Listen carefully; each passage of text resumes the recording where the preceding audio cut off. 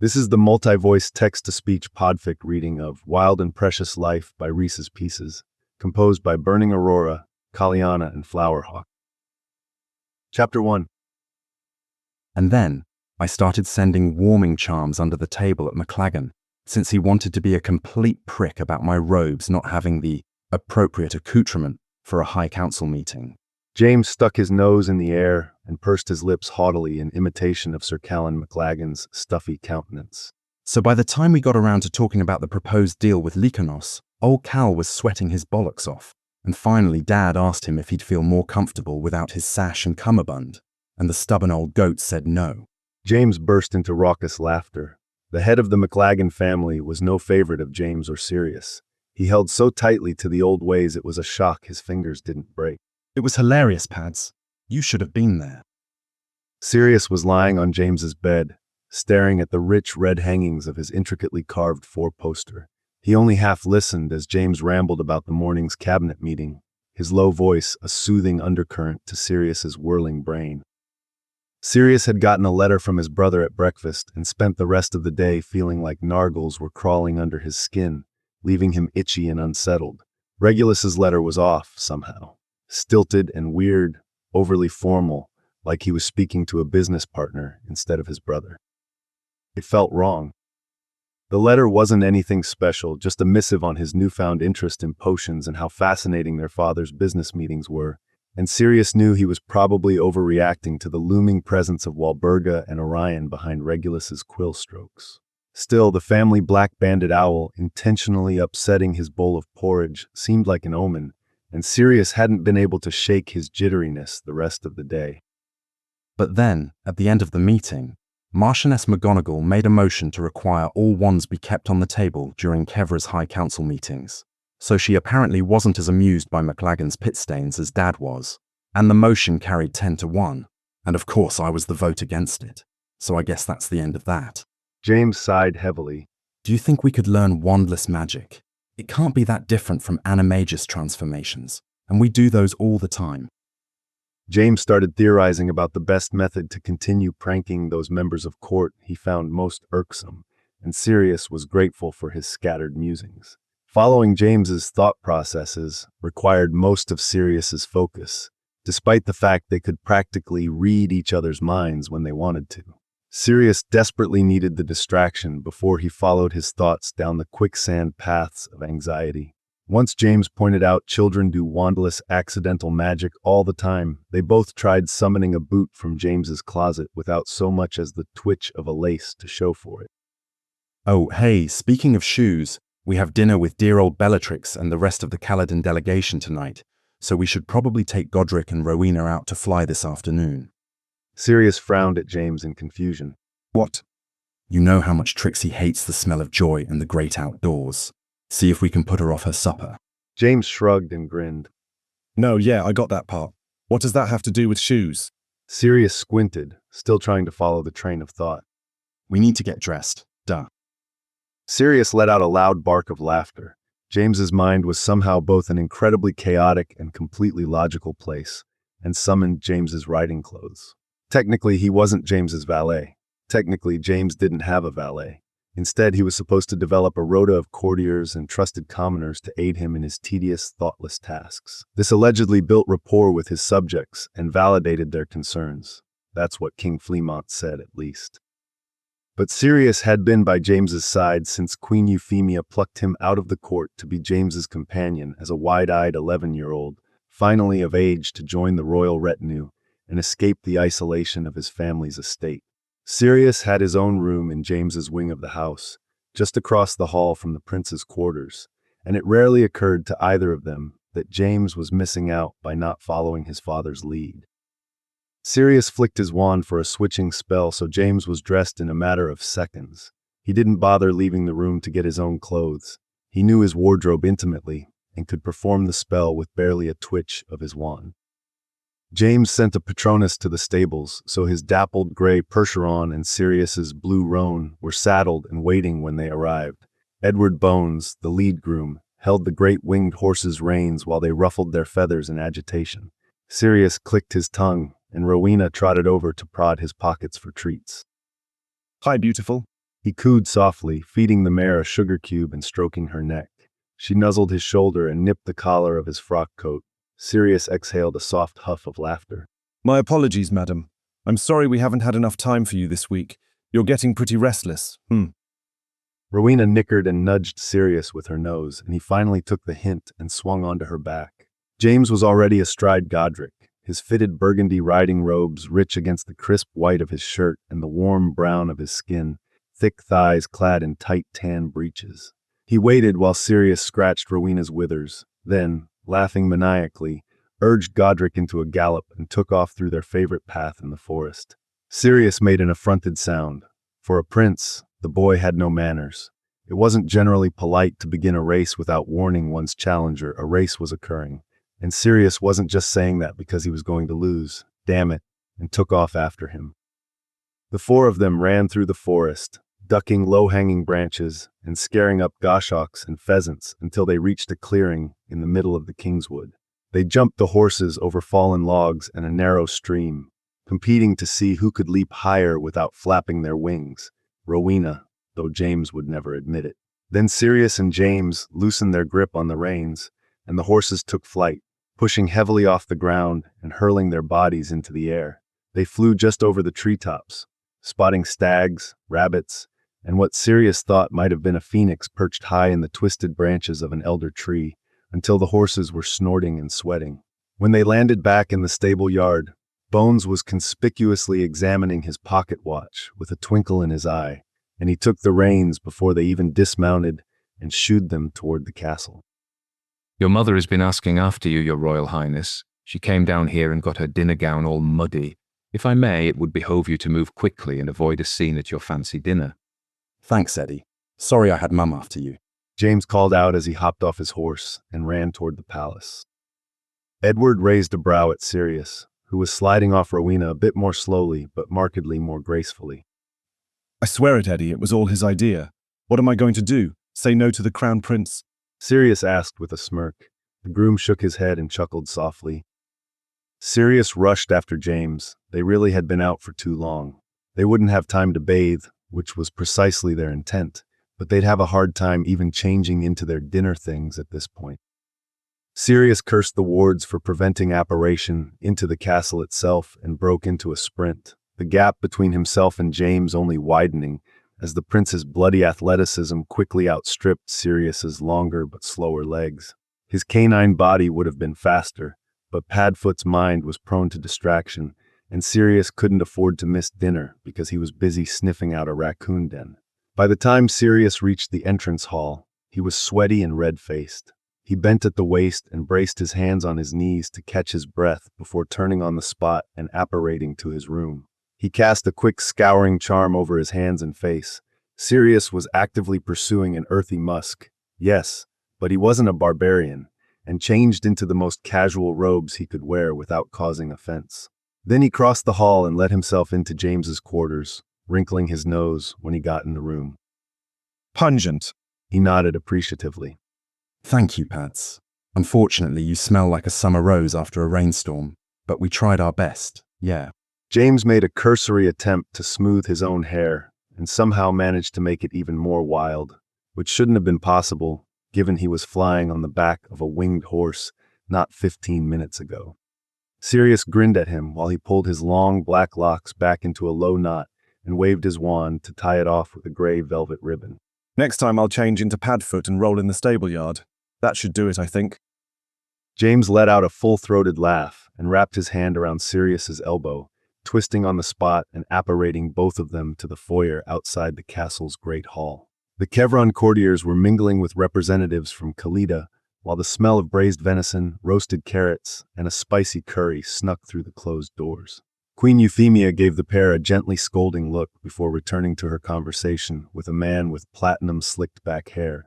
He hadn't so much as glanced over at Sirius and James when they appeared, and his speech never paused. When he stopped to take a breath, Sirius heard Effie murmur, "Quite, Lord Malfoy," before he resumed his monologue. She was smiling politely, but the way the frozen tilt of her mouth didn't quite reach her eyes told Sirius she didn't think highly of the man. Sirius had suffered through many state dinners with the Caledon entourage, starting when he and James came of age 3 years prior, and only increasing in quantity after his least favorite cousin, Bellatrix, married some minor duke or another. Sirius was an adult and a gentleman. He was more than capable of conducting himself with appropriate decorum, even around people he detested, but something about Bellatrix always brought out the worst in him. Baby cousin? Greeted a low silken voice behind Sirius's back, and a cold shiver immediately rippled down his spine. Fuck, he hated Bellatrix. You haven't learned the importance of personal hygiene, nor how to attire yourself appropriately for an occasion since I last visited, I see. Dearest Auntie Walburga will be so disappointed. Sirius turned to face her, a sneer on his lips. Her emerald green acromantula silk gown rustled softly as she approached, and if Sirius had to guess, the brocade embroidery on the corset bodice was made of unicorn hair. She wore a choker of polished silver and Tahitian black pearls, and her dangling earrings came to sharp points that resembled daggers more than anything else. Her wedding ring sparkled on her left hand, a rare 12-carat black diamond surrounded by a halo of white. Bella, you look to die for, as always. Is that unicorn tail hair stitching and unicorn ivory earrings? Did you drink the poor thing's blood too, or just use it to polish your necklace? We only treat our herd with the utmost delicacy, as you well know, Sirius. It can't be helped if the poor things spook easily and lose their horns. Bellatrix grinned wickedly and ran her thumb along the edge of her earring. Sirius was sure he saw a drop of blood appear on the pad of her finger before she flicked it away. Yes, I'm sure putting their paddock directly adjacent to the chimera pen is conducive to their mental well-being. Sirius managed to stop himself from rolling his eyes, but just barely. Bella's cruelty toward all living things had been a common theme throughout his childhood, and he didn't expect her to change as an adult. Some would consider it gauche to flaunt one's wealth for a casual diplomatic dinner with another country's royalty, considering the king and queen generally dress to the lowest common denominator to ensure their guests' comfort. But I respect your commitment to grandeur.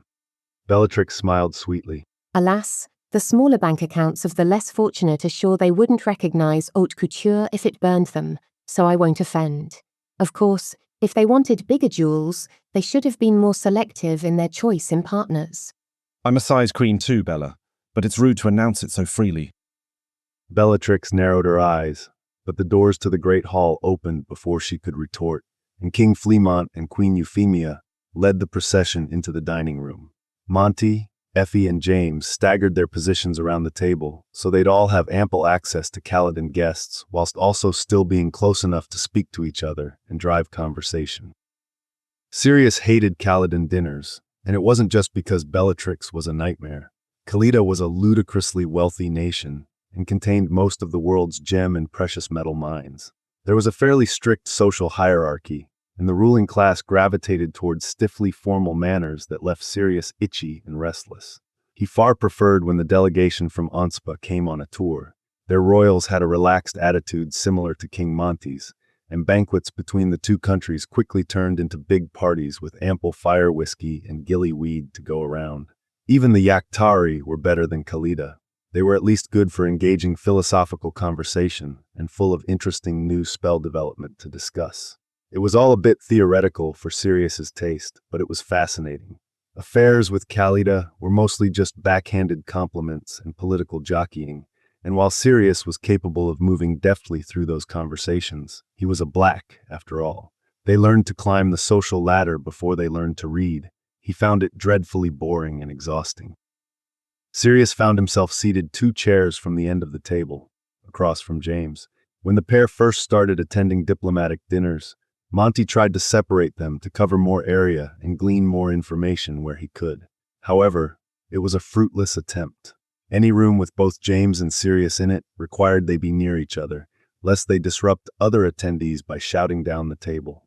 After James accidentally levitated a salad bowl into the Princess of Yaktar's lap, trying to pass Sirius a note, Monty admitted defeat and allowed the boys' seats close together. On James's right hand was Bellatrix, with her husband, Duke Rodolphus Lestrange, to her right. To James's left sat Cresswell and Podmore, the commoners who represented the merchants and tradesmen at the palace, a practice Monty had started early in his reign to keep in touch with the needs of those born outside the noble peerage. To Sirius's left sat Lady Jorkins, the Viscountess of a sparsely populated northern county, who recently came into her title when her elderly father passed. She was a flighty, gossipy thing who was making the most of her new position at court. Always good for a laugh and a dish, but usually wouldn't let the truth get in the way of a good story. To his other side was a Caledon woman named Rita Skeeter, some sort of hanger-on as far as Sirius could tell. She offered very little of herself in conversation, but asked Sirius probing, borderline inappropriate questions and watched the other guests with prying eyes and a sharp ear. Lord Black, you've been at court for many years now. You were but a small child when the King and Queen hand-selected you as the Prince's whipping boy. Do you find you've been treated better since you've come of age? The Skeeter woman simpered at him as she cut up her veal. Across the table, James growled, He's treated the same as he's always been, like a member of our own family, and bets. Sirius shot him a look, and James cut himself off. Sirius was better able to sidestep conversational traps and venomous intent than Jamie could ever dream of being, having grown up in a pit of vipers himself, and James knew to trust his judgment. Bellatrix gave a tinkling little laugh that made Sirius's blood run cold. If anyone knew that being a member of a family didn't guarantee kind treatment, it was Sirius's cousin. Oh, how wonderful for my baby cousin. It's lovely he finally feels satisfied with the ample attention that's been showered upon him his whole life. Our Sirius has never quite been sated by having access to the best of everything. No, he needs to be fawned over as well. Sirius clenched his jaw but ignored her. It was one thing to rise to her bait and verbally spar when it was just the two of them, but he wasn't going to give the pernicious Skeeter woman any dirt. He turned to face her, his eyes as cold as ice and his smile tepid. His Majesty King Fleamont and Her Majesty Queen Euphemia have never been anything less than kind, loving, gentle hosts in all my years at court.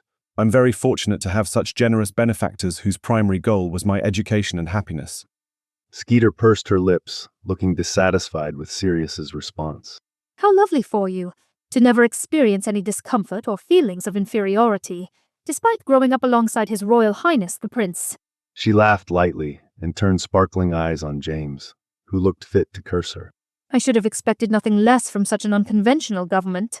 I've never been seated beside a mason at a state affair before. How eccentric. Podmore smiled at her politely, and she looked at him as though he were a spider she'd prefer to squash beneath her heel.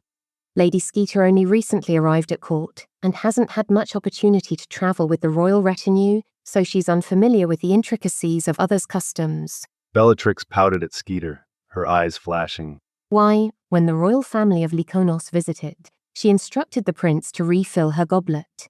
She thought he was a servant. Bellatrix laughed cruelly, Lady Jorkins gasped, and Skeeter flushed a blotchy red. It's hardly my fault they arrived dressed as paupers, my lady. It was an easy mistake to make. For an incompetent fool, I suppose it would be. Bellatrix's eyes flicked up and down the Baroness's body, not bothering to hide her curled lip when she deigned to make eye contact. You're rather fortunate the Laconians have never stepped foot off their own beach. If that happened with any real magical nobility, you would have been flayed where you stood. Fortunately, the prince can barely perform a summoning charm. You're joking. Lady Jorkins's jaw dropped, and Lady Skeeter shook her head emphatically. James had been watching this exchange with mounting disgust, but his eyes lit up at the mention of Lyconian magic. They're so new to international relations. The royal family hasn't visited Kevra since the famine of my great-grandfather's reign. Is it true they don't use wands? Bellatrix delicately wrinkled her nose like the high-born lady she was. Yes, it's horrifying. Their magic is pathetic, weak, poorly controlled. The prince was having unexpected explosions of magic like a teenager coming in his pants. It was embarrassing, the poor lamb. Lady Skeeter nodded along, gleefully delivering the assessment.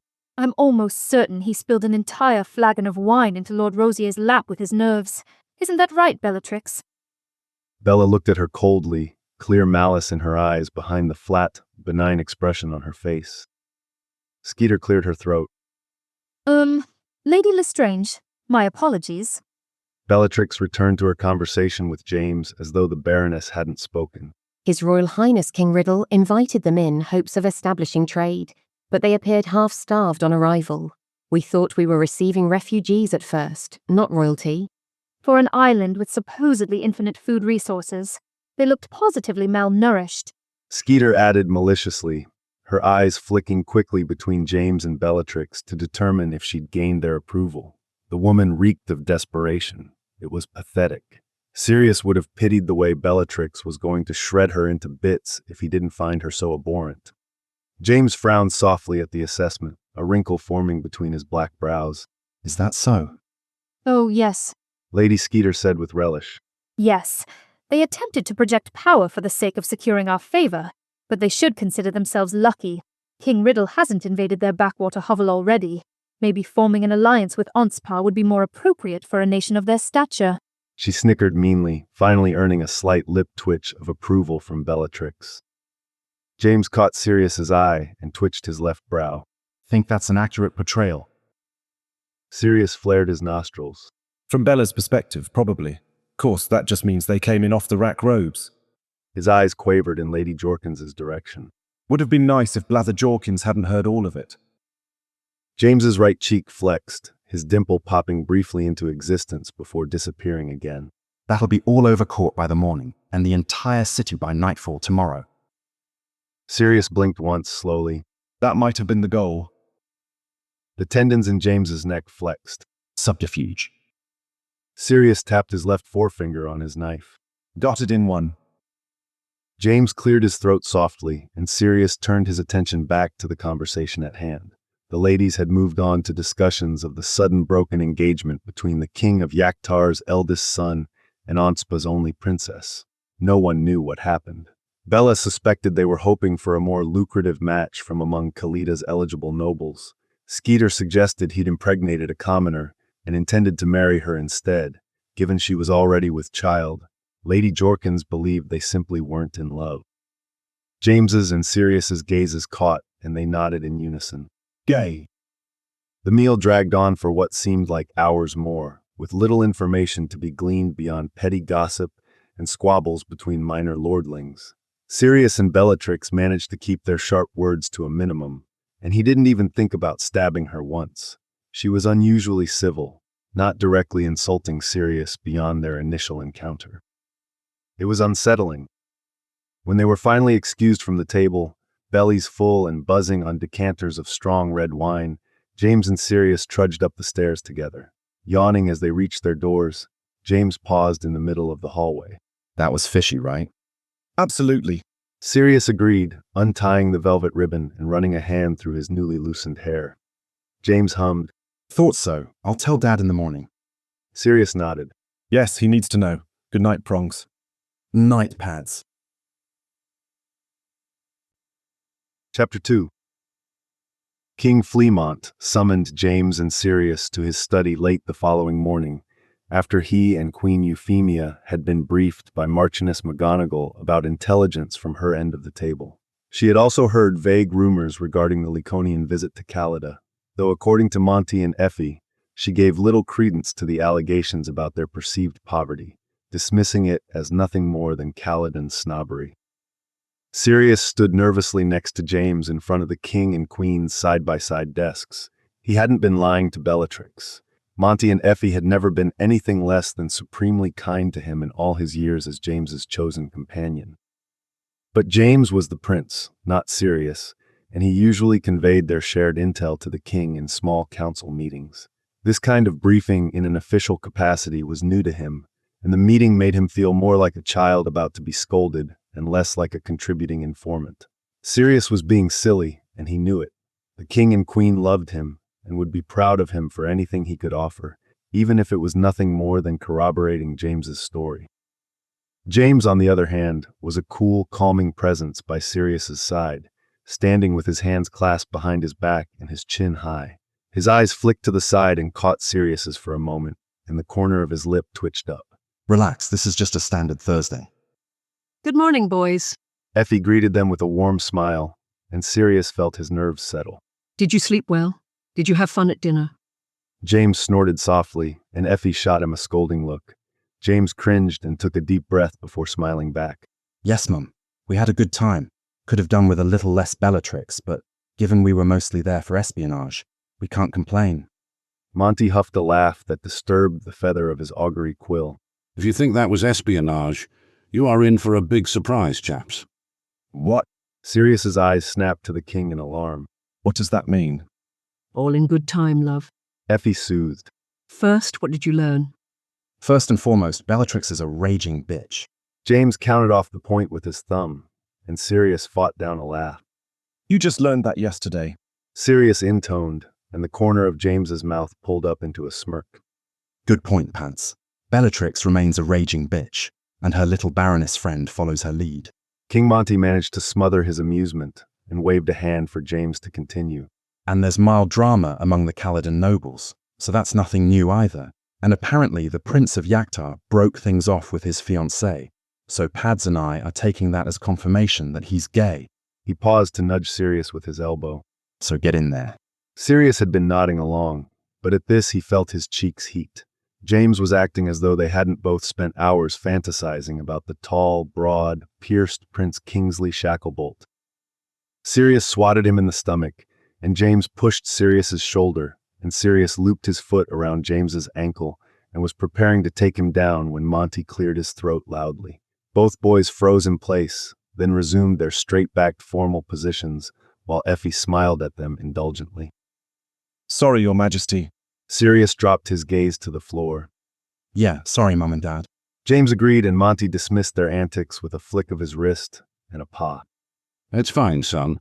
Your fondness for Bellatrix hasn't increased, while your interest in young Prince Shacklebolt has. What else? Anything of use? James nodded. The Laconian visit to Calada didn't go well. Bellatrix and Lady Skeeter seemed to think they looked ill-fed and impoverished. And what do you think? Effie prodded, and each of the boys considered for a moment. I think Bella is a snob. James said finally, And I think Lady Skeeter would like to ingratiate herself to Bellatrix, so together they would be determined to not be impressed by the Laconian delegation. And I think King Riddle's spies know we're in talks with the Laconians. Sirius added, the first time he'd said anything of substance the whole meeting. I think he doesn't have any interest in alliances, only domination, but he also knows we'll both be harder to overcome if we band together. Very astute, Sirius, well said. Sirius glowed under King Fleamont's praise.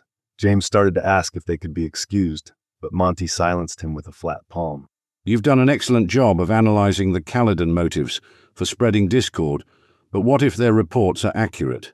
You have to think about the impact that would have on the average Kevran citizen.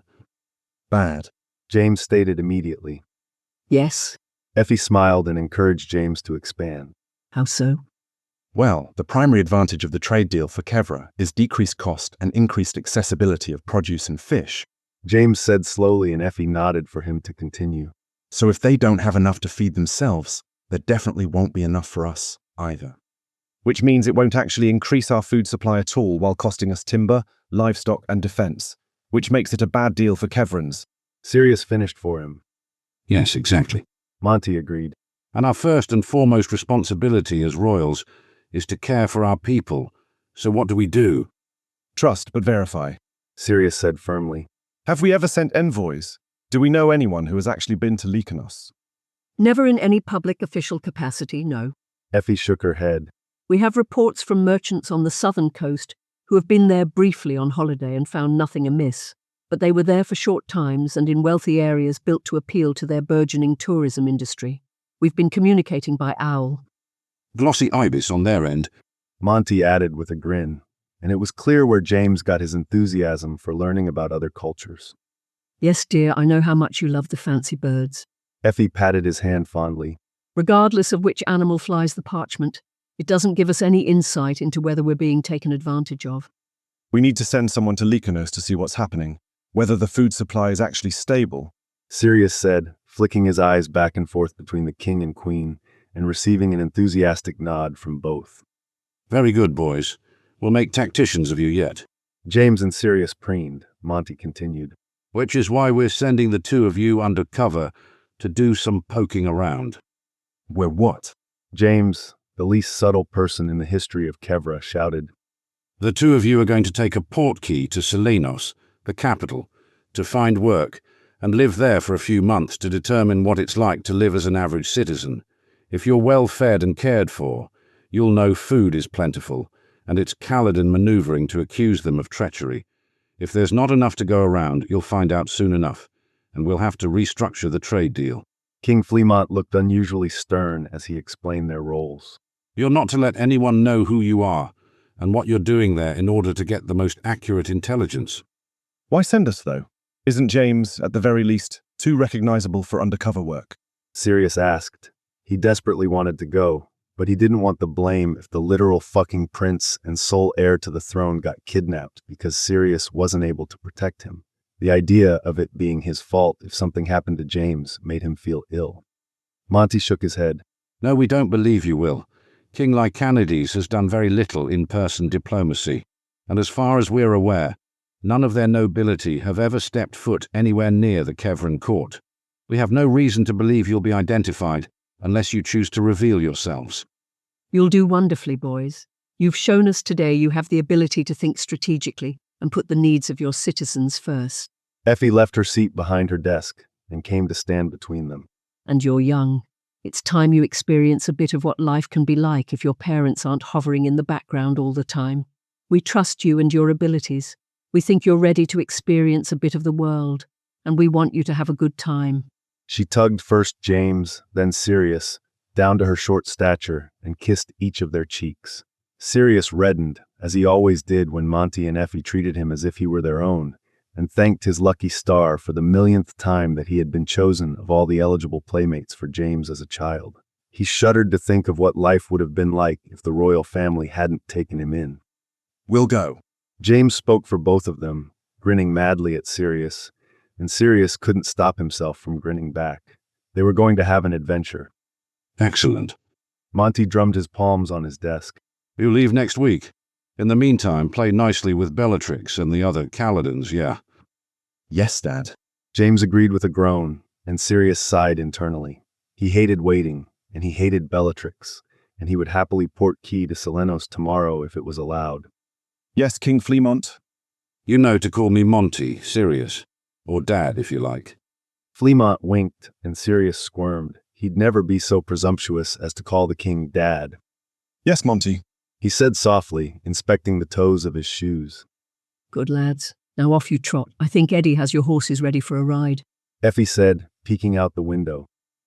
James and Sirius bowed and left through the large oak doors, swatting each other and cackling with excitement when they were out of the king and queen's sight. The week passed excruciatingly slowly. Their days were spent at inane luncheons and taking the insufferable Lucius Malfoy and his entourage on meandering rides through the Kingswood to keep them entertained. At night, they packed their trunks and planned their undercover identities in secret, hoping to avoid detection of their imminent departure by the Caledons. Finally, the last night of the Caledon visit came and went, and the Kevran court was left in peace after their departure. Sirius and James spent their last couple days at home being coached by Sir Moody, captain of the King's Guard, in defensive spells and protective wards. The pair dueled Sir Moody and Captain Longbottom 2-on-2, then 2-on-1 to see how the boys could defend themselves if they were outnumbered. Moody counseled them to be constantly vigilant while out in the wider world, as they'd grown up spoilt in an environment with protection built into the very brick walls around them. At the last moment, Sirius snuck one of Moody's sneakoscopes into his bag. Moody's paranoia was contagious, and Sirius was feeling decidedly unsettled. The extra layer of warning made him feel a little safer, even if he did have to smother it under his robes to get it out of Moody's office. The Merlin-Forsaken thing wouldn't stop whistling because, okay, maybe he didn't actually ask if he could take it. Sirius also dashed off a quick owl to Regulus, telling him not to write. Sirius couldn't say where he was going, of course, nor how long he'd be there. Even if he could have, they'd learned long ago that their mail wasn't safe from prying eyes and wrote in hints and vagaries. All he said was he would be busy with Great-Aunt Cercinus for the foreseeable future, and that he would write again when she had gone back to Yactor for the winter. It was enough to keep him from worrying, and encoded enough so prying eyes wouldn't recognize the warning. Sirius and James spent their last night in Kevra at a small, intimate goodbye dinner with Effie and Monty. They were forbidden from discussing the mission on their last night together. The Queen was determined her boys should know they were loved and appreciated beyond their willingness to spy for the crown. After a long, relaxed meal that dissolved Sirius's anxieties, he and James went to their rooms and failed miserably in their attempts to sleep. Around 2 a.m., a A wide-awake Sirius snuck across the hall and crawled into James's bed the way he had as a scared child of 11. Prongs, you awake? He whispered as he slid between the cool sheets. Yeah. James answered, flipping to face Sirius. He squinted at Sirius in the silver glow of the moonlight streaming through the window. We're ready for this, right? We won't mess it up. James lifted one shoulder. We're as ready as we're going to be, I guess. Too late to back out now. Yeah, I guess. Sirius breathed, his nerves and anticipation ramping up again as the hour crept closer and closer to sunrise. Their port key was scheduled to leave just after breakfast, and at this point Sirius was hoping he wouldn't be sick all over his shoes. Relax, Pants. We're confident this is just Bella being Bella anyway, right? Easy peasy. This is as much a holiday as it is a mission. James jostled Sirius's shoulder with a broad smile, trying to shake some sense into him, though Sirius suspected James's easy confidence was at least a bit feigned. If he wasn't nervous, why was he also still wide awake? A smile spread slowly across Sirius's face anyway. Even James's fake enthusiasm was contagious. Right. It's practically a holiday. I probably should take out that box that vanishes our letters directly to the king's desk and pack another novel or two in my trunk, since we'll spend so much time lazing on the beach. James huffed a laugh. That's the attitude. Don't forget to switch the covers on your robe rippers to a biography of Merlin or something. You wouldn't want anyone to question the bulge in your trunks. Fuck off, you! Sirius laughed, shoving a snickering James who flipped back around and promptly fell asleep. His warm body and soft snoring soothed Sirius, who drifted off quickly behind him. The following morning, after a very hot shower and a very small breakfast, Sirius and James grabbed opposite sides of a rusted old horseshoe. Sirius felt a tug like a hook behind his navel, and they disappeared from the grand foyer of the Kevran Palace and reappeared in an open-air limestone courtyard under a scorching sun. Everything about it was different from Kevra, from the salt tang in the air to cries of the birds that circled overhead. They landed in the city's market, lined with wooden carts bearing fruit, vegetables, fish, beans, meats, and various trinkets around the edges. Sirius squinted in the bright daylight as he took in the crowds of people milling about, voices talking and laughing and bartering over the relative value of pomegranates versus lamb steak. "Wands, please," said a bored voice to Sirius's left. He turned to see a wizard with an official-looking badge leaning against a desk with his chin propped in his palm. With a wave of the man's hand, the horseshoe was tugged from Sirius's hand. They approached the desk and handed over their wands, which the wizard placed in a little brass scale. "Names?" James Mason. James said firmly. The pair had decided to keep their first names. They didn't want to give themselves away by failing to respond when they were addressed, and James was common enough of a name that it wouldn't raise any flags. Sirius was more unique, but Sirius also wasn't the prince, and given the minimal interaction between Lycanos and Kevra to this point, neither of them thought anyone on the island would know to associate any Sirius with the royal family. Sirius Cole. The scale spit out a little piece of parchment with their names and wand descriptions, and the man took it without so much as looking up from his ledger. "Business in Lycanos." We're looking for jobs. Sirius answered confidently, willing his heart rate to slow down lest his anxiety show. Monty warned them they'd have to answer questions on arrival, and though he knew they weren't technically doing anything wrong, their mission was nothing illegal. What was a little spying between allies? Truly, it's just the way of the world. Staring at the man who had the power to deny them entry and send them straight home made Sirius sweat. Or maybe that was the glaring midday sun. Either way, Sirius was uncomfortable. The man scanned his eyes over the pair and hummed skeptically. "We don't get many mainlanders out here looking for work." We heard Lycanos is beautiful and has an incredibly rich culture. We wanted some experience outside the forests of Kevra before we settled down. James jumped in smoothly. "And how long are you staying?" No longer than 6 months. Sirius cut in, citing a time significantly less than the maximum allowed without royal approval. Depending on how long our employer is willing to keep us. "Seems you boys didn't do much planning." We're spontaneous types. James agreed with his most charming smile. "Hmm." The wizard grumbled. He didn't look convinced, but he waved his hand so a shimmering golden seal danced into existence on their parchment anyway, and passed it, along with their wands, back across the desk. "Enjoy your stay in Lycanos." Thank you, sir. Said James cheerfully, shrinking his parchment and sticking it in his pocket. The pair walked a few steps away from the agent before turning to each other with wide eyes. Did you see that? James hissed, slapping an excited hand against Sirius's hip as he patted his pocket. Wandless magic.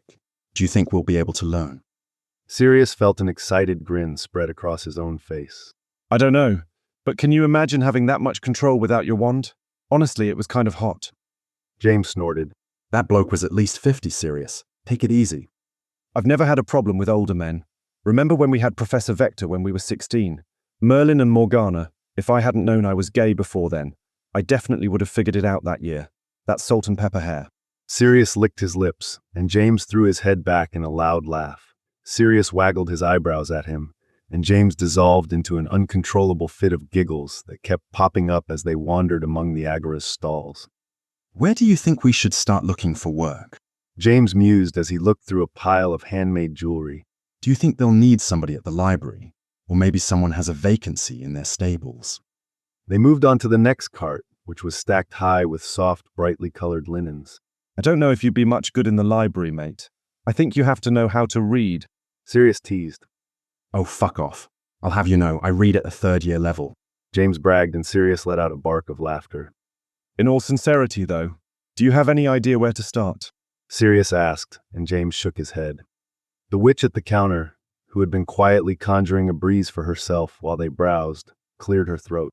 I'm sorry I couldn't help overhearing. Are you boys looking for work? Yes, are you hiring? James asked hopefully. No, but I think the Evans family might be. You could check in with them. Their stall is over there. She waved toward a semi-permanent looking stand, heavily laden on three sides with all varieties of fruits and vegetables. A pretty redhead sat in the middle, running her finger across a tomato and absent-mindedly charming it sunrise pink, then lemon yellow, then a vibrant teal, the exact shade of the sea peeking through the columns at the end of the courtyard.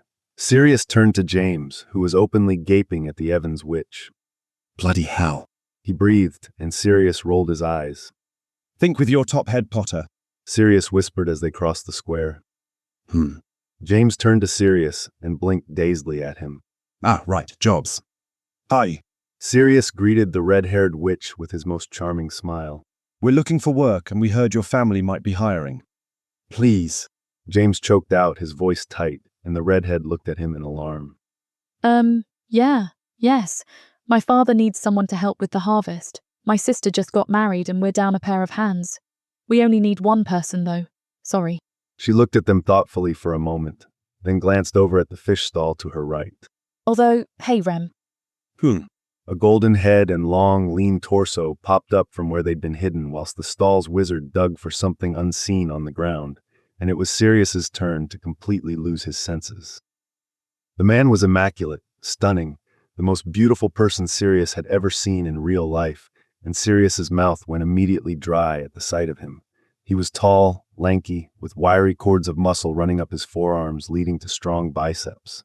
The many hours he spent in the sun were clear in both his tanned, freckled skin and his bleached hair, and his large palms and long fingers had the veins and nicks of someone who knew how to work with his hands. And his face, Merlin's balls, his face, a square jaw with the slightest trace of dark blonde stubble, a distinguished nose above plush lips, and sparkling amber eyes that crinkled in the corners as he looked bemusedly between the red-headed witch and the two men standing in front of him. Is your dad still going to visit your mum's family next month? Will you need help? Yeah, he'll be gone for at least 2 weeks. Longer if my mum can convince him to stay. Why? The man's eyes raked over James's solid frame and muscular thighs, and Sirius kicked himself for being born to a family of willowy aristocrats instead of the stockier Kevran royals. He was no waif his own self. He was a beater, after all, and had the shoulders to prove it, and he was half a head taller than James. But James had those bloody thick Quidditch thighs that made him look like a solid investment for someone looking for manual labor, and Sirius was certain anyone with sense would pick James over him. These guys are looking for work and Dad only needs one hired hand. The witch turned back to Sirius and James. Have either of you ever worked in a field before? James and Sirius shook their heads in unison, neither of them able to find their voice. How about on a fishing boat? The wizard, Rem asked, a little smirk pulling up one side of his mouth, and Sirius's stomach lurched. James cleared his throat. No, not that either. We're smart, though. We can learn quickly.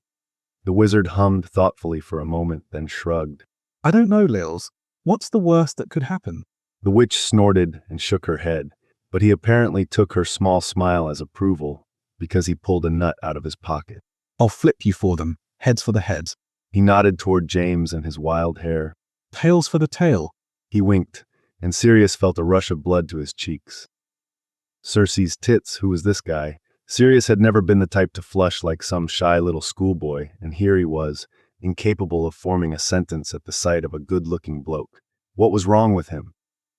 Rem put the nut on his thumb and flipped it high in the air, then snatched it with his right hand and slapped it down on the back of his left. Tails. All right, you with the hair. James stammered out his name, eyes wide with surprise at his unbelievable luck. Okay, James, you're with Lily. The redhead gave him a little wave. And Gorgeous, you're with me. What's your name? Sirius. Sirius coughed out, then cleared his throat and tried again. Sirius Cole. Nice to meet you, Sirius Cole. I'm Remus Lupin. I'm working the stand today, clearly, but tomorrow you get to have a trial run on a fishing boat. Meet me at Slip 28 at 4:30 tomorrow morning. Sirius blinked at him rapidly, mentally noting the time and wondering when the fuck he last got up before 6, but nodded and smiled at Remus. I'm looking forward to it. Remus huffed a short laugh and shook his head. You'll regret saying that by sunrise, I promise. You folks have a place to stay. Sirius shook his head. No, we don't have anything lined up. We wanted to see where we could find work first. Well, there's a boarding house around the corner that should have a couple rooms available for rent. Ask for Poppy at the desk. She'll get you sorted. Remus gave Sirius a broad smile that showed off a crooked incisor, then bent back below the shelves of his stall, resuming his search for whatever mystery item was claiming his attention when they arrived. James had been similarly dismissed, and they wandered out of the courtyard in uncharacteristic silence. When they rounded the corner, it was like a spell cast over them broke. What the fuck just happened? Sirius asked. I fell in love. James said, his look of shock morphing into a dopey grin. Oh, and I think we found our jobs. Sirius laughed softly and shook his head. So far, this spy shit was a piece of cake. Chapter 3. Sirius and James followed Remus's directions to a building marked Hygean Hearth, which had cots lined up along the walls separated by heavy green curtains. They approached a large wooden desk where a witch in a crisp white uniform was writing notes in neat print. She looked up at them with a tight, friendly smile that gave her an air of good-natured efficiency.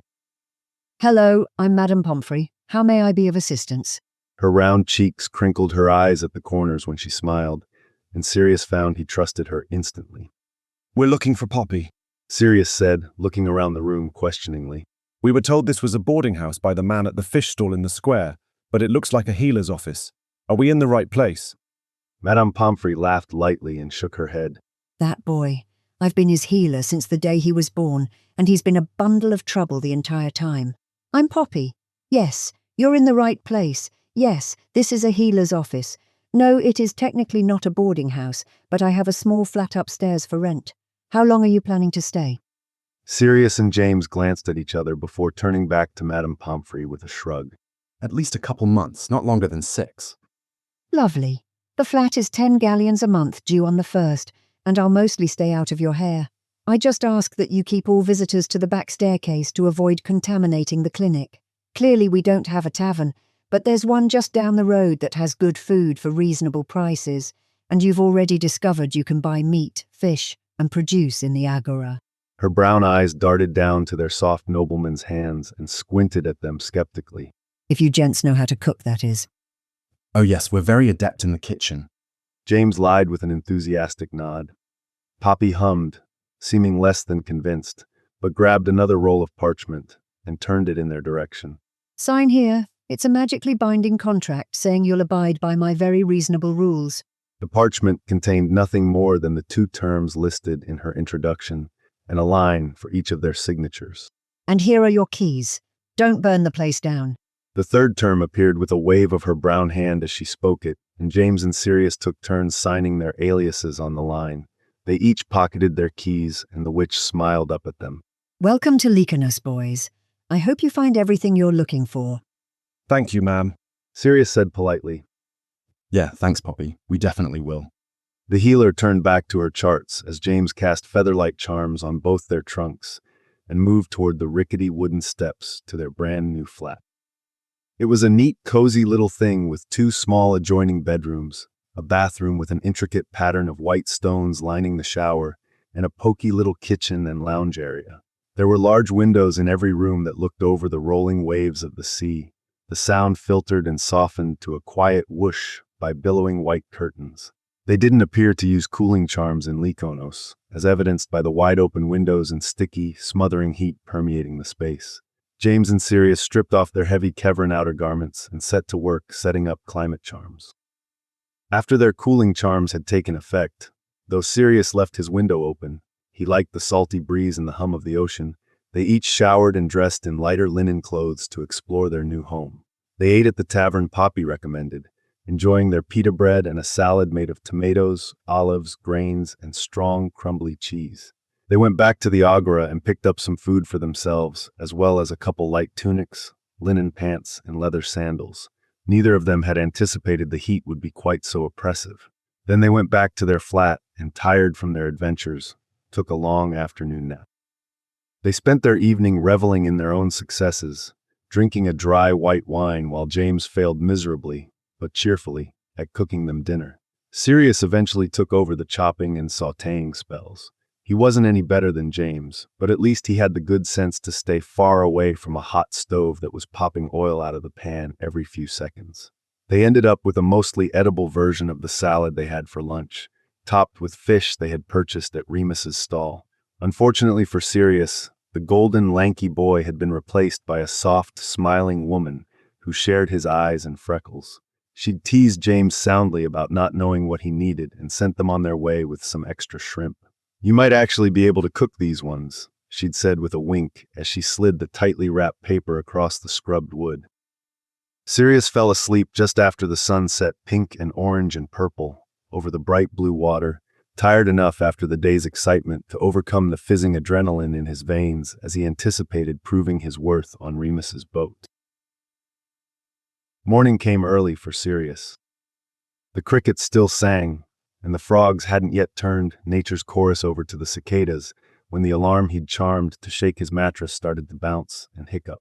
He rolled out of bed with a wide, loud yawn and put on the tunic and trousers he'd purchased the day before. He knew he'd be sweating as soon as the sun rose, and his regular Kevran clothing was far too heavy. He wavered before sliding into his new sandals. He didn't think his leather boots would take well to the salt water, and he didn't want to walk around in squishy stockings all day if his feet got wet. Sirius cast a quick cleaning charm over his whole body, grabbed a peach from their market supplies, and marched down to the harbor. It took him a while to find Slip 28. There was more bustle than he'd expected so early in the morning, and he spent 15 minutes dodging dock workers as he searched for Remus's vessel. Just when he was about to start his third lap of the docks, a familiar head of fluffy golden curls popped over the bow of the nearest boat and propped his chin in his hand. "Over here, gorgeous." Remus waggled his fingers at Sirius, who just about jumped out of his skin. Bloody hell. Sirius yelled, his heart racing. You scared the shit out of me. Where are the numbers on these Merlin-forsaken things? I've been wondering for ages. Remus arched an eyebrow and glanced at Sirius's feet, then back up to his face. Sirius looked down at the dock, and in the dim circle of light cast by the lamp on the piling, saw a faded 28 painted right under his sandals. Oh. Sirius thanked the pitch blackness of 4:30 in the morning for disguising his flush. Well, it's rather dark out yet, innit? A slow grin spread over Remus's face. "I was going to let you figure it out on your own, but Dad places high value on punctuality, and I didn't want you to stumble over the first hurdle. If you're hitting your knees, I want it to be for me." Sirius felt his face heat until he knew he was a brilliant, embarrassing pink, and he wished on every star in his family tree Remus couldn't see it. Based on the general air of amusement surrounding him, Sirius suspected his wishes hadn't been granted. "Climb aboard, sailor. I'll show you around." Remus offered him a calloused hand and pulled him over the side, sending Sirius's heart racing again with every tense and flex of his forearms. His loose white shirt was rolled up at the sleeves and untied at the neck, its deep V falling open to reveal prominent collarbones and a light smattering of blonde hair, and his loose trousers were tucked into leather boots. Fuck. This is the mainsail, the forestay and the aftstay, and the halyard. That's what lifts and lowers the main. We'll handle most of that until you've gotten your feet wet. It's a little risky if you're new. Oh, and speaking of wet feet, boots tomorrow if you have them, okay? There's a lot of stuff on the deck to impale yourself on, or get tangled in. Wouldn't want you to lose a foot. Sirius looked down at his wiggling toes. Right. Yeah, sorry. I wasn't sure what the best thing would be. I can just... Sirius slipped out of his sandals, waved his wand over them, muttered circus septum, and his strappy shoes were replaced with shin-high boots in the same style as Remus's. Transfigured clothes never lasted as long as the manufactured thing. These would probably barely make it through the day, but it was better than the embarrassment he felt at coming unprepared. Sirius glanced up to see Remus studying his new boots intently, eyes alight with interest. What? Remus shrugged. We don't get a lot of that sort of magic around here. It's exciting. What, transfiguration? Remus hummed and wobbled his hand. Sort of. Not that specifically, but the flexibility of it. Our magic isn't all purpose like that. It's more intentional.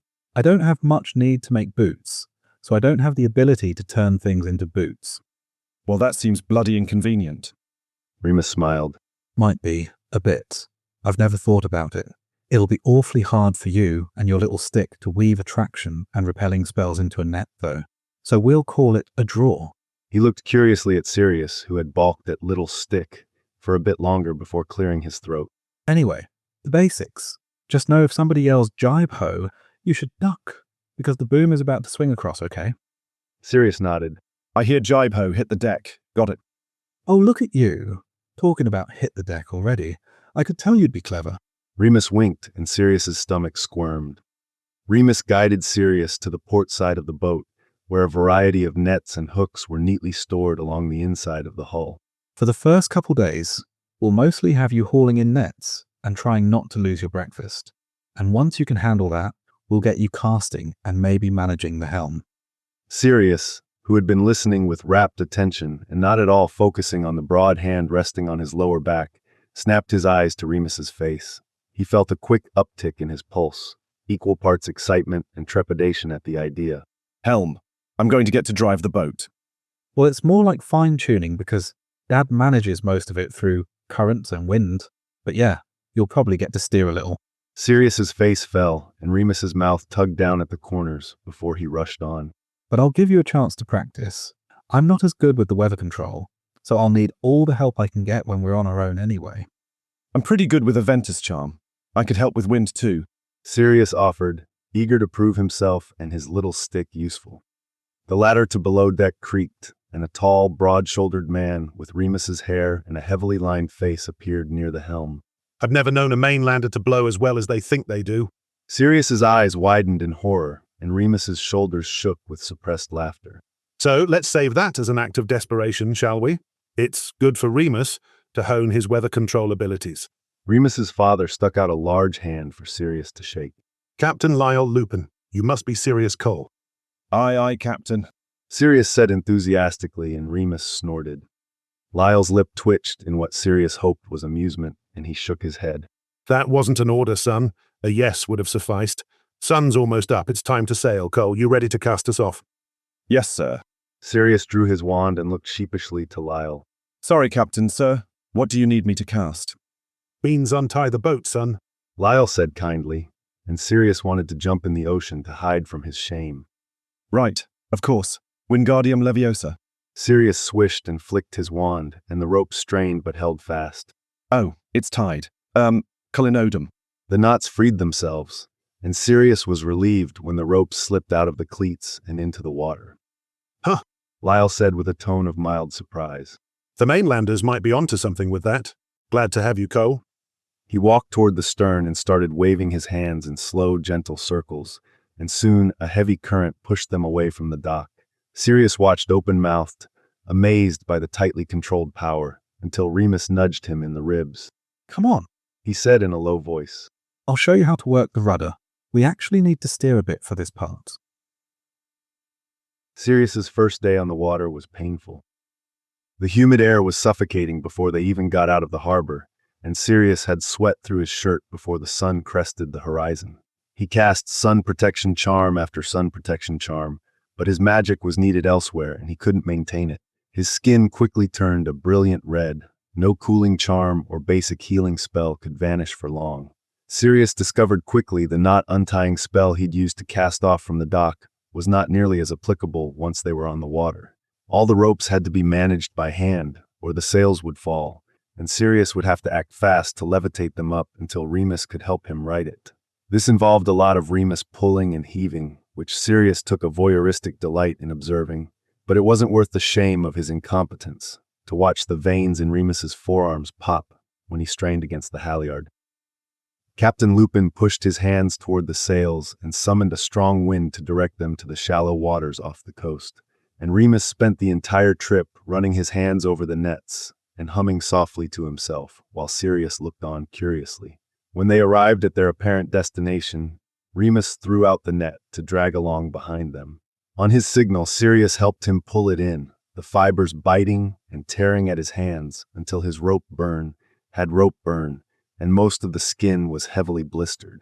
The fish from each net were hauled to the well in the bottom of the ship, where clean water flowed through, keeping them alive and fresh until they could be brought to market. Remus generally brought them down by hand, carrying the heavy nets below deck. Sirius asked if he could cast a featherweight charm on them, or maybe just send them down with a banishing charm, and he beamed with pride when Remus excitedly watched the fish disappear to the hold.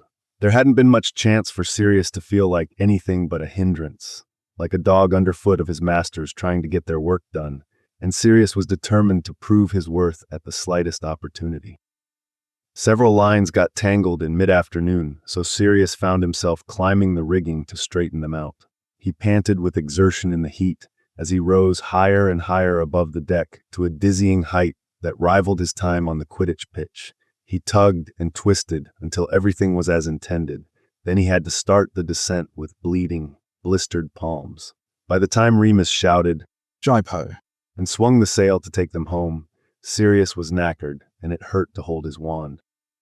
When they docked again, with Sirius's spell tying them off, he congratulated himself. Sirius disembarked and helped Remus load the barrels onto a heavy cart to be brought to the agora or packed for shipping.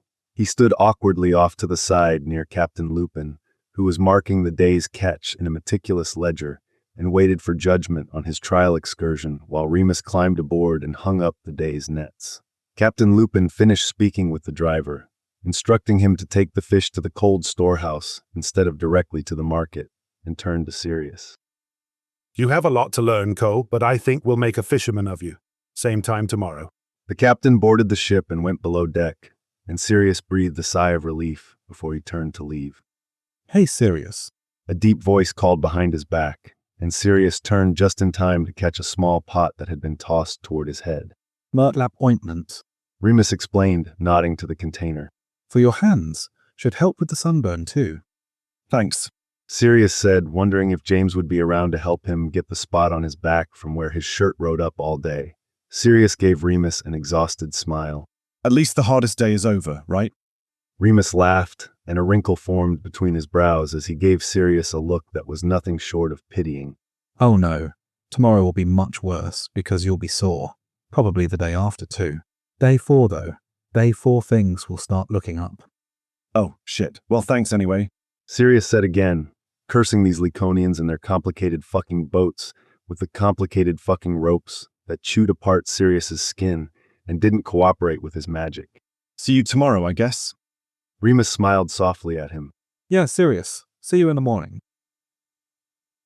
Sirius dragged his feet as he walked back to their flat above the healer's clinic, yawning the entire way. His legs felt like they were filled with lead, and his arms were almost numb with fatigue, except the muscles in his shoulders, of course, which burned with the fire of 1,000 suns. He unlocked the door to find the flat much the way he'd left it, except the fruit bowl was noticeably emptier and James's shoes were missing. He was the first one home then. Sirius turned on the water in the small shower, not even bothering to cast a warming charm over it before he stepped inside. He screeched in pain and surprise when he realized it was quite hot on its own. He quickly twisted the taps to turn the water off, and discovered that changed the water temperature, making Sirius laugh with delight at the cleverness of the Laconians, while he fiddled until it was comfortably cool after his long, hot day on the sea. The water ran over his overheated body, washing an entire day's worth of sweat and grime down the drain, and Sirius felt like a new man when he finished. He stepped out to let himself air dry in the heat and raked his fingers through his curls, which had gone wild in the suffocating Laconian humidity and the winds off the water. He picked up the jar of murtlap essence Remus had so kindly offered and lifted off the lid, sniffing it cautiously. It smelled astringent and oddly garlicky, and the sticky, oozy gel made Sirius feel vaguely slimy. Still, Remus had been kind enough, and it wouldn't help him and his father to give Sirius something that would harm him, so Sirius scooped out a glob with 2 fingers. The cool jelly soothed the blisters on contact, and Sirius nearly moaned in relief. Thank Merlin for Remus Lupin. He quickly dug more of the product out of the jar and slathered it on his angry, raw hands and the hot red skin of his arms, sighing happily when it dried, and his arms and chest calmed into a slight tan. Unfortunately, it did nothing for the soreness he could already feel settling into his muscles, but at least his hands were functional and Sirius could bear the sensation of clothes against his skin again. By the time James stumbled through the door an hour later, Sirius had thrown together another salad from their market ingredients and was sipping wine on their balcony in loose trousers and a light shirt. Pads. James shouted as he kicked off his boots and stomped through the kitchen. Where are you? Over here, you numpty. Sirius called back, waving his wand and sending a shower of blue sparks over his shoulder while James rustled around the kitchen. Dinner is on the table. How was your day? Bloody amazing and awful, mate. James crunched into a bite of the cucumbers and tomatoes and took a seat next to Sirius, both of them reveling in the freedom to eat from bowls held in their laps as they watched the sun reflect off the sea, instead of sitting at a formal table entertaining Sirius's terrible cousins and their friends. I'm in love, and that's pretty great. She hates me, though, so that part could be better. Sirius let out a loud bark of a laugh. What have you done that she hates you already? You spent the entire day making bad puns, didn't you? Yes, of course I did, but she hated me well before that. Did you know that some fruit trees, if you can kill one of them, you can kill them all? And those kinds of fruits are grown here. And the people who grow them get really mad if you go wandering the fields without casting a cleaning charm over your shoes, because I did not know that before, but I do now. James grimaced, and Sirius tried and failed to tamp down a snicker. Bad luck, Prongs. Maybe just focus on the mission and save your love for your future betrothed. Sirius suggested, tapping James on the knee. James snorted. Fuck off, Padfoot. I saw the way you were looking at that fishmonger yesterday. You're just as hopeless as I am. Maybe, but I'm less incompetent, so he doesn't hate my guts. Sirius shrugged, smirking arrogantly at his best friend. I don't believe that at all. By the way, you missed a spot. James flicked Sirius on the side of his neck, making him hiss in pain.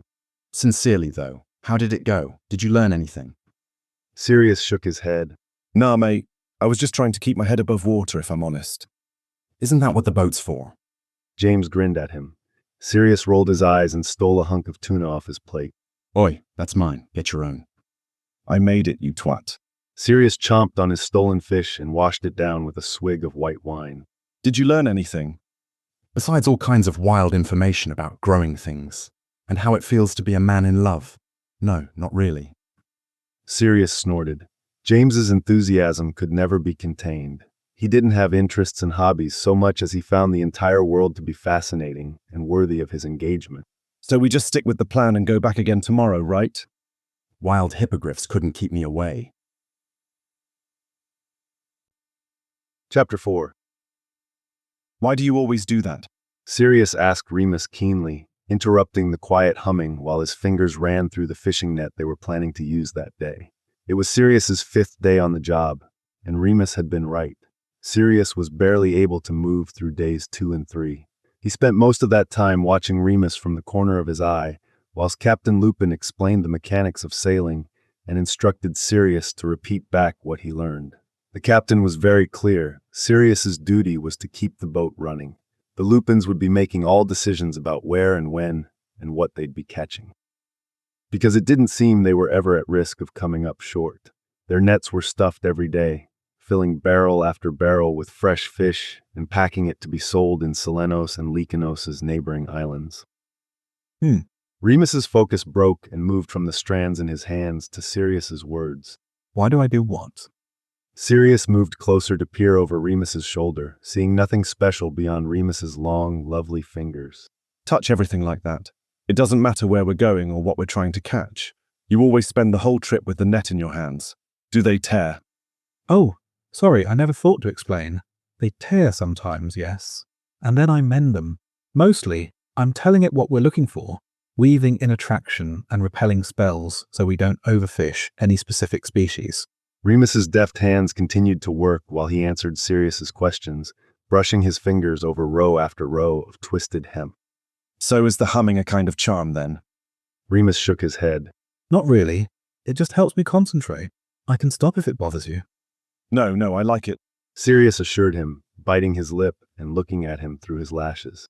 Does that mean you cast silently and wandlessly? Sirius was wildly impressed.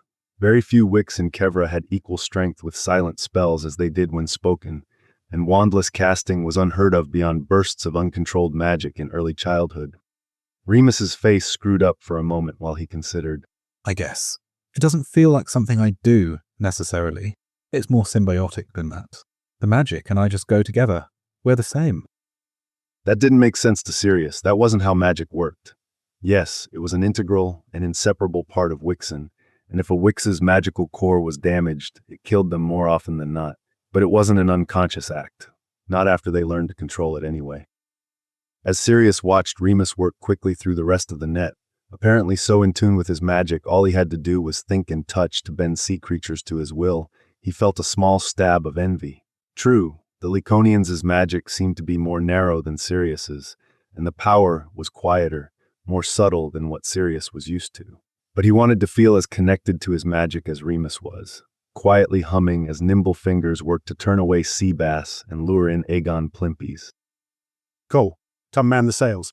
Remus's father's shout pulled Sirius regretfully away. Wishing he could spend more time watching broad, skilled hands work magic Sirius didn't think he'd ever understand. Yes, sir. Sirius rushed across the deck, barely managing not to slip along the way. He should really figure out a way to imbue drying charms in the wood. It was bloody frustrating to try to hurry when he was called. What do you need, Captain? We're trying to go against the current today. I'm going to have to get my hands wet to get past it. If I let up on this wind, it'll push us all the way back in before I can make the change. I need you to make it as windy as you can to keep us from sliding too far back. Aye, Captain. Sirius called. Good man. Captain Lupin's lips twitched before he turned to walk away. Sirius took a deep breath in and out, then waved his wand. Ventus Tria. A strong blast of wind blew out of the tip of his wand and pushed at the center of the mainsail, managing to stop them from losing much ground, but not moving them forward either. Sirius swirled his wand in continuous loops, trying to stretch out the jet of air as much as possible, but the strength quickly waned, and Sirius could see the sail falling limp. Ah, fuck, he muttered, trying to find a way to extend the lifespan of the spell. Ventus Tria Asuedo. The wind burst from the tip of his wand again, and this time it didn't waver as he swirled it, but he was nearly blasting a hole through the main. A throat cleared over his shoulder, then a low voice rumbled. Need a hand with that? Sirius glanced over his shoulder to where Remus hovered and quirked a brow at him. Can you reinforce the sail from down here? Sirius grunted out, straining a little to maintain the power of the spell. No, but I can help direct the wind. Here, let me just... He closed his eyes in concentration and waved his hands the same way the captain always did, and the air from Sirius's charm spread across the main and top sails, pushing them slowly forward. They were both groaning and sweating with the effort and heat, and Sirius was driven to distraction by the freckled forearms, pushing the air next to his wand. The captain's voice called from behind them as he returned from the stern of the boat. We're past the worst of it, and we'll be ready to cast out the nets in a few minutes, so you boys go get ready for that. Nice work, Cole. Remus, a little more practice with your weather spells, perhaps. Thank you, Captain. Sirius bowed graciously, letting the spell fall as Lyle Lupin resumed his usual position below the sails. Sirius turned to Remus, who scuffed his boot against the deck and looked unusually resentful. Sirius touched a soft hand to his wrist. Do you think you could teach me to throw nets today? I've been trying and can't seem to figure it out. I need an expert to teach me. Remus brightened, though the way one side of his mouth pulled down suggested he saw through Sirius's attempts to cheer him up. Yeah, of course. He glanced down to where their hands met. It's all in the wrist, really. And you seem like a bloke who knows the importance of smooth wrist action. You'll have it in no time. Sirius fought down a snort. He wasn't wrong. Remus jerked his head toward the starboard side of the boat, where the net he'd been charming when Sirius interrupted him earlier lay. Okay, show me what you've been doing. Sirius's brows drew together. Now, are we even at the right spot yet? Remus huffed a little laugh. No, but close enough. And you've already said you suck at this. We won't miss anything important. I mean, I'm not that bad. Sirius grumbled, lying through his teeth. He grabbed the pile of rope and gathered the strands to his chest the way he'd seen Remus do dozens of times, then brought his arm to his chest before flinging it wide over the side of the boat. They landed with a heavy plop on the water, the edges no more than a few feet from the center and sinking rapidly. He cringed. Wow. Remus sounded vaguely impressed, and Sirius's eyes snapped to his face. Remus's eyes were dancing with laughter, and a teasing smirk tugged at one corner of his mouth. You're astonishingly terrible at that. Sirius summoned the net with his wand and flipped Remus the V. We weren't all swaddled in a moonraker. Remus caught his gaze and settled his face into a very serious expression. This vessel doesn't have a moonraker, Sirius. If you still don't know the names of the 3 bloody sails on this thing, I don't know if this position is going to work out. Sirius's stomach twisted. The only thing he did know on this Merlin-forsaken boat was how to man the sails, and his stupid joke meant Remus thought he hadn't learned anything at all.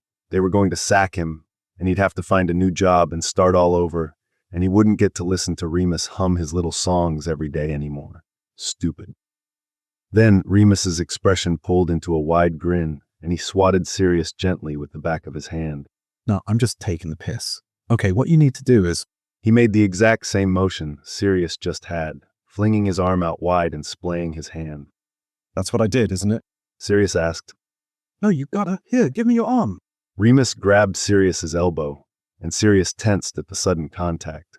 Those hands had been playing starring roles in his fantasies since the day he arrived, and now Sirius could feel every callus on Remus's fingertips digging into the thin skin on the inside of his forearm. Sirius thought he might faint. No, relax, come on. Remus wiggled and shook his arm until Sirius was laughing, and his hand flopped wildly on his wrist. Remus let out an adorable little chortle and smiled wide, the dimple on his cheek popping out. Sirius wanted to bury his finger in it. There, like that. You're too stiff. You have to flick your wrist at the end so it spins itself out. And make sure you sidearm it, not from underneath. Try it again.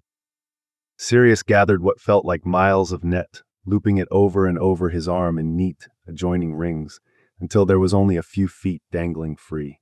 He grabbed the weights on the bottom with his other hand and spread them apart as he'd seen Remus do so many times, and flung it into the sea, focusing on flicking his wrist on the release. If anything, this throw was worse. It landed in a tangled clump, the top twisting with the bottom, nothing falling to the sea's floor the way it was supposed to, and looking for all it was worth, like a sad pile of dead gillyweed.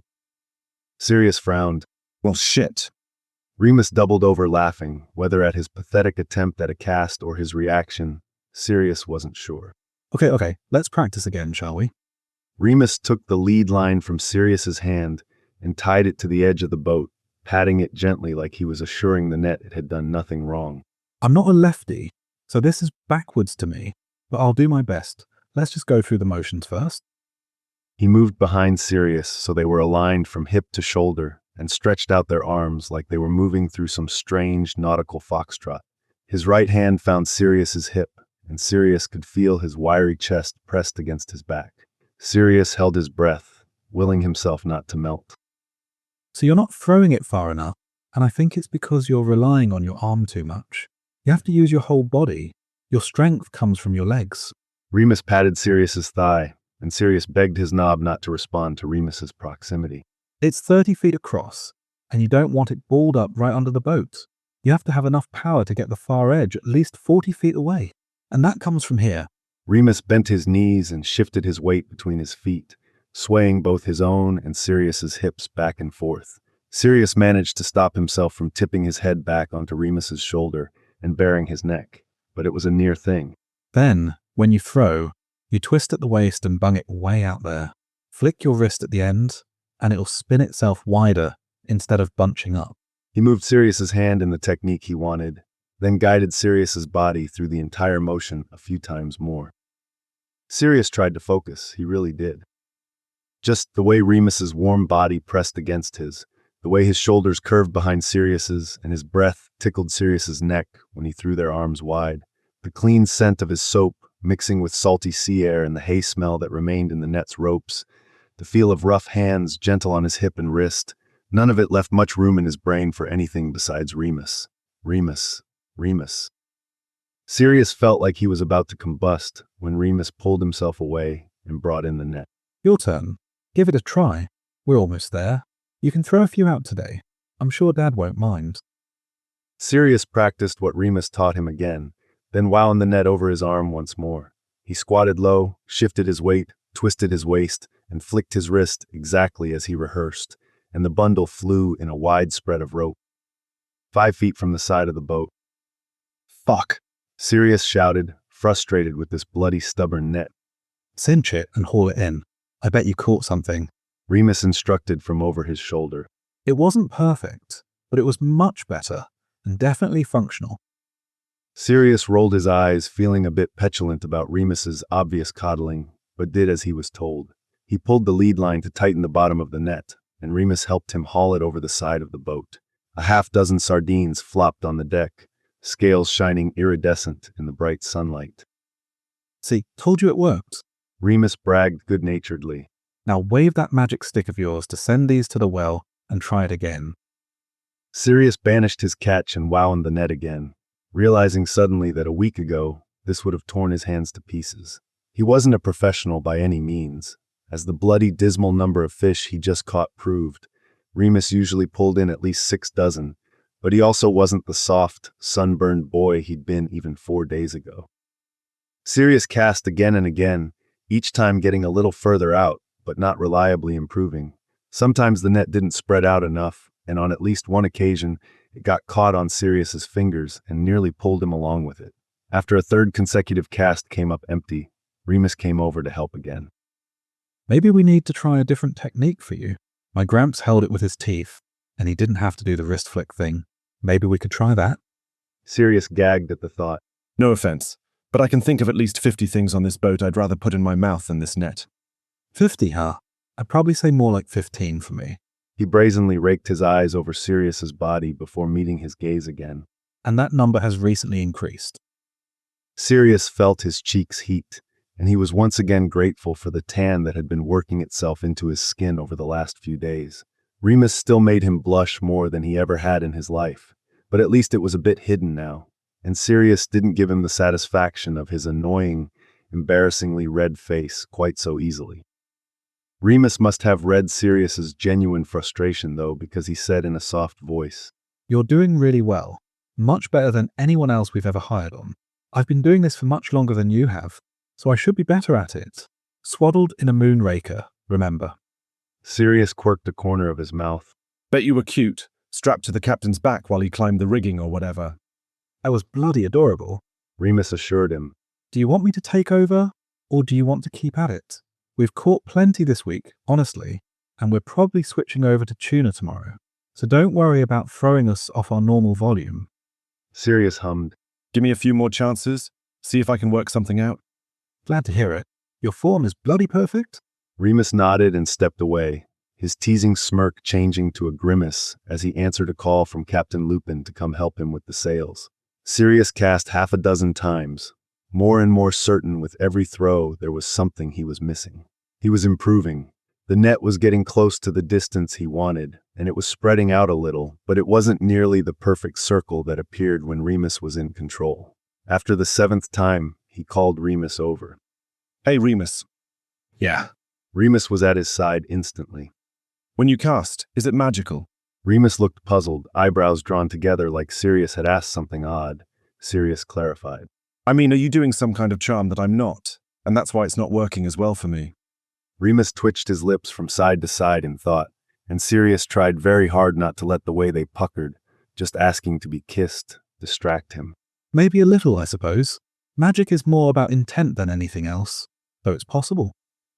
Remus shrugged, and Sirius felt his jaw drop at the idea.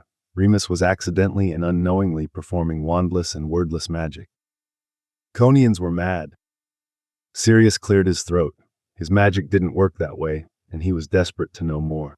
I'm sorry. Did you just say you might be accidentally magicking this perfectly every time without realizing it? Because you're so proficient at spellcasting, it takes no words, no tools, and no effort. I guess so. A pretty pink blush, the first Sirius had ever seen, settled across Remus's olive skin. Sirius wanted to taste it. Well, that's really bloody impressive. Sirius said, and Remus was suddenly unable to meet his eyes. Do you think you could teach me? I must be able to do it, right? I mean, I did it as a kid and nothing bad ever happened, so I must be capable. Can you explain how it works? Remus huffed a laugh through his nose. So many questions. Tell you what, I'm going to be gone for a couple days, then Dad needs me for some other things for a few nights. On Friday we can get a drink at the pub, and I'll answer everything you can come up with. Sound good? Sirius paused, watching Remus's carefully controlled face out of the corner of his eye. There was a hint of pink still in his cheeks that Sirius could easily write off as sunburn if he wasn't so desperate to be the object of Remus's desires. Yeah, I'd really like that. Remus grinned. Good. It's a date. Sirius pulled the net in again, ducking his head to smile bashfully where Remus couldn't see.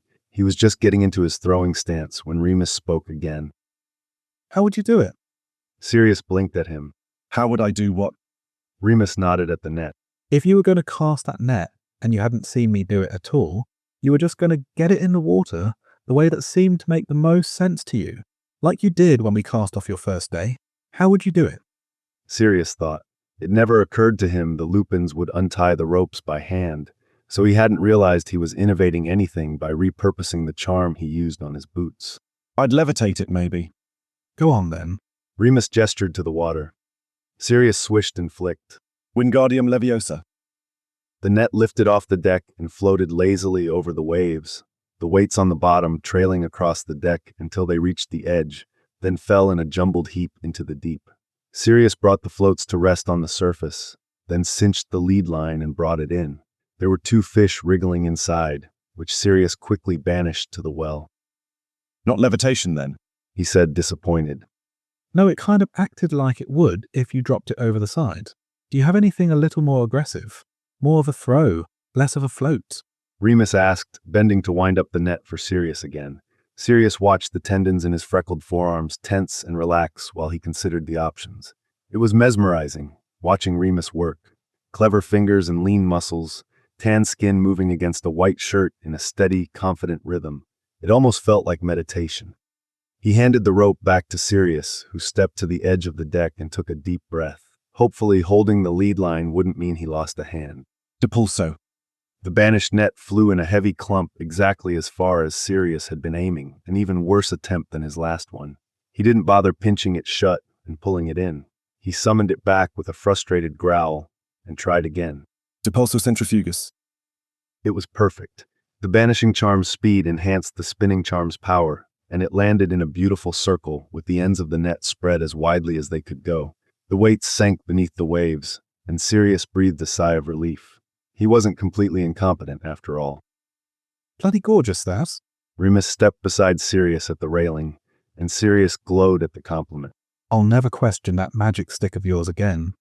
Sirius bit his lip. You should see what else I can do with it. Oh, I intend to, Mainlander. Sirius floated through the rest of his day on occasional waves of euphoria, which rolled over him every time he remembered his plans for Friday. A date. Remus said it was a date. Sirius walked home on light feet, where James was lounging in their favorite seats on the balcony. After a quick shower, Sirius joined a chattering James with some fire whiskey and lemon chicken and orzo. Sirius, I learned so much about biology today. Lily took me through the experimental greenhouse, and they're growing the most balmy stuff. Lily has a tree in there that produces different fruits for every season. Isn't that wild? Fresh fruit, all year long, from one tree. I called it her eternity, and I told her the magic here is mad, because it is. And she said, "This is barely even magic, it's just science." She says her magic makes it bear more things than it would without it, and the grafts work better because she helps them along. But the idea itself can happen without Wick's intervention. She's brilliant, though. James sighed, distracted as he always was by Lily's abilities. There was a tomato plant that had a weird fuzzy growth, and she basically murdered it, siphoned the fuzz off, and stuck her fingers in the soil, and it wilted and decayed into nothing in less than a minute. Then she planted a new one, and it had 3 leaves already before I came home. The power of life and death, right there in her hands. She's utterly terrifying. James shivered in a way Sirius suspected had nothing to do with fear. She's pissed off with me again, accused me of bringing in some kind of fungus, whatever that is. I think she just likes to yell at me. I know it gets me all hot and bothered, so I'm never going to stop her. James wagged his brows at Sirius, who'd managed to eat almost his entire bowl of pasta during James's monologue. Anyway, what did you do today? Will you be fit enough to go down to the pub in the next couple days, do you think? Sirius swallowed down the last bite of his dinner. Jamie, I'm always fit. James laughed. Yeah, you bloody well are, you cocky twat. Even if you do smell like fish more often than not these days. Sirius scoffed, offended. I do not smell like fish. I cast imperturbable charms over my clothes before I leave every day. I smell like a damn rainforest in spring. James hummed skeptically and yelped when Sirius hit him with a stinging hex. Then he reached over to shove Sirius, which started a tussle that ended when Sirius banged his head on the edge of their table and James tried to incinerate it for daring to hurt Sirius. Sirius managed to protect the table from an untimely death before settling back into his chair. I already have plans to go to the pub anyway, so you might need to look after yourself. Oh ho! James shouted and clapped him on the back. Did you finally work up the bollocks to ask him on a date? Sirius shook his head and smirked. He asked me. Told you I'm bloody fit. I don't know if you can be trusted alone with him, Pads. You might need a chaperone, and we can ask him about shipping and stuff while we're there. Mission accomplished. James grinned at Sirius's look of horror. You're not invited, he said firmly, cringing at the idea of James crashing his and Remus's date. Not that he thought James and Remus wouldn't get along. On the contrary, he thought they'd be fast friends. And of course, Sirius didn't need a break from James. He'd happily spent almost every waking hour since he was 11 years old at James's side and had every intention of returning to that dynamic when they went back to Kevra. It was just that these plans were special. Remus was special, and he wasn't quite ready to sacrifice the first opportunity they had to be alone with each other, not even for James. Right. James gave him an exaggerated wink. Of course. He winked again. You'll see neither hide nor hair of me. James, I'm serious. Sirius groaned, holding up a hand to stop the joke he knew James was going to make. I haven't spent any time alone with him yet. Why do you think I said you needed a chaperone? James cackled. I'm surprised he hasn't shimmied up your mainmast already, the cheeky devil. Sirius snorted. Yeah, having his dad around all the time really helps set the mood. Captain Lupin. Looks like Remus if he were 30 years older and ran a secret club where they fight giant squid. I've seen him in the square a few times, and I would absolutely swab his deck any day of the week. James whistled in appreciation. All tall and broad like he is. Hot. I don't know how having him around would kill the mood. Sorry, Pads. Sirius shook his head fondly. Is there anything that would kill the mood for you, Prongs? I'm not just going to bend Remus over the prow while my boss cheers us on. Why not? Seems like it'd be fun. Easier too, maybe. It's not the size of the boat, Padfoot. It's the motion of the ocean. James swayed his body in an undulating wave, and Sirius would throttle him if he could control his laughter. Are you done? Never. Sirius was disappointed the next morning when he boarded the boat to find only Lyle Lupin on board. He hadn't realized Remus meant he'd be gone the very next day. Hello, Captain, he greeted sunnily. The captain grunted in response. No Remus this morning.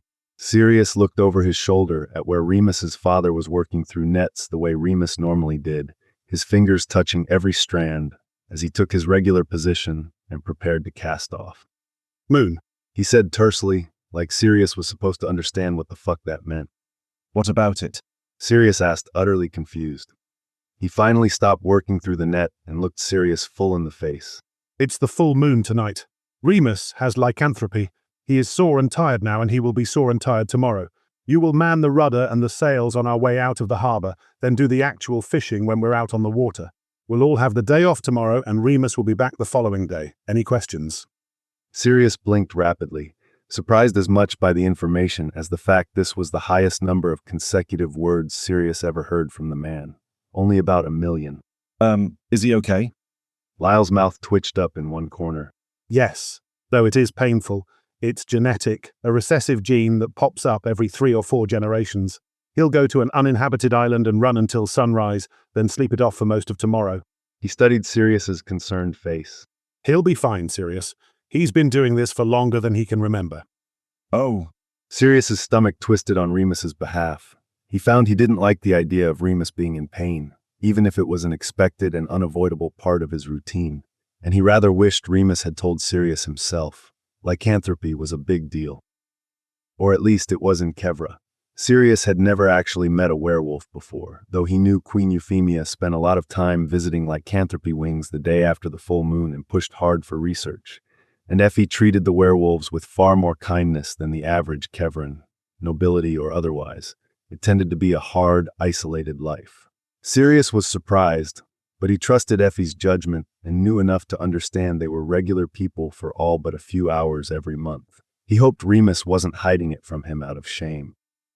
Though, with the way his father casually relayed the information, maybe it wasn't a big deal in Lykonos. Maybe Remus didn't find it worth mentioning, and that's why he didn't bring it up. If he was altogether unconcerned by the matter, Sirius could be as well. Sirius cleared his throat. So you need me on wind duty then?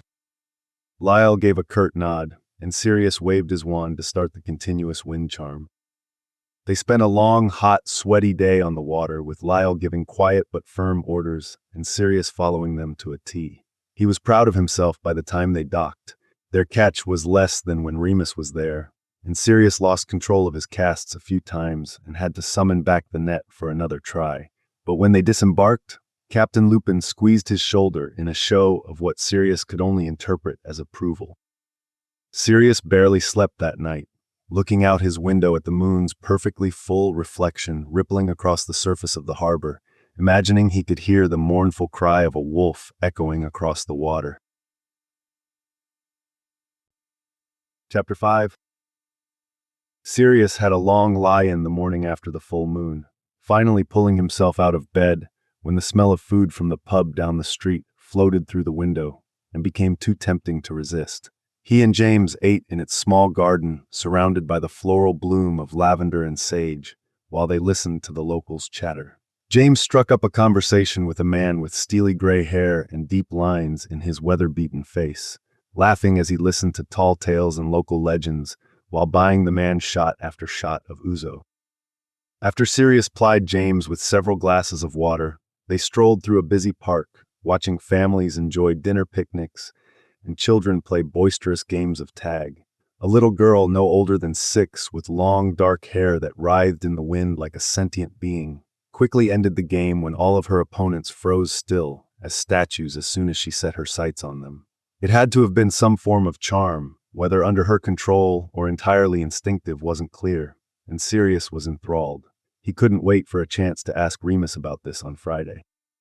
By the time they got home, Sirius was exhausted and yawning. He fell into bed dressed in only his pants and slept soundly through the night, pleased he was only a bit sore from the previous day's work and eager to see Remus in the morning and reassure himself he was safe. Sirius arrived at slip 28 before the sun rose, and his stomach gave a happy little jolt when Remus's bright, golden eyes watched him board. He looked well enough, if a touch haggard. The dim candlelight of the pre-dawn darkness threw the shadows under his eyes into sharp relief, and he had some light scratches that hadn't been there a few days before. He eyed Sirius from a distance, his shoulders stiff. You good? Remus asked gruffly. Sirius gave him a broad, goofy grin, channeling Padfoot's attitude into Sirius's body. Never better. I can actually lift my arms above my head again, look. Sirius raised his arms as high and straight as they would go, a major feat after how sore he'd been for the last week, and he saw Remus's gaze flick down to the thin strip of skin that peeked into view where his shirt rode up. A slow, relieved smile spread across Remus's face, and he closed the gap between them. I'm happy to see it. I was starting to worry you'd never return to full flexibility. That would have been a real shame. Sirius snorted, then bit his lip. I am happy you're back, you know. Remus looked down, avoiding Sirius's gaze, and Sirius lifted a hand to brush his thumb against a scrape on Remus's neck. Does it hurt? No, Remus's eyes fluttered closed and he leaned into Sirius's touch. it's just from branches while I have a proper frolic. He smirked at Sirius teasingly. You don't think it makes me look rugged and handsome? I always think you look rugged and handsome. Sirius corrected, and Remus's smirk turned soft and shy. Sirius was still absently running his thumb over the mark on Remus's neck, wondering if he should heal it, wondering if there were more hidden beneath his clothes, thinking about all the tender places he'd like to kiss Remus better. A conspicuous cough sounded from the ladder to the well, startling Sirius and Remus apart. Remus, you're on currents and Sirius will handle the sails. Something is off in the Egon Plimpy population, so we're fishing predators. I'll prepare the lines. Captain Lupin's brusque tone and prolonged eye contact with Remus felt like a warning, like a silent conversation Sirius wasn't privy to. The boys took their positions, though Sirius would have far preferred to spend the rest of the morning making sure Remus was healed and happy, and guided the boat to Lyle's direction. Instead of trolling along slowly the way they had all the other days, Remus told Sirius to douse the sails. Then, he dropped the anchor just outside a patch of heavy seagrass. Captain Lupin grabbed a pole and a small bucket of bait and retreated to the bow, leaving Remus and Sirius to their own devices. They bobbed gently on top of the waves, the line holding them in place stretched taut, while Remus rustled around in a bucket of his own and netted a couple small silver fish. He waved Sirius over and thrust the handle of the miniature net in his hands. Usually, the biggest predators in this part of the water are barracudas, so we're using bait and hooks. They'll bite right through our nets. We haven't ever figured out a spell that can stand up to their teeth. Remus fetched the remaining 2 poles from the racks on the hull and brought them to Sirius. So here's your rod and reel, and I'll show you how to bait your hook and cast. No magic needed for this one. This is all physics. Remus threaded the point of a hook through a sardine's lip and watched Sirius copy his movements. When Sirius pinched the base of his hook, Remus made sure there was slack in his line so if his grip slipped, he wouldn't wind up with a barb through his palm. Careful, handsome. I'm rather fond of those. He murmured, tugging out another few inches so Sirius had room to work. He led Sirius to the starboard side and showed him how to wind the thick, heavy strand of silk through the reel, which looked like an engorgioed version of the bobbins that littered the royal tailor's shop. Remus held the rod by the grip with one hand and the string between 2 fingers of the other. The weight of the bait is enough to pull the line out, but you have to put a little force behind it. Kind of like how you flick your wand when you cast a net. You just bring it back. He brought the tip of the rod behind his right shoulder. And then you flick it forward, letting go of the string about. He snapped his wrist forward and let the hook fly, stopping his hand and pinching his fingers to demonstrate the spot to Sirius. Here. The line zinged through the reel and landed with a quiet bloop in the water just inside the line of seaweed.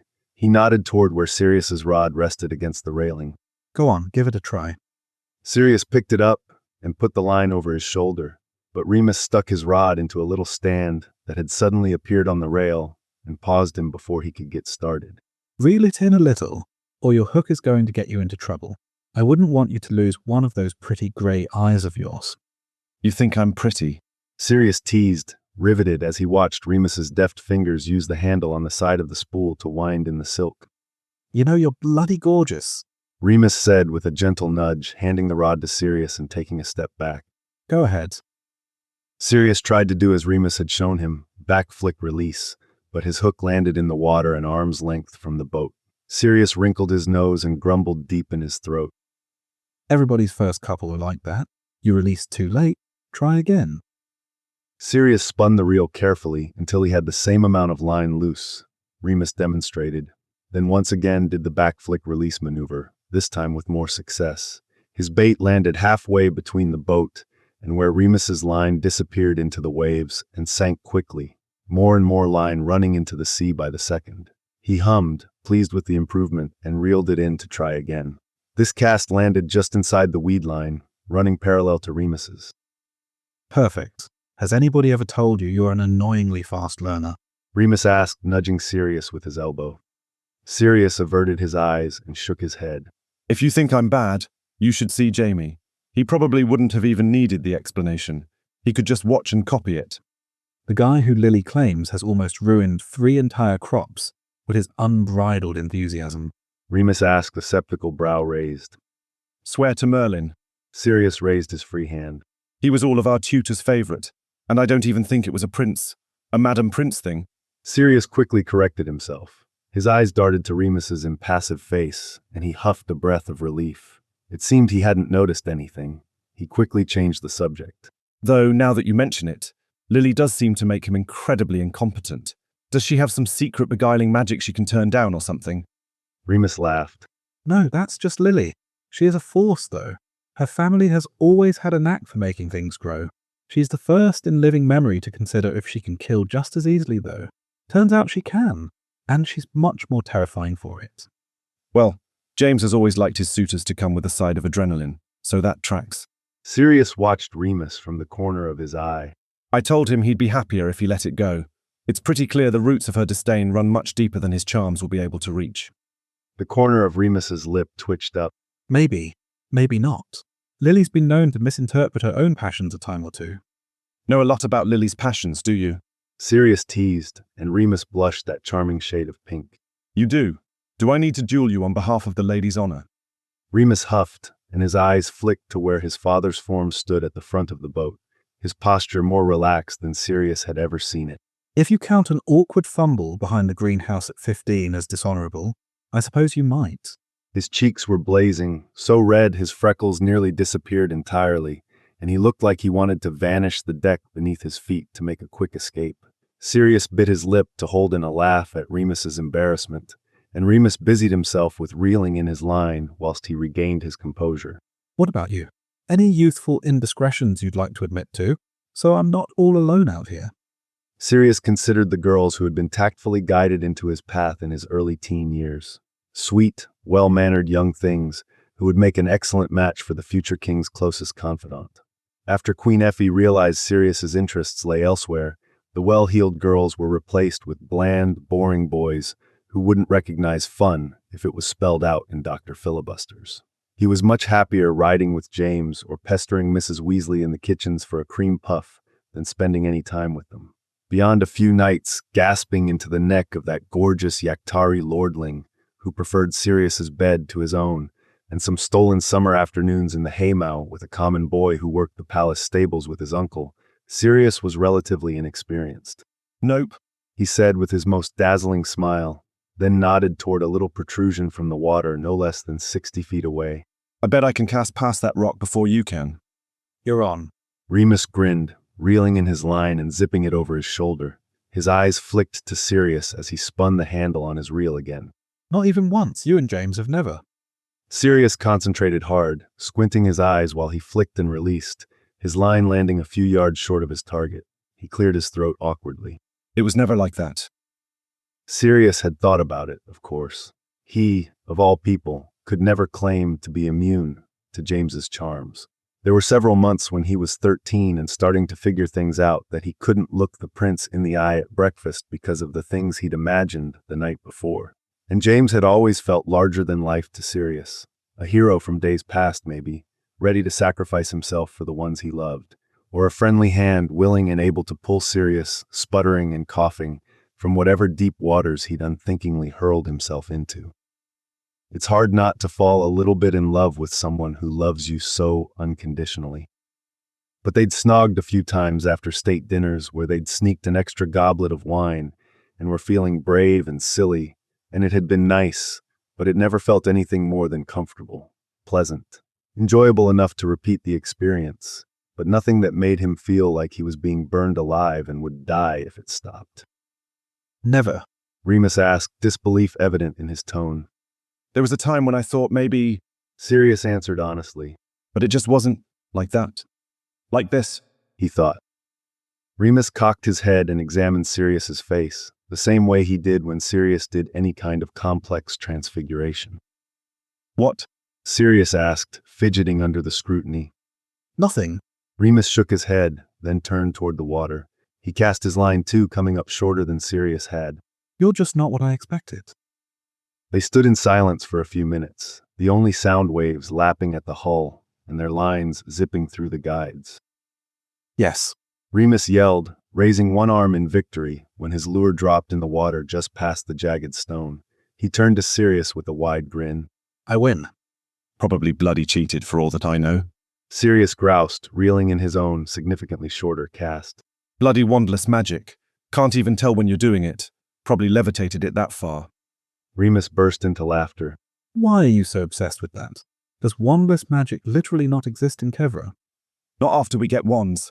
Sirius groped in his pocket for his and waved it in emphasis, purple sparks flying from the end. Stupid bloody stick. Might as well start a fire every time I cast. He didn't mean it. He loved his wand. It was as much a part of him as his big toe. But still. Sirius glared at it. Remus snickered, his crooked eye tooth catching his tongue, and his eyes sparkled at Sirius. I like your wand, it's cute. Sirius turned his glare to Remus, which just made him laugh harder. What? It is. Your pretty twirls and your fancy Latin. What's not to like? Sirius scoffed. Pretty twirls. It's not like I'm dancing. Another skill Sirius excelled at, by the way.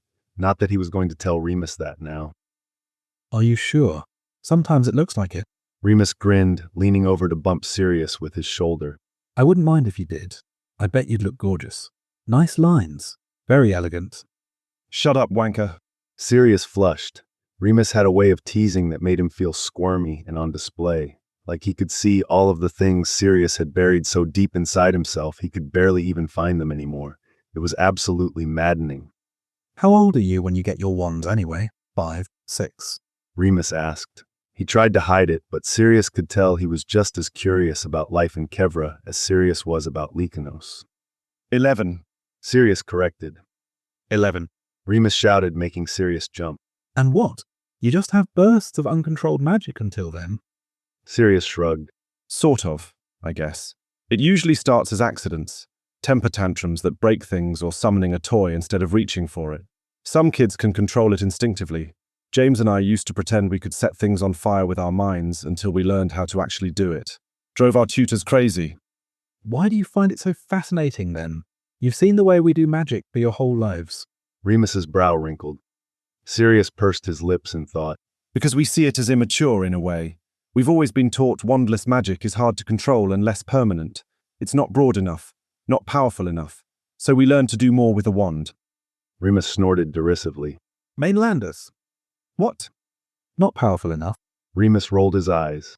Do you know how many times invading forces have stepped foot on a Laconian island in the last 150 years? Sirius paused, thinking about the histories Professor Binns had tried to force into his and James's unwilling brains.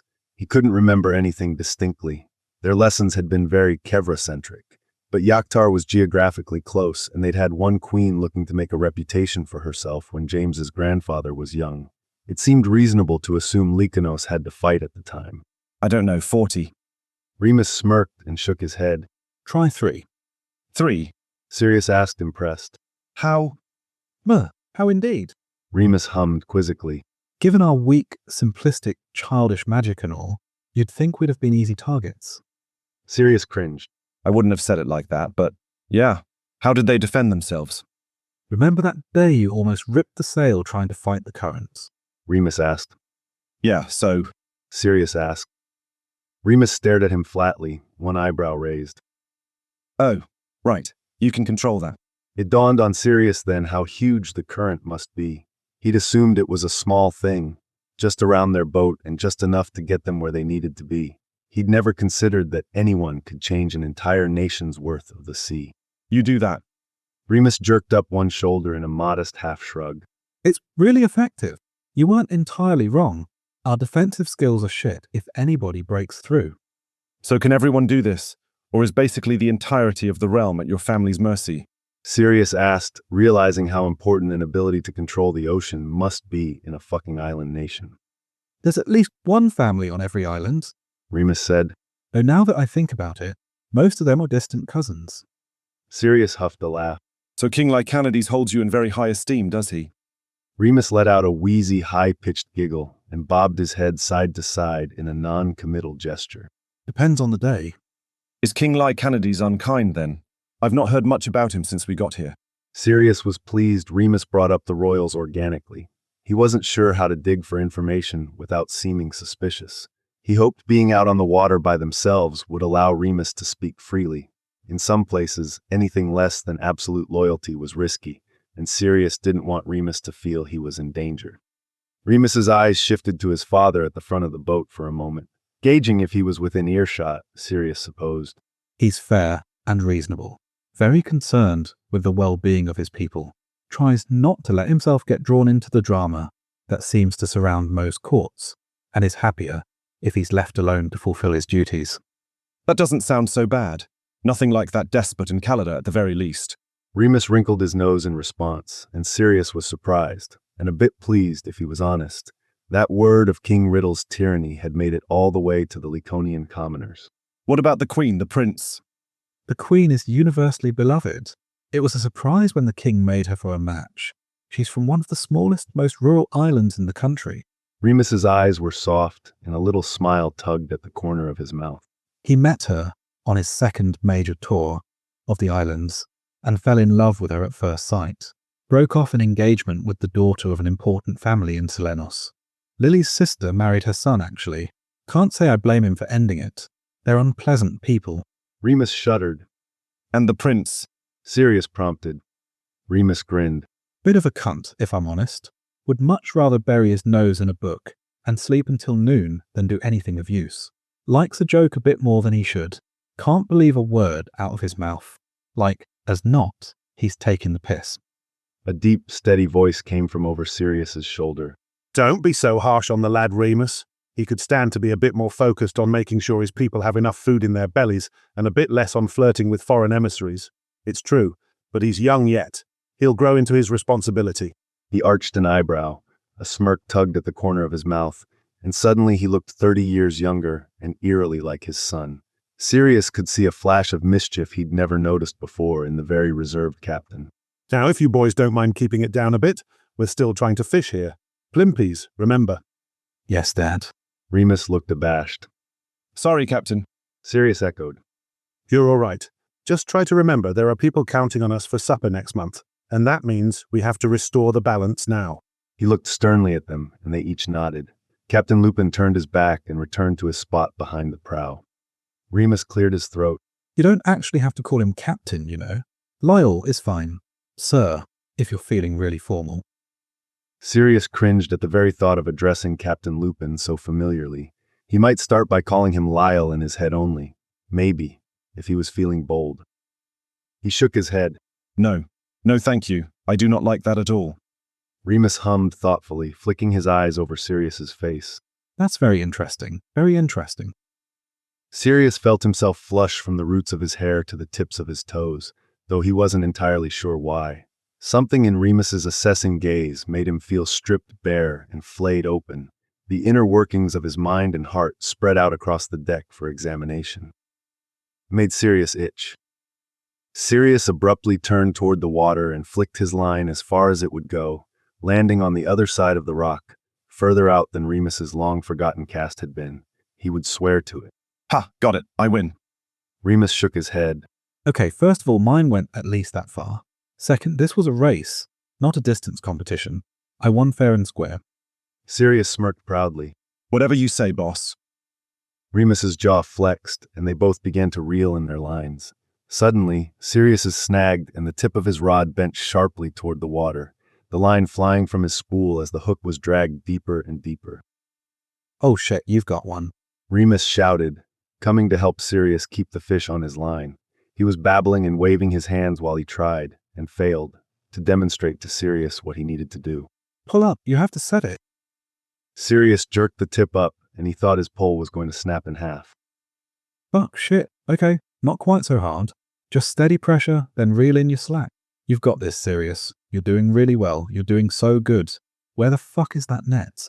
Remus scrambled around, twitching his fingers like he was trying to summon it, and if Sirius wasn't so occupied at the moment, he'd have pointed out that his silly little stick could have had the net in hand in a matter of seconds. As it was, he was trying not to get distracted by Remus telling him he was so good so he could get this bloody thing in the boat. Remus finally found the net he was searching for.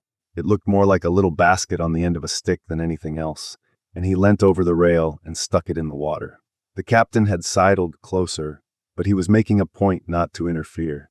He was observing quietly, standing behind Sirius and ready to jump in if he was needed.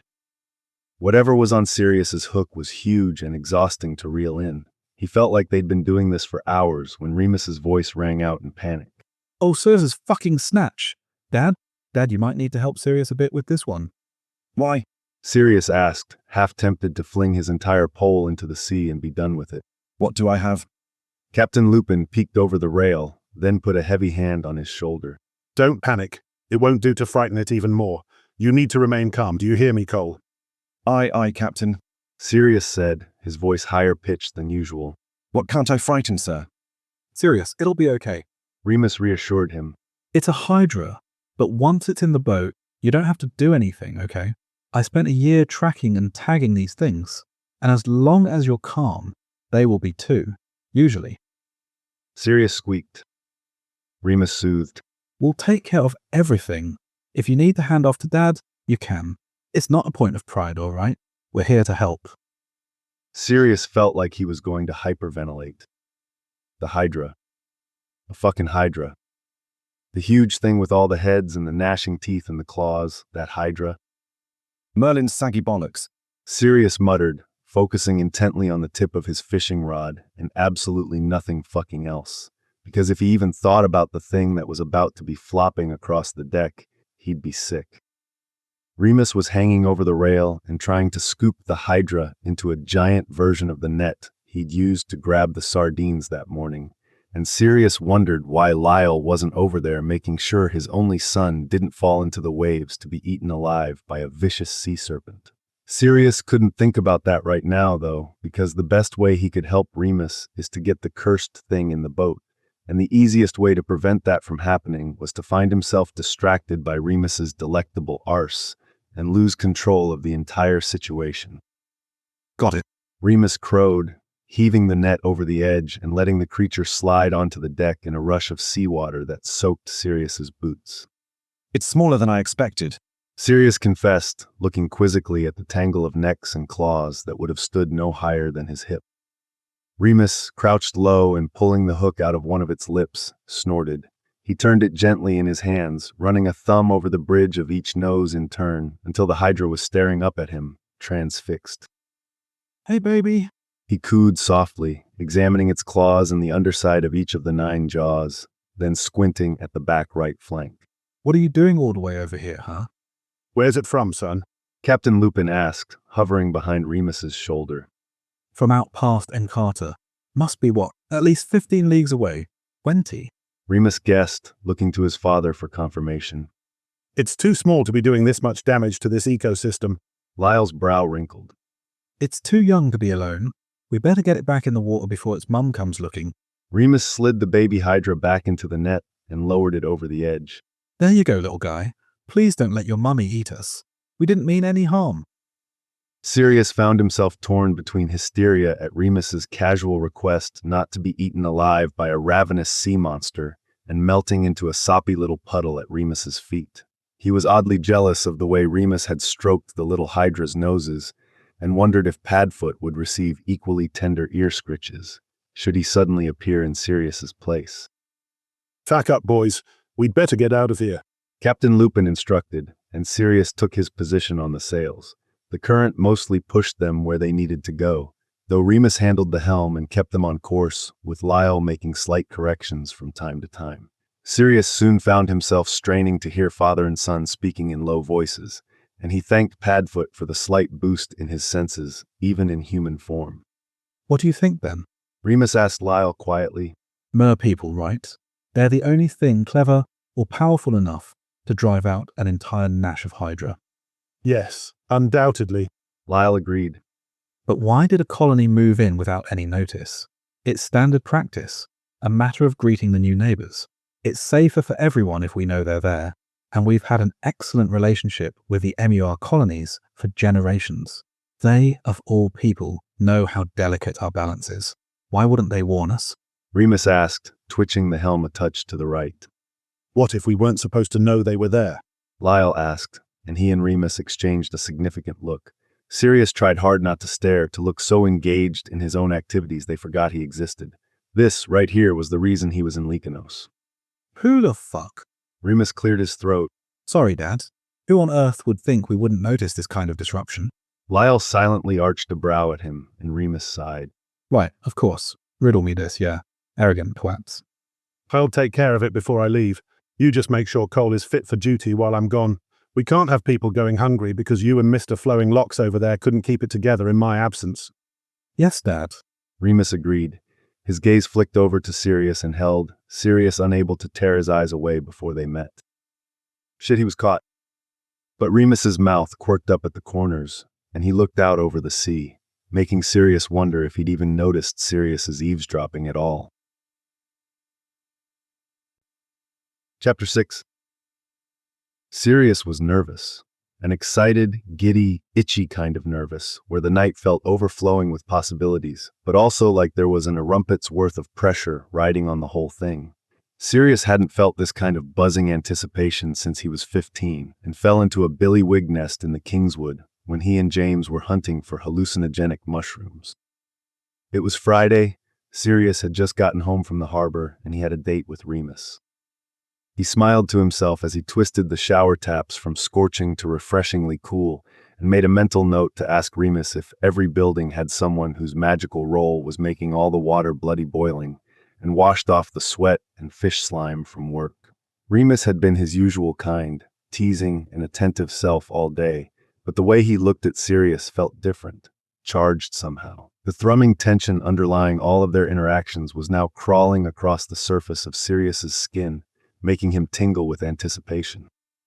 Sirius found his hand drifting lower as he thought about the way Remus's amber eyes danced with mirth when he told Lily's version of the missteps James had stumbled through in the last week, the way his teeth looked biting into his full lower lip while he concentrated on untangling a knot in Sirius's line, the rough way his calloused fingers dug into the skin of the orange he shared with Sirius at lunch, and the way those same fingertips grazed gently along the surface of the water to feel for the current to bring them home. He brought himself off quickly, easy as it was to imagine the unfamiliar tan and new roughness of his own hand belonged to another, and collapsed against the smooth stones of the shower wall with a grunt as his hips shuddered into his tight fist. The electrifying jumpiness of his nerves settled to a low, steady hum, and he felt his shoulders relax. He turned off the water and toweled his hair dry. Sirius spent 15 minutes making sure his curls were perfectly imperfect, falling in voluminous coils around his shoulders. Then he spent another 10 spreading Murtlap ointment over the stubborn redness in his cheeks that no sun protection charm could prevent, picking a cologne and changing his clothes 3 times before settling on his tight leather trousers, lined with a cooling charm. Sirius wasn't an idiot, and a billowy shirt he only buttoned halfway. When he finally left the heavy, humid air of the bathroom, James was waiting for him in the kitchen, with dirt under his nails and a knowing smirk. Merlin and Morgana, pads. Silencing charms aren't a standard part of construction here, right? Sirius felt a flare of heat across his cheeks. Fuck off, Prongs. It's not like you're any better. Just trying to loosen up before our date, are we? Wouldn't want anything embarrassing to pop up in front of the fisherman's son. I'm going to ignore the joke about my knob because I want to make sure you know the hour in question here is Remus and me. Sirius looked firmly at James, who rolled his eyes. Yes, I'm well aware I'm not invited on your date. Not sure why, because I'm a delight, and my favorite pastime is telling everyone in earshot how wonderful you are. But if you insist, I can stay home. James looked up at Sirius with wide, sincere puppy dog eyes. Stop that. No. I swear to Merlin, James, if you show up, I will make it so you spontaneously orgasm every time you say Lily's name for the next week. Sirius threatened. You can do that, will you please? James begged. That wasn't supposed to be a good thing, James. Sirius cried, exasperated as he walked to the door. James grinned. I know. Might be worth it, though. Sounds like a good time. Sirius shook his head. Goodbye, Jamie. I'll see you when I get home and not a second before. He called, the door slamming shut behind him. Remus suggested Sirius meet him at a taverna a few streets over, instead of the pub James and Sirius had been to before. Sirius agreed readily. It was quieter, more private, and much harder for James to find them if they went somewhere unfamiliar. It was a small whitewashed cottage with an iron gate, a cobblestone path, and strings of warm fairy lights bathing the garden in a golden glow. The flutterby bushes waved in a non-existent breeze, wafting their sweet scent all the way out onto the street, and a waist-high fence closed everything off from the steep cliff face at the cottage's back. Sirius settled at a small table for two, near enough to the bar to be convenient, but far enough away to be private. The ocean waves crashing into the cliff face below provided a rhythmic soundtrack and would protect their conversation from curious ears. Sirius ordered 2 shots of ouzo and waited for Remus to show, jiggling his knees anxiously under the table. Finally, a lithe golden body and untamed sun-bleached tresses appeared in the doorway, and Sirius breathed a sigh of relief. He hadn't expected Remus to stand him up, not really, but something settled in Sirius at the sight of his broad smile and freckled face all the same. Sirius stood to greet him. Remus grasped his forearms and pulled him close enough to kiss him once on each cheek. Sirius felt a pleased heat spread up his neck as he sat down. That's new. Why don't you say hi like that every morning? In the mornings it's business. This is entirely for pleasure. Remus caught his lower lip with a pointed incisor as he traced the pink across Sirius's cheeks, and his eyes sparkled. He seemed to take a particular joy in making Sirius squirm. He sat casually, one arm flung over the back of his chair, knobby knees visible under loose linen shorts. His legs were more pale than the tan skin of his arms, chest, and face, and the dusting of hair across them was light brown instead of the butterscotch of his head. He looked comfortable, confident, in his element. It was incredibly hot. Remus downed his shot, Sirius following his lead, and signaled to the tavern's owner for another round. Aberforth, and maybe a bottle of Ribola, please. The barman grunted and stalked off to get their wine. I hope you don't mind my ordering. It's just that the scallops here are phenomenal. You're welcome to get whatever you'd like, of course, but they're my favorite. I'd never had them until we came here. Sirius confessed. I tried to make them last week, and almost broke the no burning the flat down clause in our lease, and they were like eating rubber, so it wasn't even worth it. Remus laughed, the bridge of his nose wrinkling. You definitely cooked them wrong then. They're delicious. I wouldn't know. Sirius shrugged. We don't get much shellfish in Kevra, just cod and pike. The only thing we've managed on our own so far is shrimp. Oh, well, that's just sad. Remus bemoaned the dearth of shellfish in Sirius's diet. As a rule, I don't normally share food. Werewolf metabolism, you know. But for you... Remus trailed off and bit his lip shyly as he looked up at Sirius. I think I can make an exception.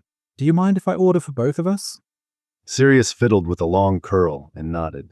He found, much to his own surprise, that he didn't mind at all. For someone who spent most of his childhood doing the opposite of what he was told when he could get away with it, and creatively skirting instructions when he couldn't, Sirius had been very happy to follow Remus's lead thus far. Maybe it was because he framed his directives more as kindly suggestions, or maybe because he gave the impression of genuinely caring about Sirius's input and made room for his desires. Maybe it was just that Sirius wanted to snog the man senseless, and pleasing him seemed like the most direct route. Whatever the reason, he was beaming when he answered. Yeah, I'd quite like that. Remus's smile was just as bright. Perfect, he breathed. They stared at each other a few moments, grinning stupidly, and were interrupted only when the bartender appeared by Remus's elbow and cleared his throat. Your wine, sir. Will you be eating tonight? Yes, please, Ab. May we please have the scallops with lemon and orzo, the grilled octopus, celery and fennel salad, and grilled garlic shrimp. Remus's eyes flicked to the bartender briefly while he ordered, but his focus soon returned to Sirius with a soft smile. Family style, if you don't terribly mind. We're going to share anyway. Aberforth grumbled something that sounded like love-struck kelpies as he shuffled away. Sirius couldn't find it in himself to be bothered by the barman's attitude. He was too busy basking in the glow of Remus's undivided attention. Their knees kept knocking against each other under the small bistro table, and Remus's fingers rested no more than a twitch away from Sirius's after he poured their wine. Sirius took a sip just for something to do with his hands. The crisp, dry white flowing over his tongue was cool and refreshing in the oppressive heat. Do you like it? Remus asked hopefully, and he looked very pleased when Sirius nodded an affirmative. His eyes were soft and gooey, and he looked fit to melt when Sirius brushed a thumb across his knuckles. It's perfect, thank you, Sirius said. This is a really beautiful place, Remus. What other secrets do you have stashed up your sleeve? Remus jerked one shoulder up and let out a high-pitched laugh. Oh, it's nothing. Just being a local, And my dad and Ab have been friends for eons. He cleared his throat and sat up straighter, appearing to wrestle his nerves back into control. I said I'd answer all your questions about magic, so here I am. Ask away, Mainlander. Sirius grinned, excited to finally figure out how deeply this magic ran. Okay, first, the plumbing. Why is the water here so bloody hot? I've just about melted my skin off in every shower I've taken. How does that work? Remus threw back his head in a laugh, exposing the long line of his throat. When he met Sirius's eyes again, his teasing eyes sparkled. Volcanoes, Sirius, we pull everything from hot springs. Sirius frowned. That was a far less interesting answer than he was expecting, and apparently Remus could read it in his face. What? Did you think every building had their own personal fire wicks to heat the water? Sirius felt his cheeks flush. Well, I don't know. We just use heating charms, don't we? Why wouldn't I think that? You are so unbelievably cute. Remus covered his mouth with his hand, but the laugh he was trying to contain showed through in his eyes. Sirius would have been embarrassed if he wasn't so taken with the way Remus looked at him, incandescent with happiness, like he wanted to drink every breath Sirius took. Shut up. Sirius swatted at Remus's forearm half-heartedly, though his lips pulled up in a vicious betrayal of a smile.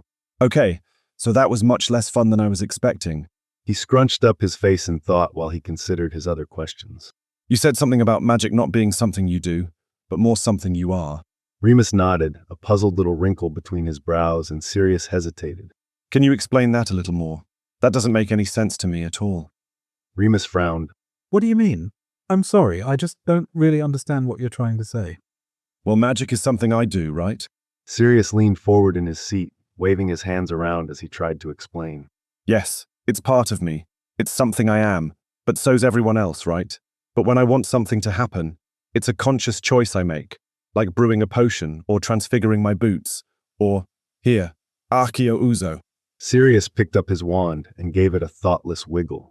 The liquor bottle flew from its spot on the bar, rattling the bottles on each side and knocking a glass onto the floor before Sirius caught it by the neck. Oops, sorry, Aberforth, he called to the disgruntled barman. Then he turned back to Remus, whose shoulders were shaking with laughter. See, I can summon. Stop that. Shut up. It happens to the best of us. Summon whatever I need, as long as I focus enough and know where it's at. But I have to think about it. Concentrate. Sirius was gesturing wildly with the bottle, which Remus took from his hand and poured into 2 more shot glasses. Unlike you, who didn't even know he performs magic when he tosses out a net because he's so adept at it. Sirius glared at Remus, a look that was supposed to be menacing, but he knew was pure envy. Remus bit his lip, and a soft flush worked across his cheeks. It's just so interwoven into our lives here. I don't even know how to explain it. It feels... Remus trailed off as he searched for the words. It feels different for everything, but still the same, somehow. Like, with the nets. I didn't realize I was doing it, because it's just a little burn in my fingertips. I thought that was just how rope feels when it leaves your hand. I didn't know I was doing anything at all, but now that you've pointed it out, I can't help but notice it. He looked down as he rubbed his thumb against his calloused fingertips, seemingly as amazed by them as Sirius was. When I weave spells into the nets, it's more of a tugging in my gut, kind of like that moment of panic when you miss a stair. Sun protection tingles all over. He shivered, goosebumps rising on his arms. Did you just do one right now? Sirius asked, reaching out to brush his fingertips across the raised golden flesh on instinct. He wanted to feel everything Remus's magic could offer, even if only from the outside. Yeah, I guess I did. Not really on purpose. I was just thinking about it so I could explain it. And it sort of happened on its own. A smile tugged up at the corner of his mouth. That is kind of neat, I suppose. Kind of neat, he says. Like his power isn't the sexiest thing I've ever seen. Sirius snorted, completely unthinking. Sirius flicked his eyes to Remus's face, surprised to find his amber ones studying him, looking a little abashed and a lot surprised. A slow grin spread across Remus's face, open and elated. You think I'm sexy? Like you didn't already know. Sirius rolled his eyes, hiding his embarrassment behind an easy, feigned confidence. Maybe not. Remus hummed. He lowered his voice and leaned in closer. I still really like hearing you say it. The sound of breaking glass crashed through their intense, heated bubble, followed by a muttered shit. Sirius's head snapped around to see familiar, broad-set shoulders cringing away from a shattered, long-stemmed glass on the floor until Aberforth waved a hand to vanish it. The man had a bushy mustache and a distinctive nose that turned up at the end in a way that reminded Sirius of a pig's snout. Sirius shook his head. We have company. He nodded toward the man at the bar, meeting Remus's eyes with a little frown. Subtlety is not James's strong suit. He's been using that same stupid nose in all his disguises since we were 15. Remus huffed a little laugh. Lily's been at that table longer than we've been here. He jerked the top of his head toward a lone woman sitting 3 tables to their left. She's under the impression charming her hair brown will somehow hide the face I've known my whole life. Sirius smiled. Should we invite them to join us? Nah. Remus shook his head. He squinted at the bar. I think we should let Ab sort them out. They'll have more fun that way. Just then, another crash sounded behind Sirius, and Lily stood abruptly. See? She sat on the stool next to James and turned to him with a stormy expression. James was startled. Sirius could read it even with an altered face. Then a look of absolute delight overtook it. Lily scowled more deeply, but the corners of her lips twitched as she clearly fought to keep them downturned. Yeah, I think they'll be able to keep each other busy. Sirius grinned wickedly at Remus. He cleared his throat. Now back to business. You said something the other day about Lily's family, and how they've always grown things, and how most of the families who control currents are your cousins. Is that how it works then? It's genetic. Remus bobbled his head and hummed. More or less, yes. Sometimes kids will have a knack for one family's side over the others, and occasionally there'll be a child whose inborn powers don't mimic either parent. Everyone always shrugs and moves on, even if they do have magic weirdly similar to the local vintner. Sirius's eyes widened at the implication. And everyone is okay with that? It's a small community. Remus shrugged. It'll be gossip for a few years, and then something more interesting will happen. So how far can people trace their magic? My parents have a tapestry with the entire lineage going back 1,000 years. Is it like that?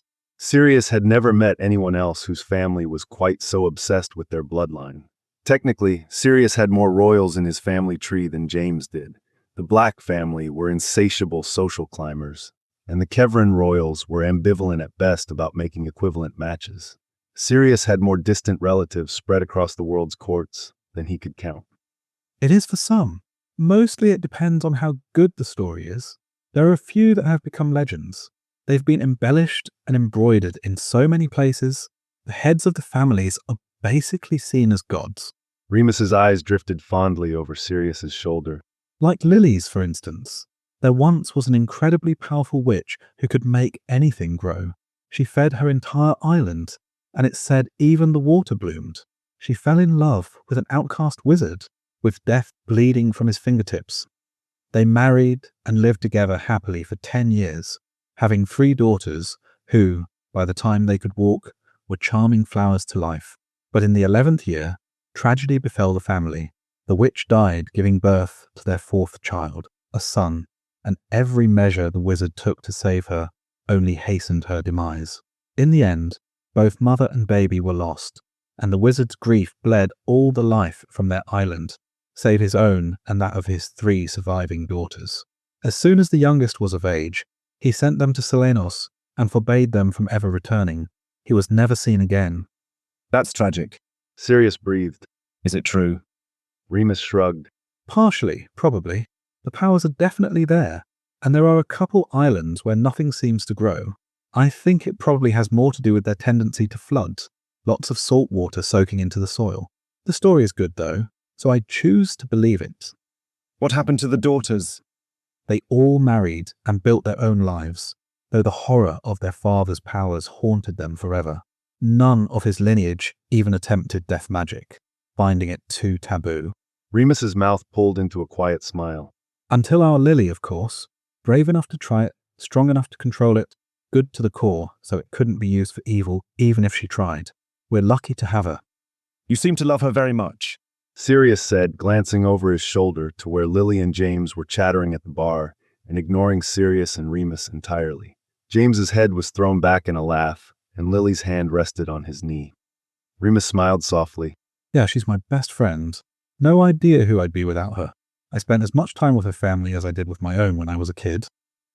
They both paused to thank Aberforth, who levitated a stack of dishes over to their table. The old man grumbled an unintelligible response and went to clean the glasses behind the bar, eyeing James, whose fingers were creeping up the inside of a very flushed Lily's thigh warily. Sirius shook his head fondly. Remus seemed to have known what he was talking about regarding Lily and her passions. James and I are the same. Sirius tilted his head and screwed up his face as he thought, trying for honesty in a way that wouldn't betray his and James's identities. Worse, probably. He's my brother as much, if not more, than my own flesh and blood brother is. His family took me in at 11, and we've been inseparable ever since. That must have been scary. Remus said softly, reaching out to place his hand over Sirius's. That's awfully young to be sent out on your own. Sirius clenched his teeth and shrugged. For most people, yeah. James's parents were more kind to me than my own ever were. At home, I was expected to act like a prim, proper little adult from the time I could speak. James's family allowed us to run wild when we needed to. I got the chance to be a child in a way my brother Regulus never experienced. Sirius sighed wistfully. I tried to get him to come with me when I was 12 or so, but my parents wanted to keep their options open, I guess you could say, and he got sent to live with a cousin more like them. I couldn't do anything to stop it. I'm sure he knows you tried. Remus brushed his thumb over Sirius's knuckles, and Sirius felt every touch like lightning, a little zip of electricity running up his arm and into his chest. He took a shuddering breath. I think so, yeah. He still writes to me at least. Enough for me to know he's okay. I want a chance for him to be great, to experience genuine happiness. But for now, okay has to be good enough. Sirius felt tears pricking at the corners of his eyes, and he shook his head to clear it of the heavy anchor that was Regulus. What about you? Why were you always at Lily's? Well, I'm a bit of a disappointment, you see. Remus joked. Fuck off, there's no way that's true. Sirius shook his head. Yeah, I'm not at all what my dad expected. I'm supposed to be powerful, a master of the elements. The wind and the water should bend to my will. Remus pulled the condensation on his glass to one point with a slow wiggle of his fingers, though he never touched the glass. He shot Sirius a tight smile and made a flicking motion, and the droplet splashed on the back of Sirius's hand. Instead, I'm a dab hand at taming bloodthirsty predators. I can barely fill a sail. That's not true. You're amazing on the water. I've seen you. Sirius wrinkled his brow. Remus let out a wry huff. Nah, I'm good with charming the nets and keeping us from being eaten by pissed-off sea monsters. I'm barely passable at the stuff that matters. As someone who shares a boat with you, I'm rather fond of not being devoured by a ravenous Egan basilisk or whatever. Sirius jostled Remus's knee under the table. Remus smiled at him, shaking his head and looking abashed. It's not what everyone needs from me, though. He lowers his voice in a dead-on impersonation of his father. People are relying on you, son. Our family has protected this nation for generations. You need to figure this out. I won't always be here to help you. That's bullshit. Sirius disagreed. What you do matters. Being the person who is good at fucking fishing is important in a place where all anybody eats is seafood. I'll stick around and work the bloody currents if that's what you need. Remus's eyes snapped up, and Sirius colored. That was perhaps a bit more of a long-term offer than he meant to make. Not like it'll matter for long anyway. Remus grumbled. I tagged every Circe-forsaken Hydra in the fucking sea last year, and the little bastards are still acting like a fucking invasive species. What was the point of putting those spells on them if they're just going to fuck up the ecosystem anyway? Well, mer people moved in. That's not really your fault. Sirius froze as he realized he'd given his eavesdropping away. Remus snickered at his visible discomfort. It's fine, Sirius. I knew you were listening. You're entirely too curious to not have questions about what's going on. So what is happening then, if you don't mind me asking? Sirius hadn't expected it to be this fucking easy. All he had to do was develop a life-altering crush on the boy in charge of feeding the entire nation, charm him into a date, and ask for the information King Monty needed. He'd have an owl sent off to Kevra before midnight. Well, maybe first thing in the morning, if the rest of this date went well. We're not sure. Remus sighed. He glanced around at the other tables, gauging the distance of the other patrons. Sirius dug in his pocket and gripped his wand. Muffliato. He hissed. There. Nobody should be able to overhear us. Thanks. Remus leaned in closer. There's been some weird stuff happening. the Mer colony moving in without notice, which caused the Hydra displacement. We've had some barrels of fish go unaccounted for after everything has been distributed to the islands, but the merchants don't have any idea what could have happened to them. There have been a few weird things happening to the Evans' crops. They'll wake up, and a little section will be dead. No trace of any blight or bugs, just a rank smell that seems to come from nowhere. He chewed his lip in thought and stared into space, seeming to forget Sirius was even there. It's too much, all at once. There has to be Wick's intervention somehow, but we just can't track it. You have no idea who it could be? Sirius asked. Remus jumped, then a stormy look crossed his face. We have an idea. All of our merchant partners' memories are a little too similar, and we really only know one group of people who are so adept at mind magic. Fucking Kaladins, Sirius thought. No wonder Lycanos is suddenly interested in a relationship with Kevra. Their ships need a bloody escort. So what are you going to do about it? Remus hesitated. The king knows and is listening to our concerns. Right now, we're waiting. Sirius wasn't sure if he'd reached the limit of Remus's knowledge, or if he decided he'd said too much and was putting up a wall. Either way, Sirius had earned his keep this evening, and they hadn't even had dessert yet. Well, I'm sure it'll work out. Sirius waved away the intensity with a bright smile to put Remus more at ease. How long until those two mysteriously disappear, do you suppose? He jerked his head toward the bar. Remus looked over his shoulder, cocked his head, and listened. Watch this, He whispered as a grin spread over his face. Oi, Lils. He called, making Lily jump and James pull his hand back into his own lap like he'd been burned. What, Rem? She called back, voice breathless and a little higher than the last time Sirius had heard her speak. Want to join us for dessert? You look like you're searching for a little something sweet over there. No. No, we wouldn't want to intrude. Thanks, though, She said, standing abruptly and turning toward the door. Well, that's dragon dung. Sirius intoned, and James tossed him a saucy wink. Remus gave her back a knowing smirk. Well, if you're sure. Good night, Lily. I better, James cleared his throat and turned to follow her. Walk her home. Nobody bloody apparates here, so I'll make sure she's safe. Sure, Jamie. Very chivalrous of you. Sirius snorted. Maybe try some wandless magic first. Not every woman can rely on artistic wand work alone. Swish and flick. She likes that one. Remus called as James hurried after her. Remus and Sirius collapsed into laughter in their wake. I wonder what he said that had her blushing like that. Sirius chortled. Switch that. It's what she said to him. Remus tapped the hinge of his jaw, just inside his ear. One of the only perks of lycanthropy. The ability to eavesdrop is sublime. And Sirius prodded. She'd kill me if I told you. Remus wheezed. Just trust me when I say it was filthy. I'll get it out of James later. Sirius shrugged. Actually, no, I won't. The bastard's entirely too respectful to kiss and tell. Oh, that's sweet. Remus's face softened. Though Lily doesn't feel the same compulsion. Thanks, Ab. Remus said as the barman put a heaping bowl of ice cream covered in red syrup down in front of them. On the house. Owe you one for driving those two away. I was never going to get those bar stools clean if they didn't leave. The old man grumbled before fixing Remus with a stern glare. Don't make me regret it, boy. No promises. Remus smirked, sending Aberforth away in a huff. Lily doesn't spare any detail, huh? Sirius asked when they were alone, somehow unsurprised. No. Remus shook his head. I'll know everything about James by sunrise. Size, stamina, tongue skill, girth. Girth. Sirius squawked incredulously. Oh, Lily has a formal rating scale based on her extensive knowledge of produce. Tell me, is James more of a gherkin or an aubergine? Remus cackled at the way Sirius's jaw dropped. I can't believe I'm about to say this, but I think you two need to develop some boundaries. Sirius chuckled. And I thought James and I were too close. Remus laughed, digging his spoon into the ice cream and popping it into his mouth with relish. He moaned, and Sirius tried, unsuccessfully, not to think about other things that could make him sound like that. This is actually the best thing here.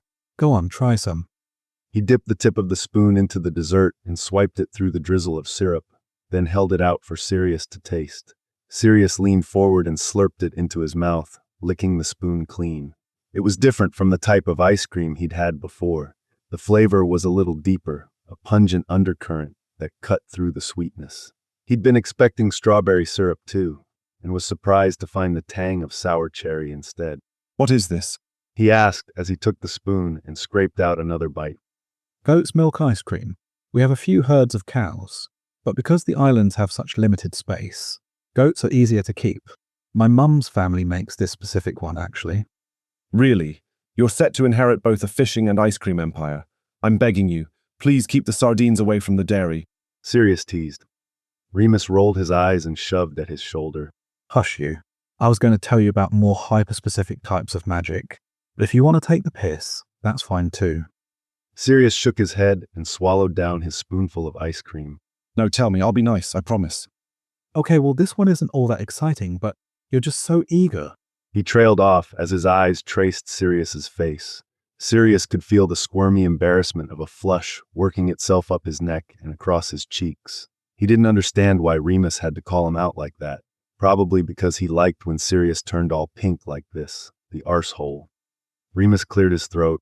Anyway, my mum grew up on a tiny island where they use almost no magic at all, but their goats produce more milk on less grass than anywhere else. Enough that they have a bunch to spare. He shrugged. It's a tiny thing, and the more powerful families turn their noses up at it, but I think it's where I got my affinity for creatures. Sirius leaned in as Remus smiled. He wanted to learn everything about where Remus came from and why he was the way he was. They're dead clever too, and don't even miss the magic.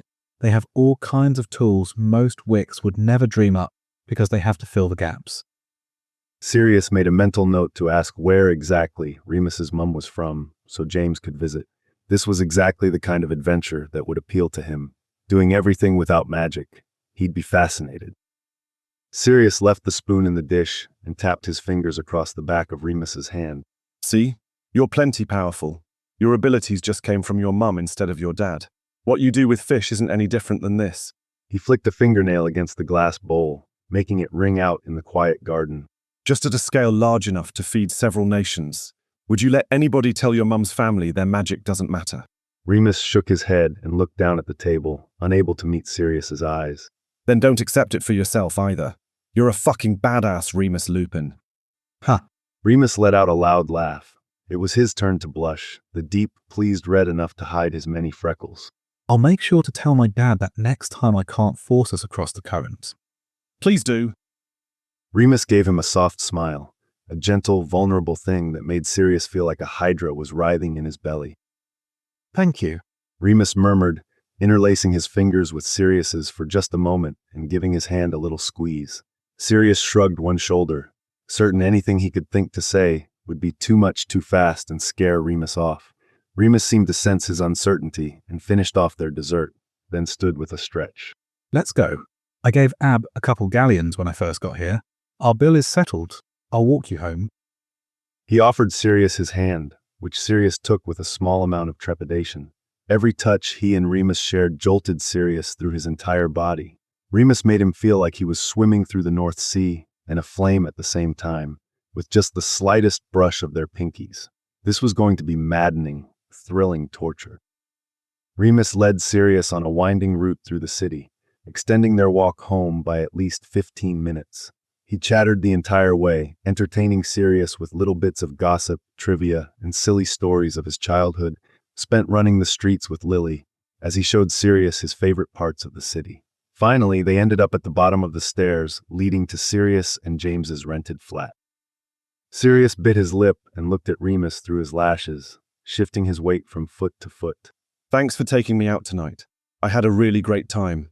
You're a wonderful teacher, you know. I'm not sure if I've told you that before, but it's true. Yeah, Remus asked, the sweet, barely there pressure of his thumb trailing across Sirius's knuckles, setting his skin alight. Mm-hmm. Sirius inched closer until their bodies were a doxy's wing apart. I like hearing you explain things. Walk me through new experiences. Give me hands-on lessons.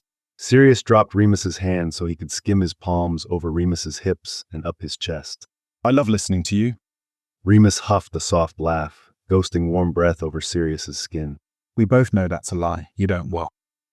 Sirius yanked on the billowy fabric of his shirt, cutting him off with a kiss. He teased Remus's lips open with his own until they were sharing every breath, Remus sighing into Sirius's mouth, Sirius finally sucking on that plush lower lip. Sirius pulled him in and kept their bodies pressed tightly together as he backed himself against the wall. Remus's fingers laced into Sirius's hair, palm cradling the back of his head to protect it from the brick when he deepened the kiss.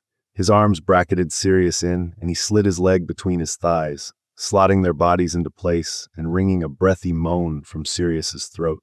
Remus hummed in response, satisfied by Sirius's need, and slid a hand to the small of Sirius's back. He pulled him closer still and ground Sirius's hard cock against his hip. Sirius couldn't resist the slow roll of his own body. He relished the rough scrape of the stone behind his back and the firm press of Remus against his front. Instead of feeling caught, trapped, boxed in, Remus's weight was a steady, grounding comfort, tying him to the moment. His mind was so giddy and light, the relief of finally having Remus's lips against his so euphoric, he felt like he might float away on the ocean breeze if Remus wasn't there to hold him in place. Fuck. Remus groaned, burying his face in the crook of Sirius's neck.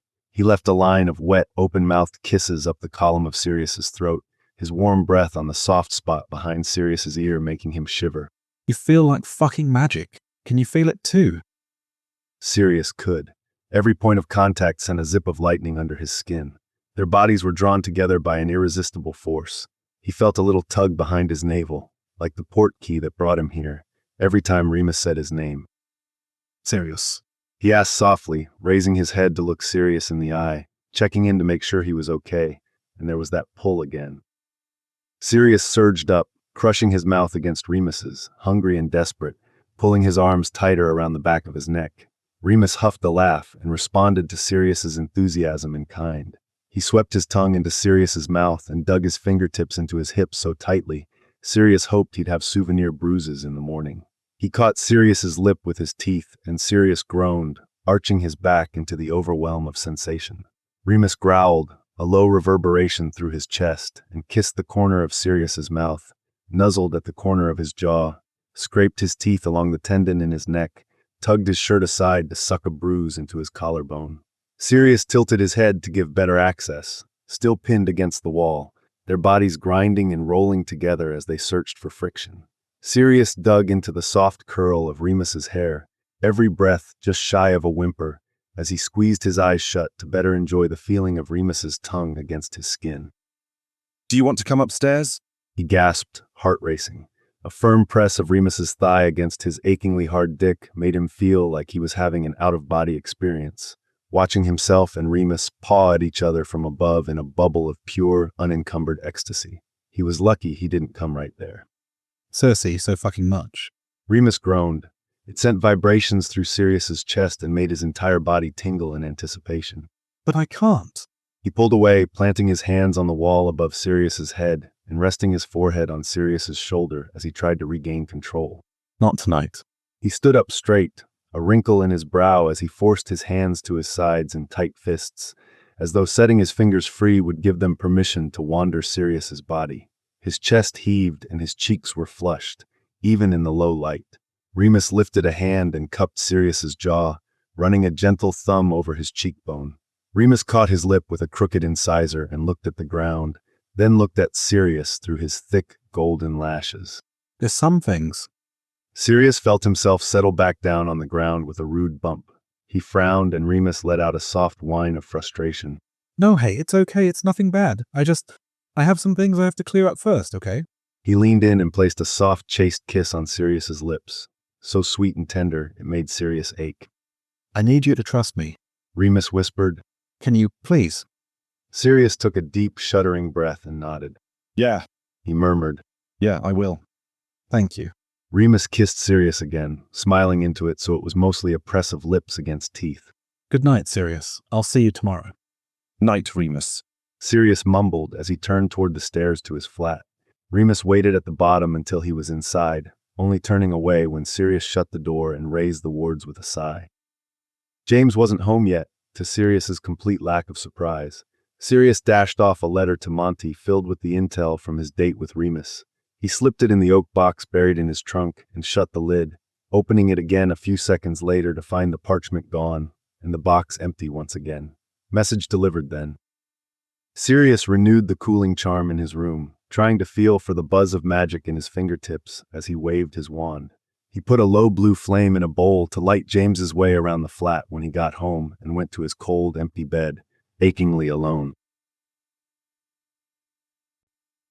Chapter 7. The next few days were excruciating. Sirius would be doing some minor task on the boat, checking the lines weren't tangled, stowing their fishing gear, or the like, and the captain's attention would be elsewhere.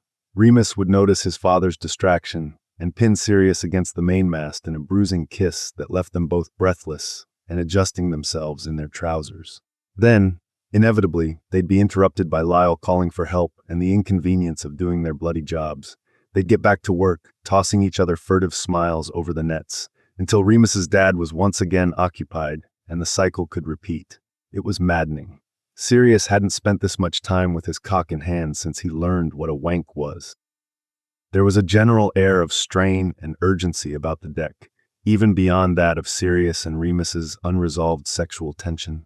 The captain planned to leave for his visit to his wife's family the following Friday, and Sirius could feel him pushing them all to catch enough to last through at least half the time he expected to be gone. Sirius wasn't sure if it was typical parental anxiety about putting responsibility in the hands of his child, who was a baby just a moment ago, a sense of obligation to the people who relied on him for food, or just an inability to cede control. Whatever the motivation, anxiety hovered over them all like a storm cloud. Remus was pressuring his father about something else, too. Sirius stumbled into the middle of more arguments in those few days than he had the rest of his time working for Captain Lupin. He had no idea what they were fighting about, though he foolishly hoped it would resolve whatever stopped Remus from following him upstairs and letting him fuck him through the mattress the night of their date. In both relationships, Remus's passions faced frequent interruptions, and Sirius could sense him growing frustrated. He deserves to know. Remus hissed when the captain joined him by the nets to adjust the current on the starboard side. The captain shook his head and gave Sirius, on a trip to check the boat's well, a sidelong glance. They can help. You know they can. What was the point? Remus cut himself off when Sirius disentangled himself from the rigging faster than expected and was back in earshot. I warned you. Your responsibilities come first. Captain Lupin rumbled to a clenched-fisted Remus. He didn't realize Sirius was standing behind him. Remus stormed away, effectively ending the conversation and any chance Sirius had at learning more. By the time the boat docked on Wednesday evening, both Remus and the captain were stony-faced and irritable. Sirius felt they should air their grievances without an audience for once, so he skittered down the gangway and apparated home for the first time in weeks. He walked through the wards to find his flat once again abandoned. James never seemed to be home these days, working later and later at the Evanses' farm. He was practicing charms to shake ripe pomegranates off trees without the fall splitting them open.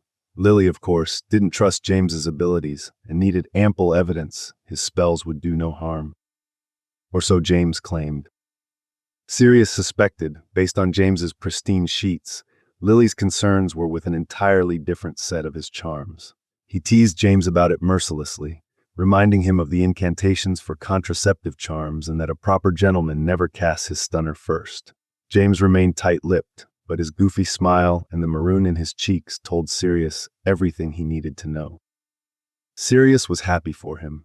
James seemed very content with the little life he was making in Lykonos, even if it was temporary and built on a foundation of bow truckles over a rushing river.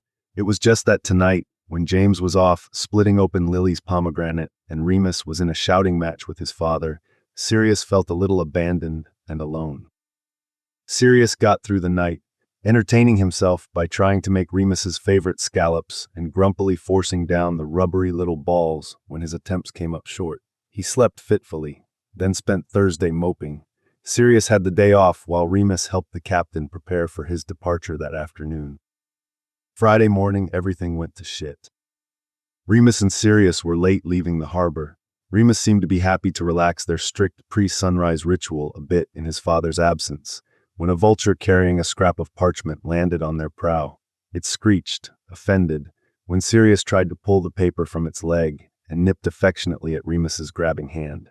He unrolled the parchment and hissed through his teeth. Fuck, He muttered. what? Remus held out the paper for Sirius to read himself. Rem, everything in the orchard dell is dead, and I can't revive it. All the wheat is gone. We're so fucked. Lily. Fuck. Sirius shouted, startling the vulture into flight with an irritated hiss. Change in plans. Remus secured the rudder and motioned Sirius off the boat. No fishing today, we're playing detective. Sirius and Remus walked to the Evans family farm just on the outside of town. Sirius wanted to apparate them, but it was too far of a distance to a place he'd never seen to side along Remus. He'd probably splinch them both. Instead, they were dusty and sweaty by the time they got there, dirt clinging to their skin and their clothes in the already oppressive heat. A fuming Lily met them at the gate. Sirius could feel her sharp, dangerous magic crackling in the air around her. He looked with wide eyes over her shoulder to see James standing with his hands up, palms out, the picture of innocence. I didn't do it. He protested before anyone could accuse him of anything. We know, Mason. Lily snapped, and Remus made a non-committal noise that suggested he wasn't as certain as Lily. Lily swatted him in the side and rolled her eyes. Sorry, that was harsh. Let me try that again. She heaved a deep breath in and out. We all know you're an arumpet in an apothecary, but you're at least attempting to be helpful. This is something else. What is it then? Remus asked, looking to Lily for answers. Fungus. Bugs. There wasn't a storm last night, so it shouldn't be weather damage. It's magic. James said, certainty clear in his voice. Remus looked to Lily for confirmation. He's right. She agreed. But unless my sister has suddenly started tapping into her ability to do more than keep the best garden on High Street, there's no one here who could do this type of magic. Everything is completely wiped out, shriveled and black and weirdly crispy. I'd almost think it was a lightning strike, but it's everything. The entire field, not just a spot here and there. Somebody did this. Come see. Lily led the three of them across fields full of melons, peach trees, nearly ripe pomegranates, and sweet corn. Then, as they crested a small hill in the back of the orange grove, Sirius could smell it. Everything reeked of death and burning. Sissy's tits. Remus breathed. The field spread out below them, the entire valley filled with scorched, blackened grass stems crumbling into the earth. Yesterday this was a rippling field of golden wheat, almost ready to harvest. Today it's this. Lily's shaking hands broke off one of the stems and held it up to examine. I don't know what we're going to do. This is a major hit to our food supply. We could have handled it if we lost the melons, you know. Wheat is a staple. James wrapped an arm around her waist and pulled her in close, curving his body protectively around her. Lily buried her face in his neck and heaved a couple shaky breaths, whilst Remus rubbed comforting circles between her shoulder blades. We'll figure out who did this, Lils. I promise. And you're practically a fertility goddess in your own right. It might not be perfect, but I bet you can grow enough in the greenhouse to eke out the winter. Lily nodded, still snuffling into James's neck. Sirius averted his eyes. He felt like he was intruding on something intimate, and he didn't know Lily well enough to feel like anything but a voyeur to her upset. Everything he knew about her painted her as a force to be reckoned with, and he didn't think she'd like him to stand by and watch her cry. Instead, Sirius crouched down and examined the destroyed crop. The stench was horrific. The acrid smell of smoke and the rotting, putrid scent of decomposition was almost overwhelming. It made Sirius want to turn tail and run, even though he was sure there wasn't any danger remaining. All the damage had been done. Sirius tried to pull out a sprig of the dead grass, but it turned to ash between his fingers. He conjured a small hand spade and dug out a chunk of dirt. The roots at the bottom of the plant twisted together, pulling the earth out in one large clod. Sirius tugged on one of the roots, and it held firm against the tension. He didn't know much beyond basic herbology, but that didn't seem to back the fried portions left above ground. Hey, Lily, He called cautiously. can you come take a look at this? Lily knelt by his side and he showed her the plant. The bottom of these look okay to me. Do I have that right? Is all of the damage above ground? Lily took the tangled clump from his hands. Yes, the roots definitely look healthy. You're right. It seems like whatever did this didn't permeate the ground. It's definitely not pests. Most of my charms work from the bottom up and inside to out too. It's the most thorough. James broke off a stem and sniffed it, gagging at the overpowering stink. Pads, does this smell familiar to you? Sirius leaned forward with the trepidation of someone who still was, at his core, a 20-year-old boy, and knew it was a risk to smell any offered object. He took a quick whiff and backed away, wrinkling his nose in disgust. His human sense of smell wasn't anywhere near Padfoot's, but it was still better than the average person's. Once he was able to shove down his revulsion, he understood what James was trying to tell him. Shrivel fig. And stench of the dead. James nodded. I'm sorry, what of the what? Remus asked, looking alarmed. Stench of the dead. It's a potion ingredient. James repeated. This was early Newt-level potions theory in Kevra. Yeah, that doesn't make it sound any better. It's not really. Sirius said grimly. Collected off corpses before they're buried, but only under a waxing crescent moon. I don't envy the potioneer who has to maintain a supply. He turned to James with a wrinkled brow. Thunder brew. James shook his head. That generally works on people, though, not plants. You say that like we haven't been altering spells and potions for our own purposes since we were 12. Sirius shrugged. They could have messed with the formula. Added fairy dust when it was boiling to make it work as a mist, maybe. Or mixed in wax of mandrake to make it stick to the leaves. Probably wouldn't even be that hard. Remus listened to them slack-jawed, and Lily nodded along with a frown. That would probably work, actually. I don't know what Thunderbrew is. I don't have much need for offensive potions, but the theory holds up. There's a brewer in Salinos, I trust. I'll ask Mary if she's had anyone ask after something strange. Sirius was run ragged for the next week. He and Remus fished like their lives depended on it. Or no, like Lycanos' lives depended on it. Kevra's too. Because they did. They hauled in net after net of fish, plimpies and sardines and oysters, Remus looking a little more gray, his mouth a little tighter with every dwindling catch. Sirius could see him doing the maths, trying to figure out how many more they could take before it would jeopardize the fish populations in the future. They brought thousands of fish to a fire witch in town who smoked them in hopes to preserve them for a few more months. Sirius volunteered to help too. He cast so many stasis charms over jars of fish, he started mumbling the incantation in his sleep. Once Remus couldn't bring himself to bring in another net, he took to working the market stall.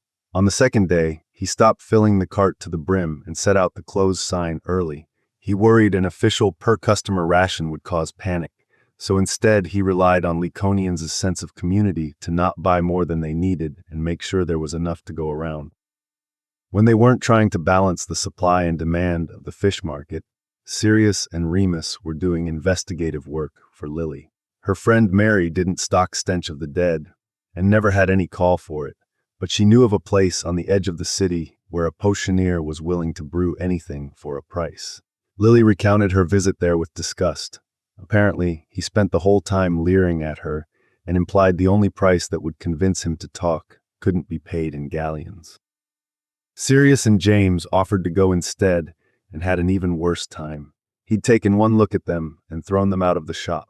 The whole group found it suspicious, but beyond a nice little bout of breaking and entering, they couldn't think of a way to look through his records. James strolled by one evening in his invisibility cloak, but the potioneer's wards were intricate and complicated, layer after layer of interwoven spells that would take all night to unpick. Sirius wondered where a Lyconian potioneer had learned that type of magic, and why his shop required so much more protection than all the others in Salinos. He had his suspicions about both, but James and Lily were insistent they only commit crimes as a last resort, so Sirius's curiosity remained unsatisfied. James spent his entire workdays putting undetectable extension charms on every inch of the Evanses' greenhouses, and Lily and her parents hauled soil in from everywhere they could without uprooting another crop. As soon as Sirius disembarked from the fishing boat, he apparated to Lily's farm and helped James set up climate charms. It was a nearly impossible task to get the balance perfect for the wheat without risking any of the other fruits and vegetables growing there, and Sirius had to watch Lily fight back tears again when she returned one evening to find her beloved eternity tree with 3 shriveled branches.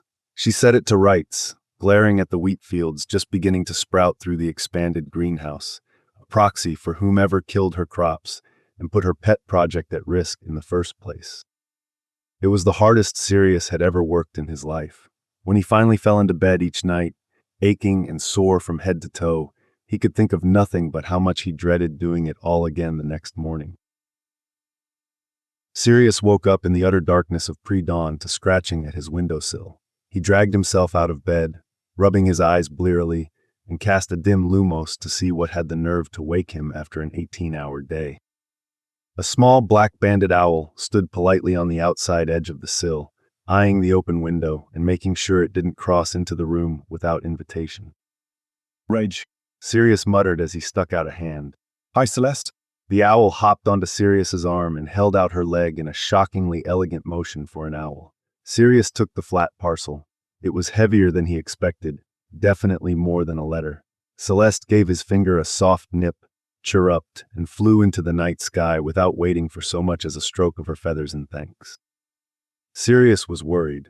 He'd warned Regulus not to contact him, said he'd be out of the country and would let him know when he was back. Either Regulus had suddenly gotten reckless, or something was incredibly wrong. The little pouch refused to open on Sirius's first attempt. He huffed a breath and conjured a pin, poking the tip of his finger until a drop of blood oozed out. Sirius smeared it across the seal on the pouch, which flew open, and withdrew a single page of parchment. Dear Sirius, I hope you're enjoying your visit with Great Aunt Circinus. I've only ever had the chance to meet her when she visits the family estate, but I've heard her country home is lovely. She's always been exceedingly kind and a bit quirky, so I'm sure you're enjoying navigating her particular oddities. I spent the last month travelling with Father's cousin Aquarius, and I've learned so many things about the merchant trade. It's been a truly enlightening experience. Enclosed are a few highlights from our journey I thought you'd find particularly amusing. I'm sure you're worried about James and your separation, but I've heard the Leconian royals' visit to Kevra is going splendidly. He's undoubtedly charming them just the way he charmed you all those years ago. Give Great Aunt Circinus my regards. R.A.B.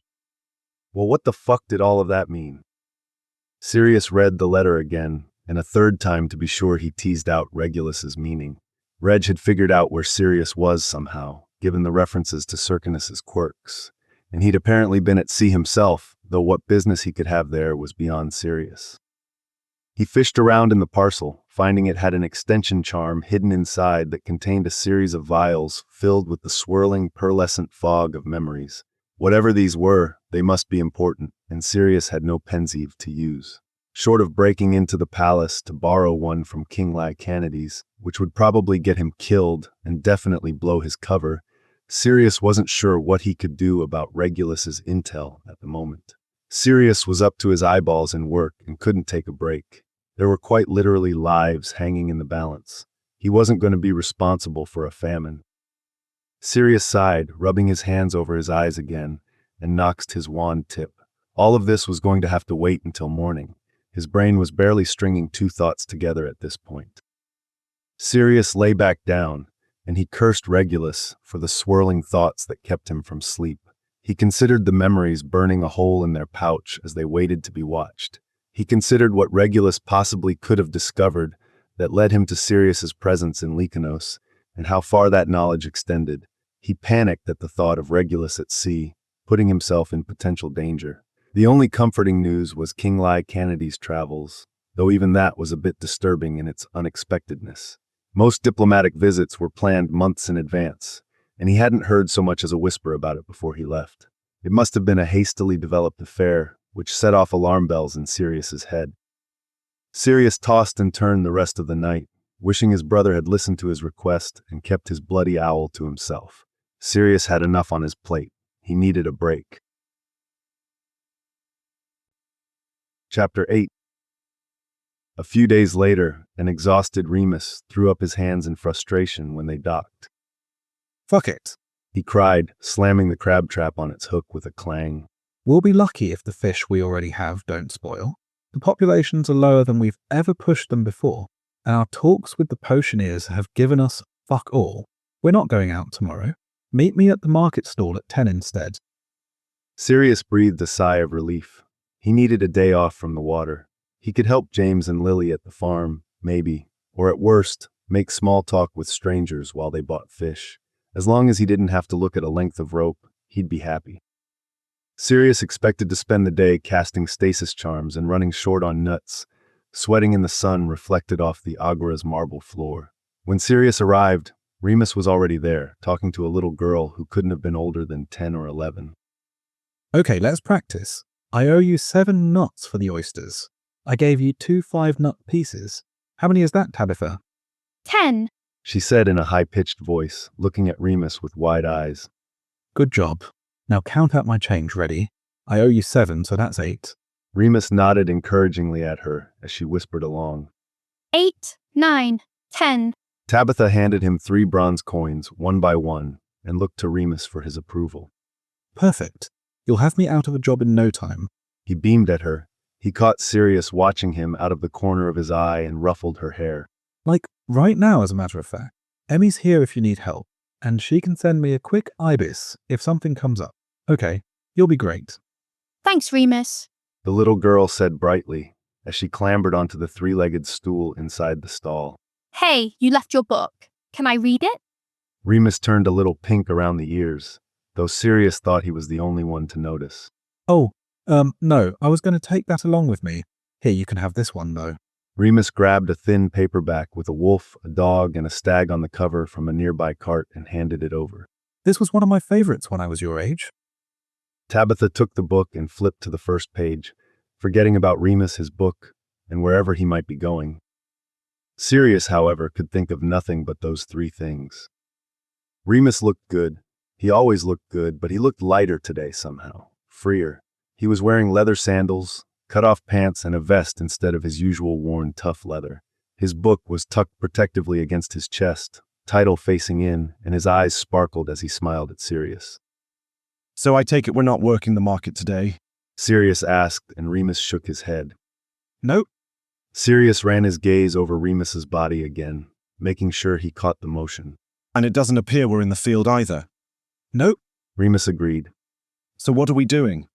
Beach. Remus bounced out of the market, his contagious joy pulling Sirius along. We have the day off, and my dad's not here to ruin the fun, so we're going to the beach. He wrinkled his brow and cocked his head. If you'd like, that is. Not everyone calls an arse crack full of sand a good time. No, I quite fancy the beach. That sounds perfect. Sirius looked down at the durable, functional Laconian clothing and heavy leather boots that had become his standard apparel. I might need to change, though. Good thing we're only 2 blocks from yours, then. Remus winked. They walked the same route Sirius had taken with James on their first day. Remus chattered with Sirius and every person they met along the way, whilst Sirius tried to sneak a peek at the spine of the novel he was so intent on hiding. Sirius hesitated when they reached the bottom of the stairs, unsure if it would be a loaded invitation if he asked Remus to come up while he changed. Remus, on the other hand, casually clambered up the rickety wooden steps behind him without a second thought. Wow. Remus sighed, throwing himself onto the worn blue sofa. Is it always this nice in here? You mainlanders might be onto something. What do you mean? Remus's long legs were thrown over the armrest, his hands were cradling his head, and his eyes fluttered closed. It's so cool. How do you keep it like this? A cooling charm. Sirius laughed. How else? This is the type of thing a wand can do for you, you know. Remus hummed non-committally, smiling softly and snuggling closer into the couch. Do you have any idea how long it's been since I had a nap, Sirius? Sirius shook his head. Me neither. Remus sighed. Wake me when you're ready to go. Sirius huffed a laugh and went into his bedroom to see what he could find for swim clothes. As soon as he opened his door, he could hear a faint whistling noise coming from his trunk. He cast a quick silencing charm over the room and flipped the lid open. Oh, shit. He hissed. Shit. How do you shut these blighters off? The sneakoscope he'd brought in a fit of moody-induced paranoia was spinning on its tip and making a devastating racket. Sirius had no idea how to stop it, and he was desperate not to let Remus know he had a danger-detecting device along. It wasn't inherently suspicious as a travel precaution, but they were expensive and a bit rare. It would be an odd item for a peasant boy to get his hands on. And why was it going off all of a sudden? Maybe Remus coming to the flat made Sirius's lies trigger it. Was there someone untrustworthy being seen in the clinic below? Moody always said it had an impressive radius. Had it been doing this all the time, and Sirius just didn't notice because he was gone during business hours? Sirius looked at the little crystal device and, cringing, cast a bombarda at it. He really hoped his silencing spell held. The sneakoscope flew into 1,000 tiny pieces, and the whistling came to an abrupt halt. Sirius vanished the bits and pawed through his trunk. He found the bathing suit he had optimistically packed weeks ago, right next to his stash of smutty books. and changed into it. He reparoed the soles on the boots from his first day on the boat, transfigured them back to sandals, and grabbed a bath towel off the hook and a bottle of sun potion he brewed the week before. He hesitated for a moment, then stuffed the novel he'd disguised as Merlin's biography into the bag. Hopefully Remus wouldn't notice how long the sneakoscope snafu took. He needn't have worried. Remus was asleep on the sofa, one arm slung over his head and his face squished against the cushions.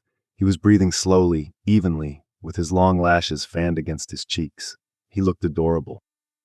Sirius found Remus's book on the ottoman, flipped it to the front cover, and snorted. He should buy James flowers for making the recommendation about hiding his reading preferences. The Sword Swallower's Apprentice wasn't subtle about its contents. Sirius flipped through the well-worn pages, finding exactly what he expected inside, and put the book back where he found it. Sirius would have been content to stand there and count Remus's freckles all day, but Remus had said to wake him, so Sirius did. What's that? Remus started when Sirius gently shook his shoulder. A slow smile spread across his face at the sight of Sirius. Oh, hi. Sirius huffed a soft laugh. Hi yourself. You shouldn't be so surprised to see me. You're in my flat. Remus looked around blearily for a moment, scrubbing his hand over his face. I know. Cooling charm, nap, beach. I remember. Ready. Let's go. Sirius nodded. Remus led him to a spot on the far end of the beach, but it was a nice day, and the sand was crowded with people. They couldn't settle in to read for more than a few minutes without someone stopping by to pester Remus, and his frustration was evident. He looked longingly at the cliffside and sighed. There's a gorgeous cove just on the other side, but it disappears with the tides, so it can be a bit dangerous. And it's a pain to get to without a boat. Remus cast a rueful eye over the busy beach. It's always abandoned, though. Wish I'd thought to bring the rowboat. Sirius raised an eyebrow. If only there was someone here who could make us disappear from one place and reappear in another, as if by magic. Oh, Remus said, eyes alight. I forgot about that somehow. Force of habit, I guess. You mind? Not in the slightest. They gathered their things, and Sirius offered Remus his arm like the courtly gentleman he was. He turned on the spot a bit more dramatically than usual, twirling Remus with him. They disappeared with a pop and reappeared just as the wave rolling in broke. It foamed around their ankles as Remus spun into Sirius's arms, catching himself with a hand on Sirius's shoulder. Sirius steadied him with a firm grasp on his hip and looked up at him with a grin. Ta-da! Remus looked a bit green. Is it always so? He scrunched up his face and held his arms tightly into his chest, making himself as small as he could. Sirius wanted to kiss the tip of his wrinkled little nose. Sort of. Sirius shrugged. You get used to it. He looked around the cove. Remus had been right. It was completely abandoned. Driftwood dotted the white sand, some still wet and some smooth and bleached from time in the sun, so it looked like the bones of an ancient sea creature. The water was the same clear, sparkling turquoise as the main beach, but the waves were calmer here, more of a gentle roll than a crushing force. The slope of the sand as it fell into the surf was so flat, it looked like Sirius would be able to walk for miles before the water got deeper than his waist. It was stunning. Wow. Remus looked at him with a soft smile, crooked incisor catching his lower lip. I know. They spread their things out side by side on the sand and stripped off their shirts. Sirius pulled out the bottle of sun potion and started slathering it over his arms, legs, and stomach. When he was well covered, he offered the bottle to Remus. Would you mind doing my back? Remus bit his lip and raked his eyes over Sirius's body. Yeah, of course. He took a daub of the thick potion and rubbed it between his hands to warm it up, then nodded for Sirius to lie on his towel. Sirius flopped on his stomach and pillowed his head in his arms whilst Remus positioned himself over Sirius's hips. He smoothed the potion over Sirius's shoulders, over the flared bones of his blades, and down his spine. Sirius hissed when he got to the sore spots in Sirius's muscles, where he stopped for a moment to rub out the tension with a strong thumb. The feeling of Remus's hands on his body and his interest clear on Sirius's lower back were enough to drive Sirius mad, but the sharp pain where Remus pressed into a knot in his back, followed by the aching release when it was gone, was blissful torture. It took all of his willpower and several variations of breathing exercise to stop himself from grinding into the beach towel beneath him as Remus worked. Finally, Remus sat up straight and tapped his hands lightly on Sirius's ribs, his tone cheery. You're good to go. You fucking bet I am, Sirius thought. He was achingly hard and painfully aware of the abandoned cove around them. All he wanted was to pin Remus's hands over his head and have his way with him. Sand in unmentionable places be damned. He glanced at Remus lying on a beach towel beside him. He cleared his throat, ridding it of the ragged, desperate quality it had taken. Do you need any? Remus glanced up from the pages of his book and shook his head. No, I'm okay for now. I'll let you know if I change my mind. Remus's cheeks were crimson under his freckles, and he was using his vest as a pillow, with the knee closest to Sirius bent and angling his body slightly away. Sirius mirrored the position and picked up his own book, pretending to read as he waited for his body to settle and adjust itself to a half-naked Remus's presence. Eventually, the sharp zips he felt every time he and Remus touched subsided to a low hum under his skin, and he was able to enjoy his afternoon. He finished his book, which ended with the hero and his handsome knight love interest flying off into the sunset on a winged horse, and Sirius only had to will one stubborn erection away during the more explicit scenes. He took a short nap and was woken by the sound of Remus chortling while he read, which was maybe the cutest thing Sirius had ever heard. He pretended to sleep a few extra minutes so he could enjoy it longer. Remus met Padfoot, which made a delighted laugh burble from deep in his stomach, and Padfoot's tail wagged so hard it shook his whole body. They played multiple rounds of fetch with one of the bigger pieces of driftwood, until Padfoot was slobbering and panting, and it occurred to the little piece of human Sirius's brain that maybe he shouldn't get doggy drool all over the bloke he was trying to impress. Sirius went for a swim, wading out until the water was up to his chest and the rolling waves were over his head.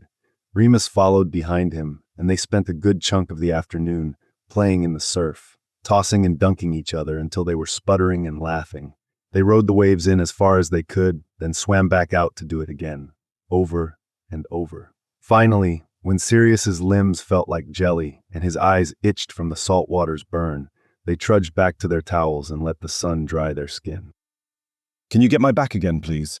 Sirius asked, wiggling the bottle of sun potion at Remus when his skin had mostly dried. Sure.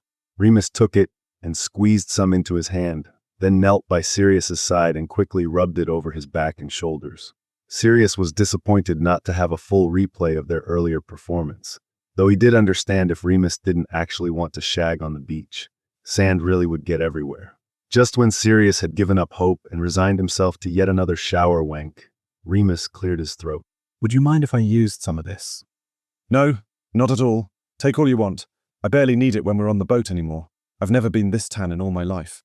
Sirius looked down at his body, where a distinct V shape showed on his chest. Well, parts of me anyway. Remus laughed and spread the potion over his arms, legs, face, and chest. Then he offered it to Sirius. To me? Yes, please. Sirius thought. He took the potion in hand and warmed it up, mimicking Remus's movements from earlier.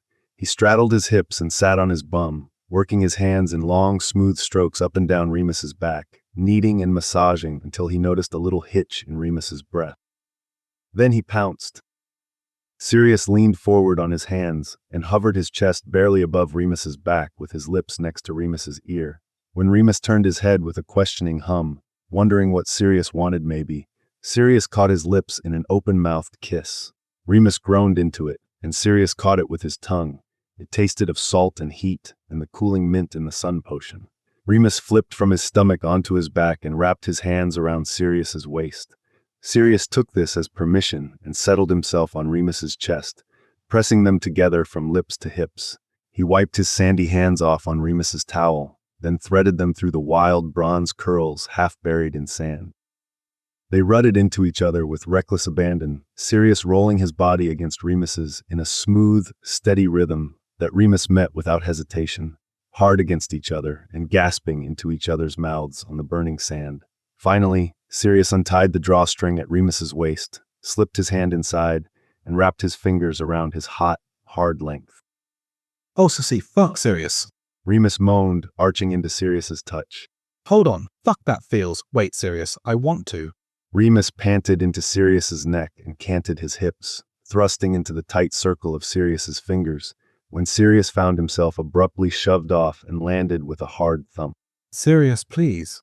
Before this goes any further, before this gets any worse, I need to tell you something. Sirius felt his mouth pull into a pout. Worse wasn't a word he associated with Remus at all. As far as he was concerned, they were sprinting from great to fan-fucking-tastic. Emphasis on the fucking. Remus must have recognized the hurt on his face because he immediately backtracked. No, that's not what I meant. Not you. You're perfect. You've always been perfect. It's me. He pulled at his hair and growled in frustration. Before we do this, I need you to know. Know what? Sirius asked. He was panicking. If the pained look on Remus's face was any indicator, it was going to be bad. I haven't been entirely honest with you. Remus paused for a moment before the words started tumbling out of him. About who I am, who we are. And you have to understand, Sirius, at the beginning, I didn't think it would actually matter. And by the time I figured out it did matter, it does matter. It was way too late, and he wouldn't let me tell you. And I tried to convince him I really did. But once he decides, Whoa, hold on a second. Sirius waved his hands to get Remus to stop. I don't understand what you're trying to tell me at all. Who are you, if you're not Remus Lupin? Remus took a deep breath. I am Remus Lupin. It's just that Remus Lupin is the Crown Prince of Lycanos. Sirius scoffed. Okay, sure. If you don't want to shag, you can just say so.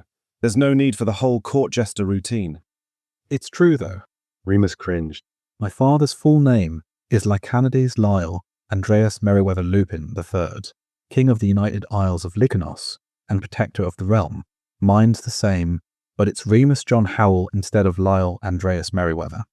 That's a mouthful. Sirius said flatly. A hesitant, hopeful smile tugged at the corner of Remus's lips, and he huffed a cautious laugh, like he thought Sirius was taking the piss. I mean, it's not like James Fleamont Charles Shaffick Potter, Duke of Westinghamshire, is much better. Sirius's stomach dropped, and the reality of the situation threatened to pull him out, like the current Remus's Merlin-forsaken family controlled because they were in charge of the whole fucking country. Fuck. Sirius had been an idiot. You know who James is? He whispered, the potential danger for James for both of them washing over him anew. Remus nodded. Do you know my name? Yes, Sirius Black. I know your name. I was surprised you kept any of it, if I'm honest. Sirius is pretty distinctive. I'm happy you did, though. I love getting to say it. It tastes just as sweet as you do. Remus reached for Sirius's hand, and Sirius flinched away. Every person they interacted with knew Remus was the prince. Sirius was the only one left out of the joke. It felt like the entire fucking island was conspiring against him, purposely avoiding Remus's title to keep him in the dark. Poppy, who rented them the flat and had been Remus's healer since birth. Aberforth at the pub, who lavished them with a multi-course meal that Sirius now couldn't even be sure Remus paid for.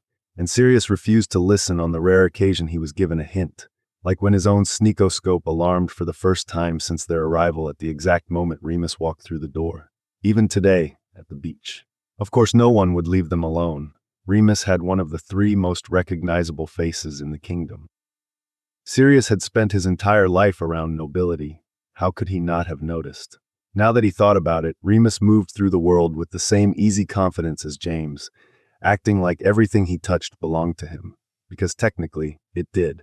Everything was owed to him as tribute, and his own sense of responsibility to his people was the only reason he didn't take it. Sirius couldn't believe it. He felt so stupid, the whole time. Remus knew the whole time. Remus had been patronizing Sirius for weeks, nodding along and pretending Sirius was doing such a good job with his adorable little subterfuge. He took Sirius on dates, he kissed him senseless, he spoon-fed Sirius the exact information he was looking for because he didn't think Sirius was smart enough to figure it out on his own. Remus let Sirius make a fool of himself over and over, in front of Remus, in front of Lily, in front of Lyle. Oh, Godric. The fucking king of Lycanos was intimately familiar with Sirius's utter failure as a spy. His incompetence was shameful. It was negligent. It could put the entire country of Kevra at risk. Remus manipulated him, talking about how his powers didn't match up with his father's expectations and how he was a disappointment. He probably knew Sirius wasn't on good terms with his parents and was making it up. Just another way to bond with Sirius and make him more pliant. Sirius was done underestimating the Lyconian strategic abilities. They were clearly much more thorough than anyone gave them credit for. The Black family had their ladle in every major cauldron on the continent. Lyle's intelligence agents must have run across Sirius's family at some point, and the gossip among nobility was vicious and widespread. If they spoke to a single person who'd met his cousin Bellatrix, they'd know the family's consensus on Sirius. Sirius felt sick. He couldn't stop replaying his time in Selenos in his mind. The entire time Remus had known who Sirius was, that he was undercover for the crown. Remus was laughing at him, mocking his ineptitude. How couldn't he be? It hadn't been an even playing field from the beginning. The whole thing was absolutely infuriating. He glared at Remus reproachfully. You knew the entire time. Well, yes, Remus admitted. Why didn't you say something? This whole mission was a waste. Sirius cried. I don't know about a waste. Not from my end, at least. Remus's doleful eyes searched Sirius's face, but Sirius couldn't bring himself to meet them. We're not some backwater hovel, Sirius. We've seen portraits and pulled memories from our spies. We know what the royal family looks like. There was an unpleasant twisting in Sirius's gut that did nothing to ease his upset. He had genuinely believed no one in Lyconos knew who they were. Remus picked at a callus on his left hand, weight shifting from side to side. When you turned up, we decided to just show you what you wanted to see. We have nothing to hide. We'd done a lot of research on all of the nobility, and as much as we could get on Kevra's intelligence services. Naturally, both you and James came up. I didn't expect to see you. It really spoke to how much King Fleamont trusts us, that he sent his son, and the man who was practically raised as his son, on an intelligence mission. It really endeared him to my father, I think. Oh well, as long as the trade deal is saved then. Sirius barked a cynical laugh. Sirius, I didn't mean, I just... Remus stuttered and stumbled over his words. The smooth-talking charmer Sirius met on his first day completely vanished. He made to reach out to touch Sirius again but thought better of it. I'm so sorry, can we please just talk about this? Sirius could feel his eyes starting to fill with tears, and a hot flush of mortification filled his cheeks. He couldn't even explain it away as sunburn because his sun potion was fucking perfect. No. Why would I waste either of our time when I can't believe anything you say? Remus squeezed his eyes shut and pinched the bridge of his nose with his thumb and forefinger. Sirius, please. Get your shit together. Sirius's tone was cold, nearly unrecognizable even to himself. What? We're going. You have 10 seconds. Get your towel and your slutty book and anything else you don't want the sea to swallow. I should leave you here, make you summon one of your courtiers to come get you. But it's probably a bloody act of war to leave the prince to drown, so I won't. Get your shit so I can leave. Sirius waved his wand, and all of his own things packed themselves away. The book shoved itself in the bag hard enough the seam ripped, so Sirius repaired it while Remus grabbed his book, towel, and vest. By the time Sirius counted to 8, Remus had a hand on his arm and was looking at him with wide, shining eyes. Sirius, I'm sorry. Sirius turned on his heel and apparated with a crack, landing them on top of the cliff that divided the cove from the main beach. Remus looked ill as Sirius shook him off. You can get back to your castle from here, I presume. Remus nodded, eyes downcast. Good. Sirius snarled.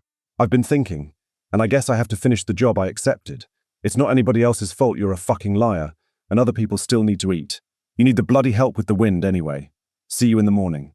The last thing he saw as he twisted again was an ashen look of defeat on Remus's face. Chapter 9. When Sirius stepped on the deck the following morning, he didn't so much as grunt a hello to Remus. He took his place behind the sails and waited for Remus to give the order to cast off. Then, when permission was granted, he waved his wand to untie the ropes and cast his wind charm. Even his casting was silent. He could feel Remus watching him with nervous eyes all day. He gave Sirius plenty of space, only speaking to him about work and only when necessary, and he didn't try to broach the subject of his betrayal at all. Still, Sirius felt eyes like a continuous series of needle pricks, stabbing him in the back over and over. A night of sleep hadn't done anything to lessen the sting of their argument. It had taken everything in Sirius not to pack up all his things and port key to Kevra, and this morning he was regretting his choice to stay. He knew he'd told Remus he'd be back to help finish what he started, but what did he owe that liar anyway? He could leave whenever the fuck he wanted. The only reason he was standing on this Merlin-forsaken boat was James. Sirius couldn't leave him here, unprotected and alone, and James showed no interest whatsoever in returning home. Sirius had summoned him back to their rented flat with a Patronus, struggling to grab his happy memory more than he had in years.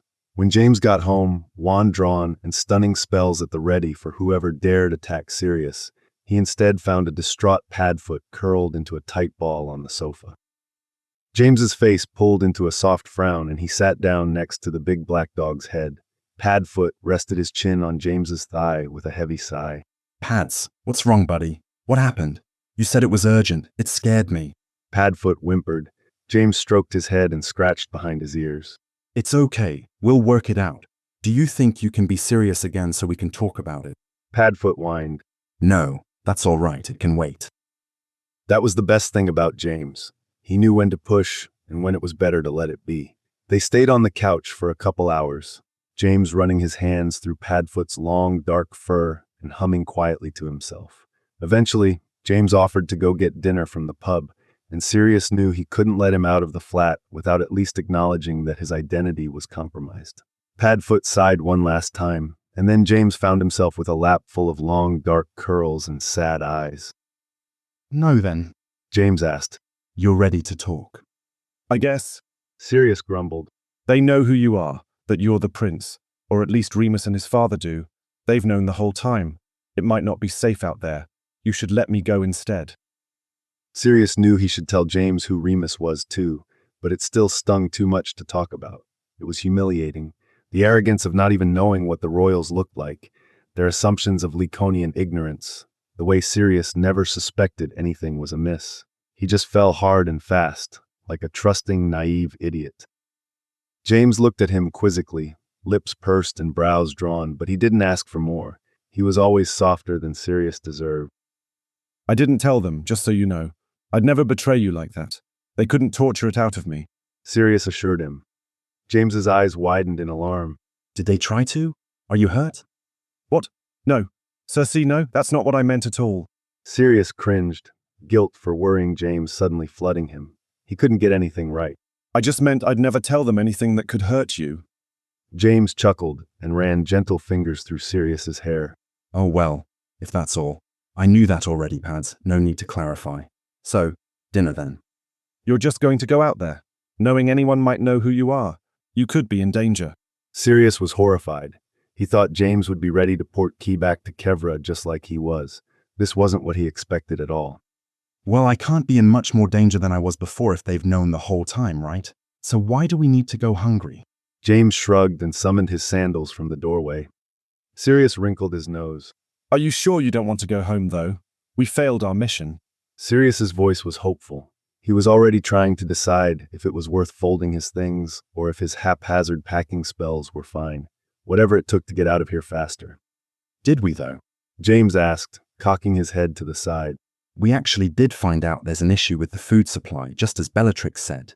But we also discovered it's from foul play. Don't we owe it to both Lycanos and Kevra to get to the bottom of it? James Potter, Sirius's noble fucking twat of a brother. Of course he felt the need to see it through. Sirius groaned. Fine, have it your way. I always do. I'm the prince, you know. James waggled his eyebrows with a cheeky grin and walked out the door. So here Sirius was, back on the stupid bloody deck of this stupid bloody boat, with Remus's insistent eyes tattooing his back with worry lines. It made Sirius want to jump in the sea and take his chances swimming for home. Most days, Sirius would have gotten them to where they were planning to fish as quickly as possible, dropped the anchor into the water, and spent the rest of the day flirting with Remus while they worked. Today, the idea of having to even speak to Remus breathed a flame back into the smoldering coal of anger in the pit of Sirius's stomach. He could feel it in his fingertips, an inferno just waiting for a spark, fiend fire hoping to escape and devour everything in its path with Sirius's rage. Fortunately for Sirius, they were checking lobster traps, which involved a lot of movement from buoy to buoy and not much time for watching a handsome leggy git prince cast nets. A small voice in Sirius's mind asked if Remus chose to do this today, so Sirius would have to man the sails. It wondered if Remus knew he needed space and was giving him an excuse to keep to himself. Sirius squashed that voice like a doxy. He was absolutely not going to give Remus's kindness that much credit. Instead, he cast a ventus so powerful it ripped a hole in the mainsail. Sirius's curse echoed across the water, and he rolled his eyes before clambering up the lines to repair it with a charm. He got tangled on the way up, and his reparo made the hole in the sails smoke with how quickly the fibers wove themselves together. But soon, Sirius had his feet back on the solid wood of the deck, and he was ready to cast again. It was his wand's fault, truly. The tiny little point of origin made it so the wind was too concentrated in one area. If he could just cast with his hands, he could summon a wider pattern. Yes, this sudden trouble with blasting holes in the sails was definitely because of that, and not due to Sirius's temper. Sirius heaved a sigh and raised his wand. He focused intently as he thought the incantation, not trusting his own strength if he said it aloud. Even with a silent charm, he could see the weak point he'd just repaired straining. Sirius took a deep, steadying breath and concentrated on his wand. He consciously relaxed his grip, felt every minute twitch in his fingers, and imagined drawing back on his magic the same way he pulled his horse's reins, controlling the power that so desperately wanted to run free. And then he felt it. There was a chill in his fingertips he'd never noticed before, a bitter cold, like walking across the castle's courtyard in the early February sleet without his gloves, the tingling numbness that sets in just before frostbite, his wand concentrating and amplifying his magic as it ran through him. He could feel his magic. He could feel it. He dropped his wand, the shock of a long-forgotten sensation tickling the edges of his brain, making his skin prickle and his reactions sluggish. It felt like blood flow returning to a long-asleep limb, like a sixth sense he'd lost so gradually he didn't know to mourn it until it suddenly returned. Sirius picked up his wand and cast the wind charm again. He was ready this time, imagining the fields of energy connecting his wand to his left hand, the infinitesimal space his magic had to traverse from the source to the target, visualizing it as minuscule silver beads, as liquid mercury coalescing into one big molten sphere, ready to splash itself into a fine mist wherever Sirius saw fit to toss it. The wand wasn't magic, Sirius was. He just had to remember how to project it outside himself. Sirius raised his right hand, fingers pinched in front of his chest like an archer knocking an arrow. Ventustria Asuedo. A gust of wind burst from the tip of his wand, and the sail filled, again straining at the patched seam. Sirius splayed his palm and shoved his free hand forward, swirling it in the air the way he'd watched Remus's father do so many times, redirecting the airflow into an evenly spread pressure instead of a sharp punch. He focused on the chill, the frostbite, the swirling molten globe, and pushed with his mind as hard as he could, and nothing. Nothing happened. Sirius frowned. There was a light tingling in his fingertips, and one loose end of rope swung feebly where its neighbors hung limp. But that was all. No goosebumps up his arm as his magic exited his body. No great burst of speed when his wind filled the sails. No gasp of shock and awe from Remus. Not that he wanted one. Sirius huffed.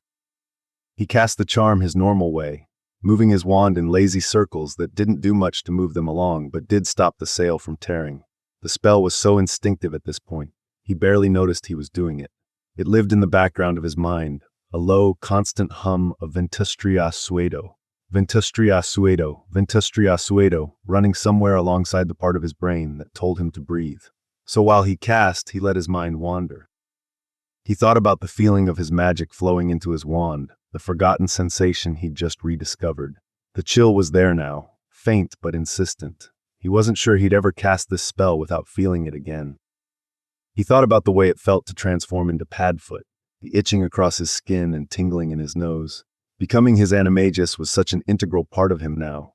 Sirius could do it without thinking. 1 second, he'd be wishing he could free his mind from its whirling complexity, and the next he'd have 4 legs and a tail. His Patronus felt similar, though he needed a wand to cast it. The silver dog made a surprised little jolt in his stomach, like missing a stair. Maybe that was the trick. Delving into the deeper core of his magic was less about the words and the motions and more about how it felt, both physically and emotionally. The magic exceeded the sum of its parts, and Sirius had only been using half of its potential this whole time. Sirius cast around for more, trying to remember life before his wand felt like an extension of himself. Before Padfoot, the last wandless magic he remembered was setting the curtains in the study on fire during history of magic lessons. Professor Binns was dead boring, and Sirius and James made use of the time in his sessions by practicing their more frivolous spells. After the professor spent an entire day with his beard-charmed Violet, the boys were required to store their wands on his desk for the duration of his lectures. Sirius was 12 at the time, James just 11, and they'd had their wands for only a few months. The idea that either of them had bursts of accidental magic had been laughable for some time. It was clear to anyone with eyes their magic obeyed their every whim. Unfortunately for Professor Binns, they could still make trouble with their wands out of reach. The study's crimson and gold brocade curtains didn't stand a chance. They ended each lesson a good deal more scorched than they began it, only for James's father to repair them and start over the next day. Sirius remembered those lessons, the long hours spent gazing out the window and wishing they could run around the grounds instead. He remembered the burning resentment he felt about having his wand taken and the flare of frustration when he had to fill his inkpot by hand.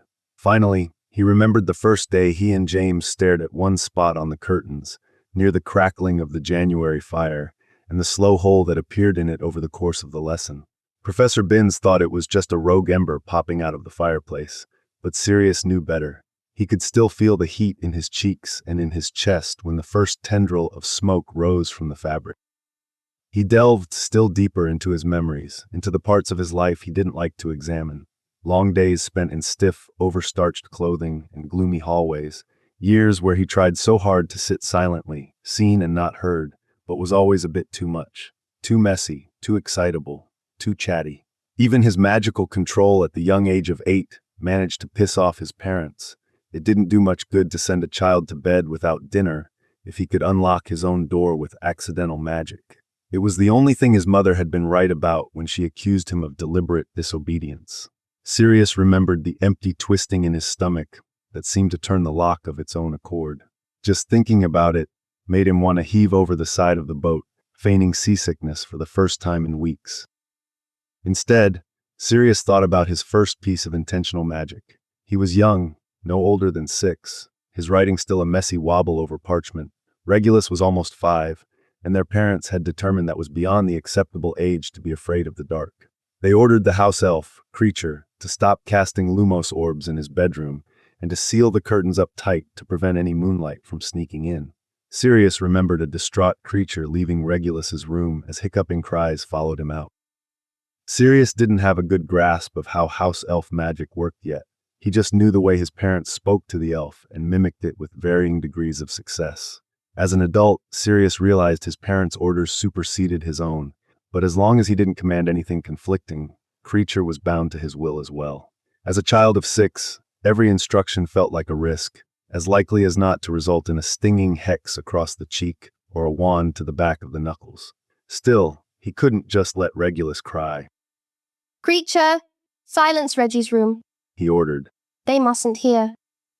Creature looked at him in relief, the only moment they ever shared a common purpose, and snapped his fingers.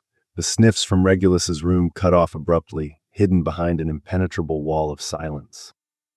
Master Sirius must go back to his room now, Creature said, shooing Sirius to the door across the hall from Regulus's. Sirius opened his mouth to argue, and Creature flicked his fingers at Sirius. Sirius looked longingly at Regulus's door, but Creature waved his hand and hovered Sirius's body back into his room.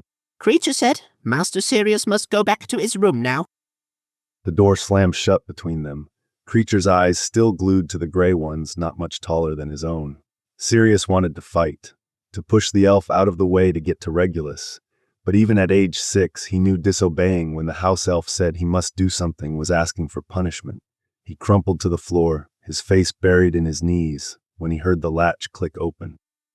Sirius shot to his feet and across the room in a blink. He flung the door open, then peeked out into the hall. It was empty. No Creature or mother or father to tell him to go back to bed. Even the portraits on the walls were empty. Sirius tiptoed to Regulus's room and slowly, silently turned the handle. It was unlocked. He pushed it open and crept inside, letting it fall shut behind him. He could hear Regulus's crying from somewhere over by the bed. His breaths were coming in jagged gasps, almost worn out from sobbing. Reggie? Sirius hissed.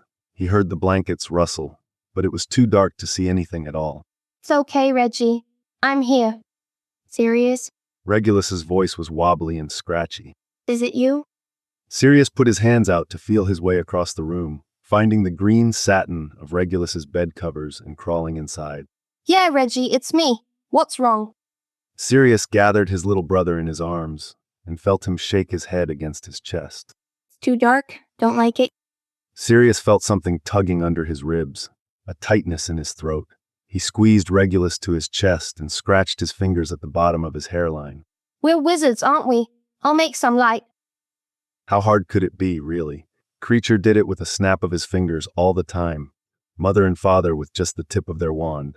Sirius was just as magic as any of those people. More, even. He heard Mother talking about how nobody could keep his carved black dog away from him when he was a baby, no matter where they hid it. If he could outsmart all the grown-ups, he could make light for Reggie. Sirius scrunched up his face and concentrated so hard on the tips of his fingers, feeling them tingle, then warm, then burn. It scared him a little and surprised him a lot, and he pushed the feeling away from himself as fast as he could. Regulus gasped. You did it?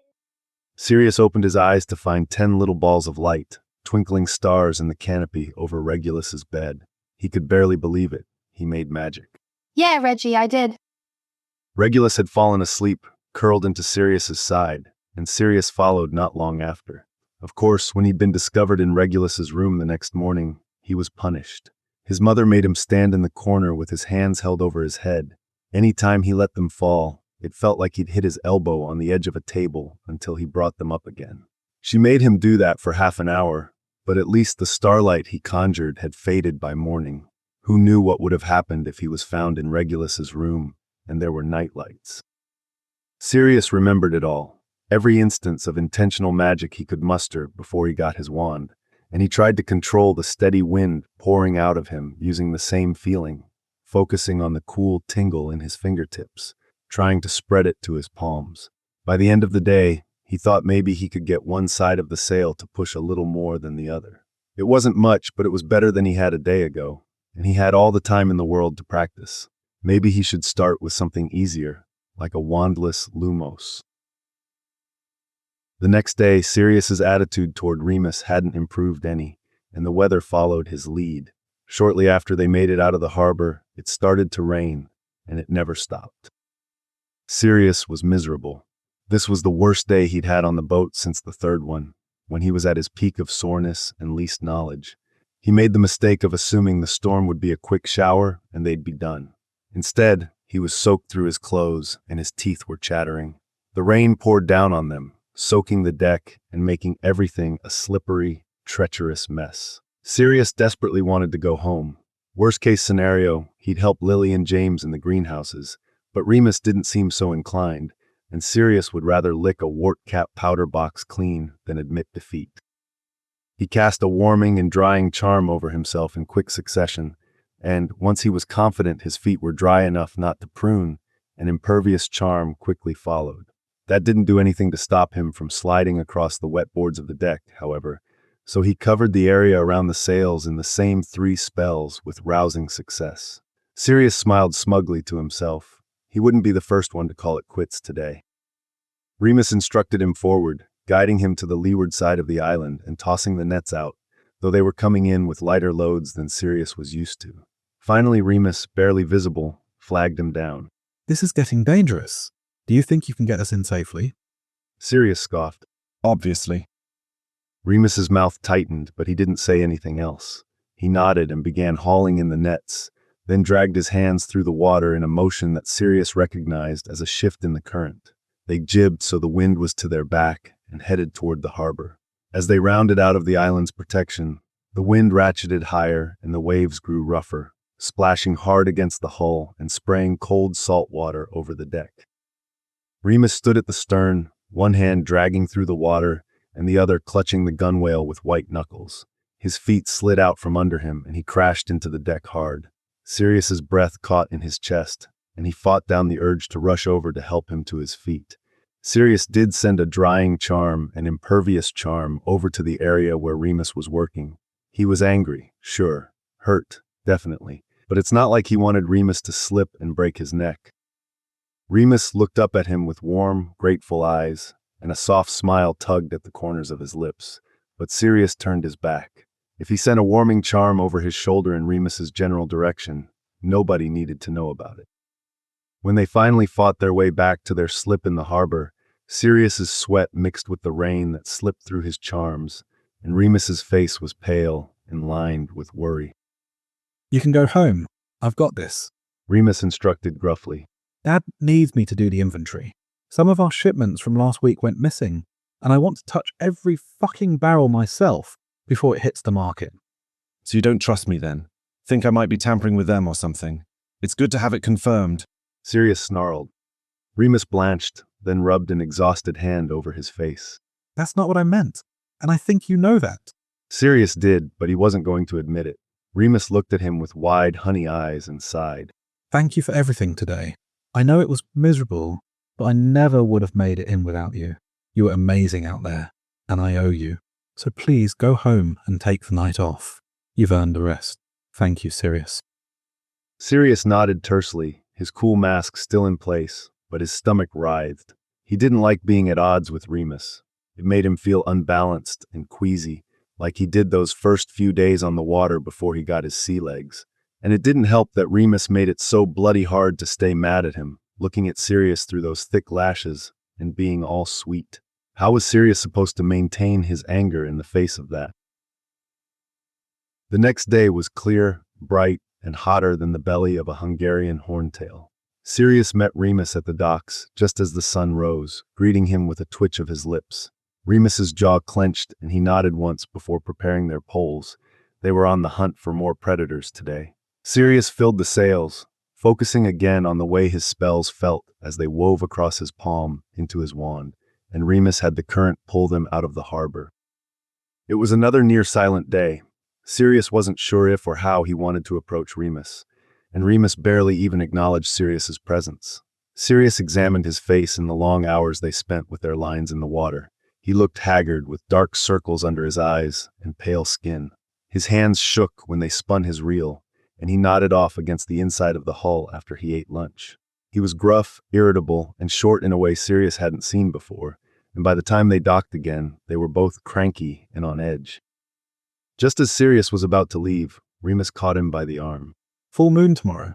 Work the market. Oh, right. Sirius nodded, biting his lip as that uncomfortable wiggle in his chest resurfaced. How could he have forgotten about the full moon? Day after is a day off too. Do whatever you want. Sirius frowned. He knew it wasn't fair given his behavior over the last few days, but he was hurt to be dismissed so bluntly. Cast aside even. I'll see you in a couple days then, I guess. Remus grunted an unintelligible response, and Sirius twisted on his heel to apparate home. Sirius spent his day at the market, restless and itchy, tapping his fingers against the wooden planks of the stall, and trying hard not to grind his teeth when a man across the courtyard laughed too loudly. He practiced his wandless magic, focusing on drawing the numbness in his toes out through his fingertips for a stasis spell. The shrimps he used as a test subject took 8 minutes longer to turn rank than the one he didn't charm at all, but it didn't have anywhere near the longevity of the ones where he used his wand. The practice didn't serve its primary purpose anyway. Sirius's only goal was to occupy his mind as much as possible, force it to think about anything but where Remus was and how he was feeling, and if Sirius's surliness would make the full moon worse. Instead, all he got was frustrated with his shoddy spell work and an anxious stomachache. When the market finally closed down for the day, Sirius took the long way back to his flat, kicking rocks petulantly in front of him the entire way. The flat was empty, as usual, when he got home, and Sirius tried to busy himself making dinner but couldn't focus on anything other than worrying about Remus. The sun was sinking lower in the sky, reflecting a rippling orb across the rolling ocean waves, and it was beautiful. Really, it was. It just looked ugly to Sirius because he knew the closer the sun got to the horizon, the closer Remus's body was to breaking itself so it could be put back together wrong. Not wrong, maybe. That felt like a Kevran prejudice the Laconians didn't share. Painfully, then. Everything Sirius had ever read about werewolf transformations said they were incredibly painful, and Remus's exhaustion and ginger movements the last time Sirius saw him did nothing to contradict those reports. And Sirius didn't want Remus to suffer.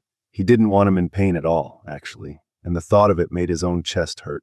Sirius thought about how he hadn't even realized it was the full moon, what with the trouble at Lily's and their own frantic fishing. A wave of guilt threatened to pull him under. He'd noticed Remus looked rough and reveled in it, assuming it was regret for hiding his identity from Sirius all this time. Fuck, Remus must hate him. He'd been such a self-absorbed prick. A burning smell pulled Sirius from his thoughts. The fish he'd been frying was charred and inedible. Sirius growled in frustration and vanished his failure, pan and all.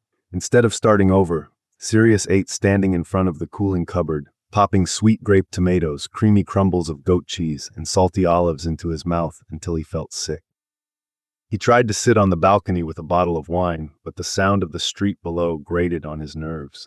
He stared into the middle distance without seeing anything and let his mind sway between guilt and residual anger. He was brought back by a slow trickle of liquid rolling over his hand. His glass was cracked and leaking. Sirius noted resentfully that the only wandless magic he could muster was both accidental and messy. Typical. Sirius was pacing holes in the floorboards when the door to the flat banged open. His eyes snapped to James, whose face was already pulled into a frown of concern. Sirius wasn't sure if he looked as wild and distraught as he felt, or if his best friend just instinctively knew when Sirius was upset. Either way, Sirius appreciated his rush across the room and reassuring hug. Sirius breathed a sigh of relief. James always made him feel like his problems weren't so big, like anything was possible as long as James Potter said it was so. Sirius let himself be surrounded by the comfort of his brother. Ready to tell me what's wrong, hey? He asked after Sirius had a few moments to compose himself. Sirius shook his head. James squeezed him tighter. All right, but I can't help if you won't talk to me. Sirius held his silence until James pulled him over to the sofa and settled them both in, shifting around until Sirius slumped into his side with his head resting on his shoulder. James waited, humming to himself, until Sirius took a deep breath and spoke. Remus is a werewolf, and it's the full moon. Never pegged you as someone who'd carry that kind of prejudice, mate. James jostled Sirius with his shoulder. As long as he takes care to isolate himself tonight, I'm not sure I see the problem. It's not his fault. Bites happen. He'd never hurt anyone. Sirius defended, angry on Remus's behalf. It's actually genetic, I guess. It's been in his father's side of the family for generations. Huh. Never knew that could happen. James mused. Leave it to James to take that information completely in stride. He tilted his head to rest on top of Sirius's. You don't seem all that bothered by this. Not enough for you to have that look on your face when I came home. Sirius grunted and James huffed fondly. Take your time. Hey, guess what Lily and I did today? Sirius listened while James rambled about the potion he was helping Lily brew to rebalance the dead soil in the wheat field. Then, as he launched into a description of a dog he saw on the way home, he thought Sirius would have liked. When he was done, he trailed off and let them fall into a comfortable silence, drumming his fingers against his leg. The sun set, the sky fading to a deep purplish blue, and the moon rose, dragging Sirius's worry behind it. Finally, Sirius cleared his throat. Remus is the Prince of Lycanos. James made a surprised sound deep in his throat. That was not the problem I was expecting. Honestly, mate, I'm not sure I understand why that one's an issue. How isn't it a problem? Sirius wrinkled his brow and pulled away to look up at James's face. James shrugged. Don't know. You're basically royalty already. What's the difference if you're spending time with me or with him? I'm not dating you. The obviously was implied. James shook his head. Nah, I don't think that's it. Sirius scoffed. I'm not sure that's up to you. James wrinkled his nose and wobbled his hand from side to side. Maybe not. Still feels like a lie, though. I know your filthiest fantasies about Prince Shacklebolt Sirius. You're not that put off by the idea of dating royalty. Shagging and a relationship are not the same, Prongs. Sirius rolled his eyes. James hummed non-committally, then fell silent. Sirius groaned. He lied to me about it. I'm allowed to be mad about that, aren't I? You can't build a relationship on a lie. Padfoot. James leveled him with a look. Come on, Prongs. That's the bare minimum. Everyone knows that. Sirius wasn't sure why James was being such an arsehole about this, and he also wasn't sure why it was making him so defensive. Padfoot. An element of warning crept into James's voice. What? Sirius bit out. That squirming sensation was back again. the one from the last few days with Remus that Sirius suddenly recognized as being exactly the same as any time he tried to hide things from James. It seems a little hypocritical of you to be this mad about him hiding his identity, given you're here under a fake name as a spy. That's all. What? Well, so are you. Sirius sputtered. Don't you think Lily would be upset if she found out? James snickered. I don't think she was fooled for 1 second. That woman's ability to sense bullshit is supernatural. I think it has something to do with the farm powers. Related to the fertilizer, I guess. Was that a bloody pun? Are you making puns at me at a time like this? Sirius was appalled. May have been, yeah. Prongs grinned. I'm just saying, Padfoot. Is he this upset with you too? Does this go both directions? No, he's not. Because he knew the whole time. Sirius cried, waving his hands around, and James's face broke. The look of pity and understanding made Sirius want to shrivel up and die. Oh, Pads. James breathed. Is that the real problem? Is what the real problem? Sirius sank back into the couch, crossing his arms over his chest. You're not mad because he lied to you, though you're not happy about that either. You're upset because you thought you had him fooled, and you didn't. Well, it's embarrassing. Sirius burst out. It's absolutely mortifying to think that every step of the way, he was just placating me and ridiculing me behind my back. There were so many signs, James. So many. And I ignored them all, completely dismissed them, thought I was so clever. I deserve all the mocking I get. He thinks I'm so stupid. Sirius felt like he was going to cry. James pulled him back into his side and kissed the top of his head. Are you sure about that? How could he not? I'm stupid. I'm a useless spy. I failed my mission and I had no idea. James whimpered. I really wish you'd stop talking about my best friend that way. I don't want to have to hex you. Sirius rolled his eyes. I'm being serious, Jamie. So am I. James nudged him, and Sirius looked up at him again. I understand why it feels that way to you, Padfoot. I really do. But I have to ask, does he act differently around you than he does when it's all four of us?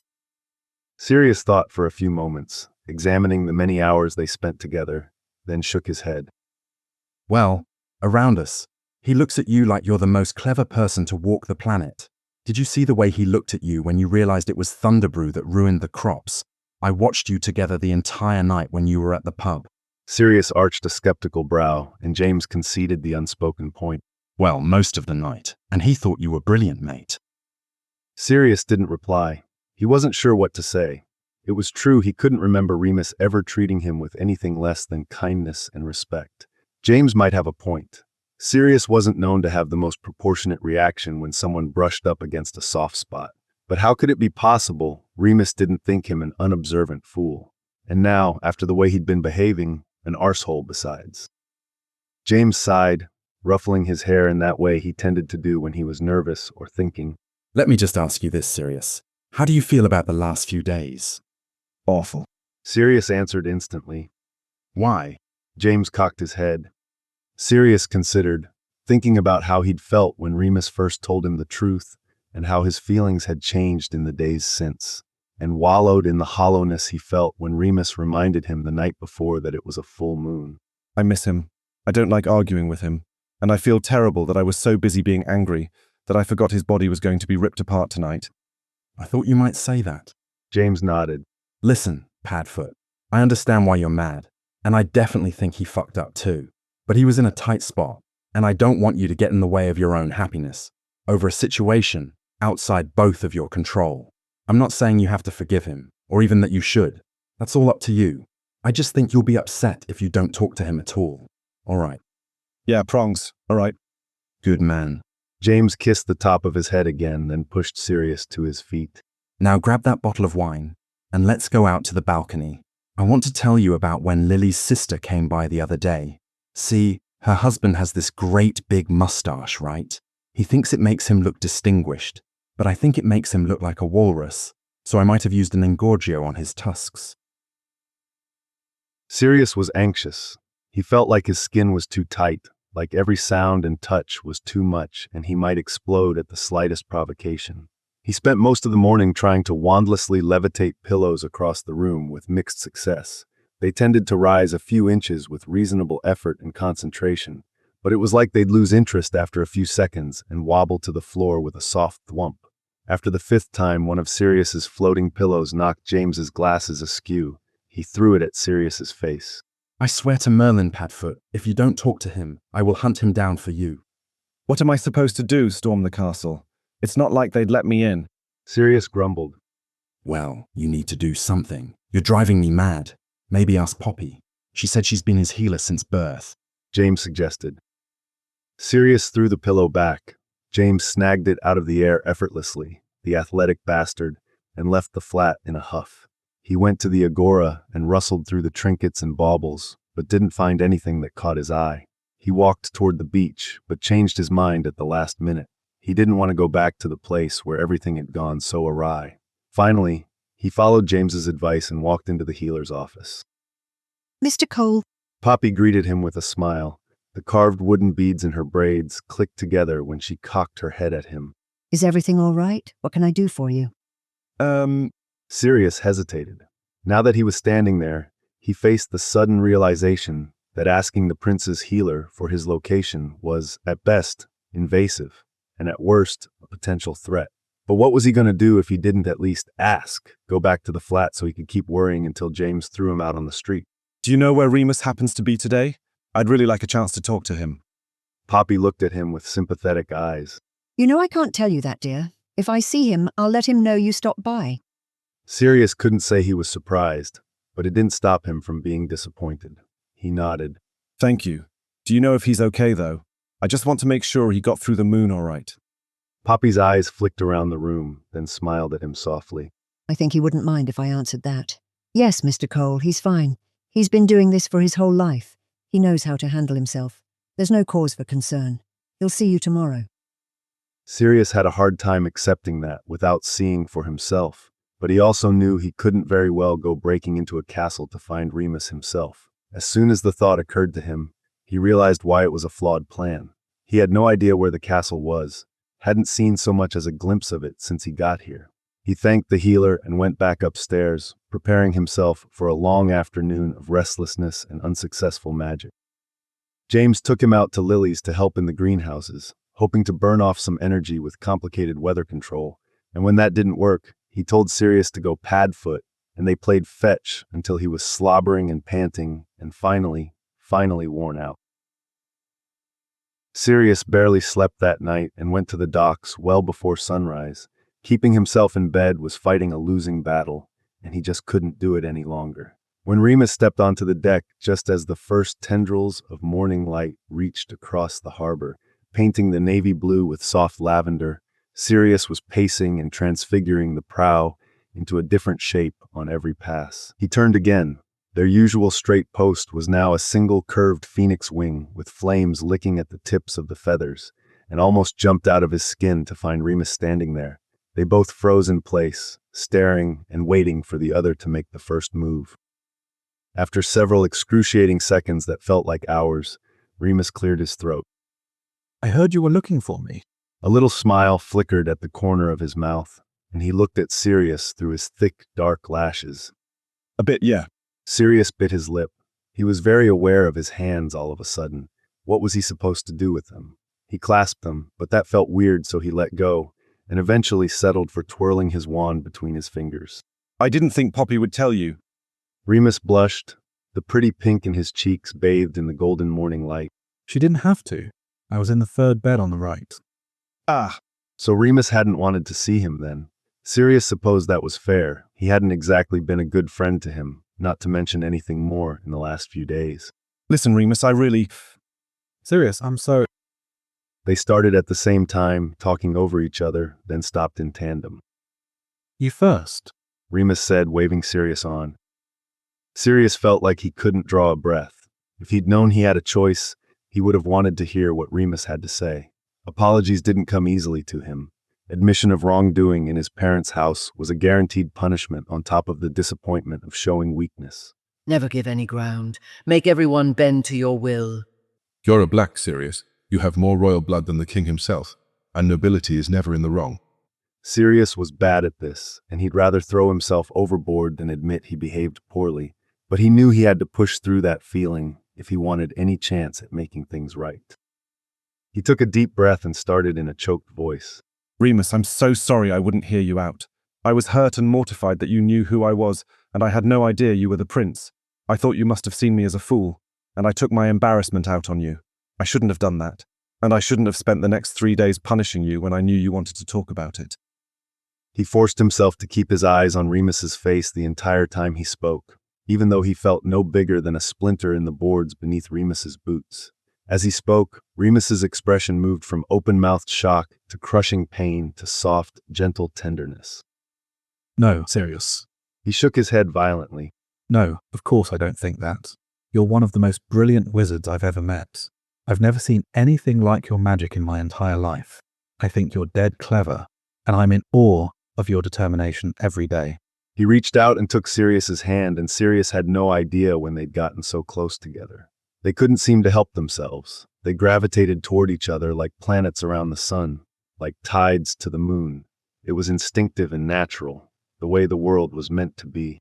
I had an unfair advantage. I knew who both you and James were on site, Sirius. We didn't just join the global community without any research. I've known you, your parents, your brother, and your extensive network of cousins for months. And that was after I learned everything about every royal family on the continent.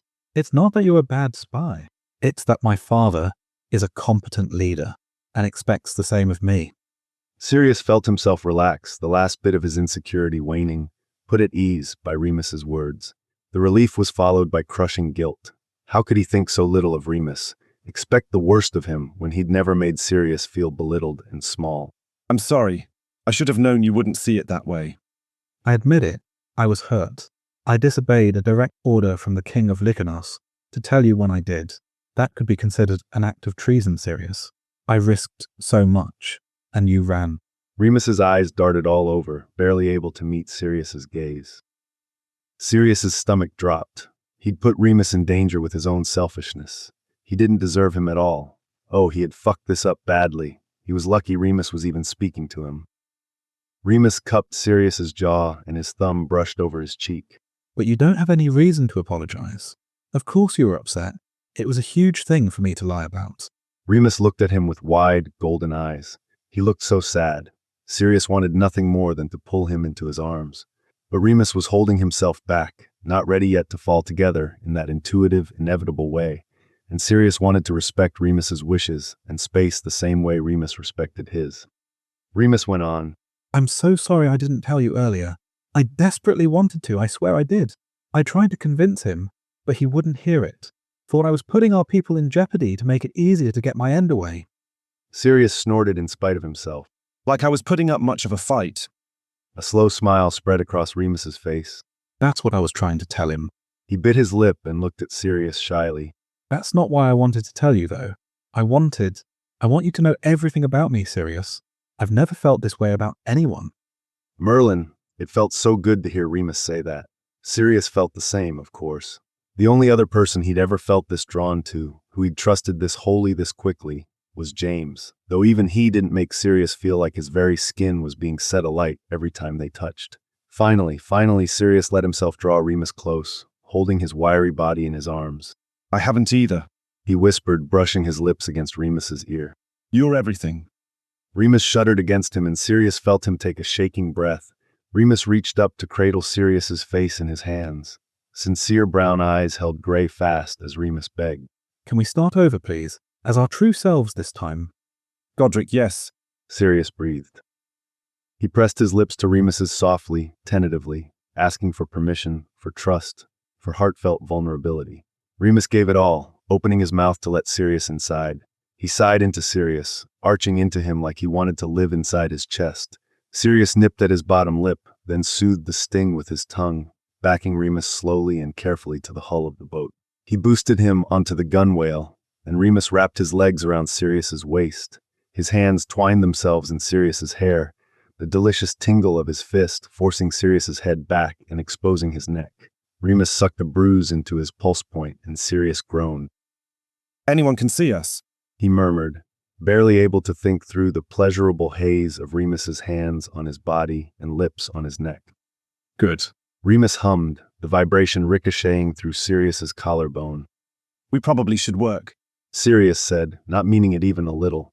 He was disappointed when Remus drew back, until he saw the mischievous glint in his heavy-lidded eyes. I have a much better idea. Chapter 10. Sirius flew around his flat, tossing a toothbrush and a little tin cup and a clean pair of pants in a small case he conjured. He brought his swim things and seriously considered throwing in a wicker basket before deciding he was being ridiculous. Remus had only said, "Pack a bag, I want to show you something." Sirius had no other context, but he was half crazed with lust and euphoria after he and Remus resolved their shit, and Sirius had nearly dropped to his knees in clear sight of the harbor master. He looked in his bag and decided good enough was good enough. He was a wizard, wasn't he? Anything he needed and hadn't thought to pack, he could conjure. He apparated back to the harbor and waited at their usual slip, vibrating out of his skin with excitement. Remus strolled up the dock with a satchel slung over his shoulder, whistling a jaunty tune and grinning so brightly, the sun seemed to dim in comparison.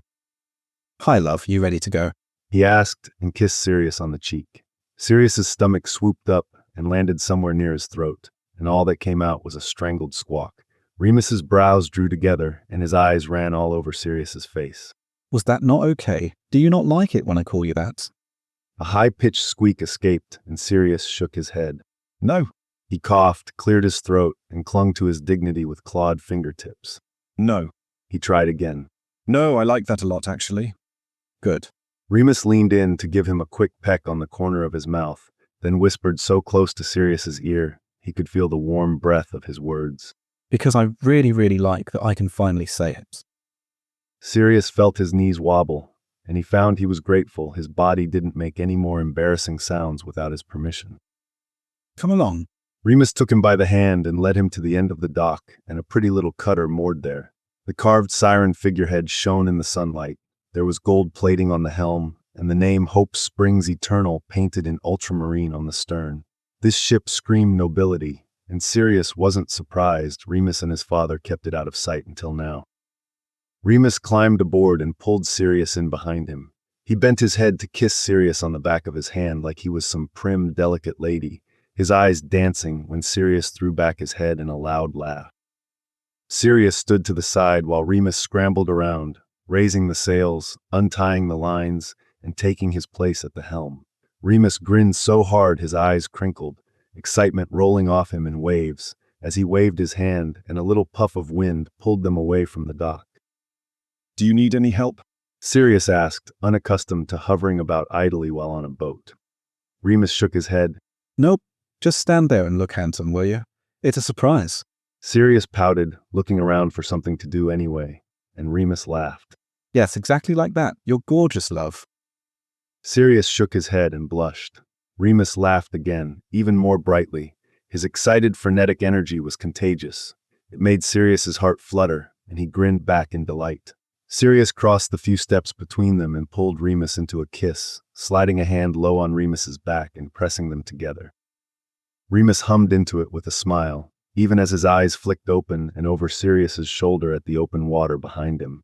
"I like where your head is, but we have to get there first. I promise it's not far. We should be there in less than 20 minutes. Sirius had no idea where they could be going. He'd been all around this island dozens of times, and there was hardly anything at all within that radius. Just a few little spits of land, nothing more than jagged rock and tangled smatterings of scrub brush. Maybe there was a sandbar nearby where Remus wanted to anchor. It might be nice to go for a swim. He leaned in and kissed Remus again, softly this time. A slow smile curled at Remus's mouth until it was more a press of lips to teeth. Remus broke them apart with a sigh and looked at Sirius from beneath hooded lids. "Merlin, you're cute." Sirius felt his cheeks get hot again. Apparently starting over meant that stupid, embarrassing tendency was back as well, and he cleared his throat. "She's beautiful." He ran a thumb across the brightly polished oak below Remus's wrists. "She's so agile, and I really love the masthead." Remus huffed a fond laugh. 2 months ago, you'd barely set foot on a ship, and now you're commenting on agility like some kind of swashbuckling marauder. We'll make a Laconian out of you yet.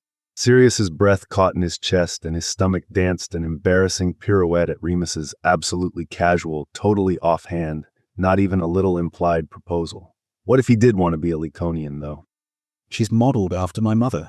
Remus said, startling Sirius from a fantasy he hadn't even realized was living in the depths of his mind before that moment. Remus nodded toward the figure on the prow of the boat. The carving. This was my father's coronation day gift to my mother. He gave Sirius a sidelong look. I'm not really supposed to take it. Sirius gasped in pretend shock. Remus Lupin, did you steal your mother's boat for a joyride? Remus smirked. Might have a bit, yeah. Whatever are we going to do with you? Sirius shook his head and clucked his tongue. You'll have to be punished. Remus's breath hitched, his eyes went hazy, and a quick glance at his trousers revealed a sizable bulge. Sirius swallowed thickly. Shouldn't they almost be there by now? Remus ripped his eyes away from where he was staring, at the open neck of Sirius's collar, and scanned the horizon. Oh, there's one thing I should have warned you of. He bit his lip and looked to Sirius with wide eyes. We have to get through Bloodwards. It's not much. Less than that day you caught your palm with the fishhook, remember? I'm sorry, love. I didn't think. We can turn back if you want. Sirius's brows drew together. Were Bloodwards standard practice? And where in the name of Merlin's saggy bollocks was Remus taking him? It's fine. Just let me know when you're ready for me. Go ahead, we're just about to breach. Sirius looked around in confusion. There was nothing. Then he saw it, a sort of shimmer on the horizon, and a buzzing like distant bees filled his ears. I can slow us down, love, but you need to do it soon. I don't want you to get pushed out the back of the boat, Remus warned. We can use a hook or a knife if you need. I just thought your wand would be cleaner. Sirius drew his wand and whispered Diffindo under his breath. A straight, shallow cut opened across his palm, and a few drops of blood ran down his wrist. Remus grimaced. I'm sorry, baby. I wish it didn't have to be this way. It's the only security strong enough. Sirius cocked his head. Strong enough for what? For the wolf. Comprehension dawned clear and bright in Sirius's mind. He hadn't considered where Remus transformed beyond a vague outdoor place. A walled garden in the palace, maybe, or a warded wing. It made sense that the lycanthrope prince of the nation would have his very own island, though, and Sirius was impressed with the concealing magic. He'd been by this spot half a dozen times since he arrived in Lyconos, and he never even spotted the seams in the wards. Sirius gasped. Lyconos, he whispered faintly. Fool. Sirius turned to Remus. This country is called Lyconos. Yes. Remus arched a skeptical brow. Your father is King Lycanides. Remus's lips twitched. Indeed. Your name is fucking Remus Lupin. Sirius covered his mouth with his hand. Yes, love. All of that is true. Remus nodded. Sirius couldn't believe it. It's all been right there, this entire time. Remus bit his lips together, but the corners of his mouth twitched upward, and his nostrils flared in a way that told Sirius he was holding in a laugh. You weren't even trying to hide it. The fucking capital is named Selenos, for Merlin's sake. Like the bloody moon. Have all of us always been so fucking stupid? Might as well call you Bloody Moony for all your subtlety. Sirius turned accusatory eyes on Remus, who held up his hands in a gesture of innocence. Don't blame me for it. It's been this way forever, and nobody bothered to connect the dots. It's the nice thing about being an afterthought. Anyone with a modicum of power doesn't think you're worth the analysis. Remus smirked smugly, clearly proud they've spent multiple centuries evading notice. His eyes flicked over Sirius's shoulder. Turn around, love, and hold your hand out in front of you. We're going through. Sirius did as he was told, pressing his hand against the shimmering wall he could barely see, only to be surprised when it slid right through.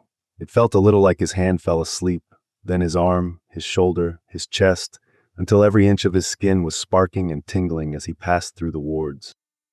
Merlin, fuck. He breathed. I know. Sirius could hear the smile in Remus's voice, but he couldn't tear his eyes away from the sight in front of him. A few seconds ago, there had been nothing before them but open water.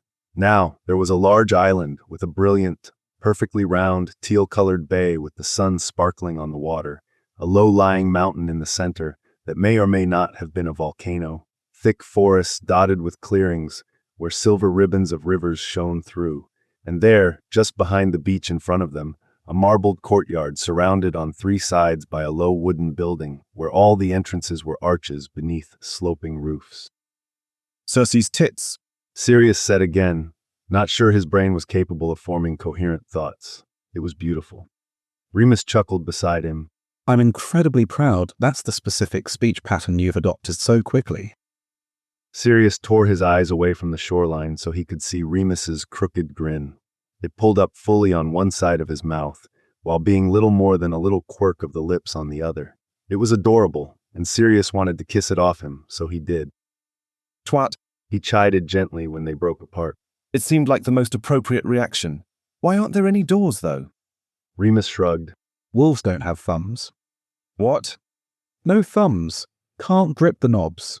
And, Morgana help him, he's not patient enough to work out the lever kind. It's much easier to just make it a bit of a maze. They moored Hope Springs in the middle of the bay, and Remus flung a rope ladder over the side. It landed with a plop, 3 rungs down, and he beckoned to Sirius to lead the way. After you. Sirius grinned, his happiness already manifesting through his entire body, with a little wiggle in his hips and toes. He took 3 running steps and leapt, pulling from his heartbeat outward and shifting into padfoot in midair. The black dog landed with a splash, and doggy paddled around the sailboat. There was laughing from the deck, followed by thumping feet and another splash by the prow.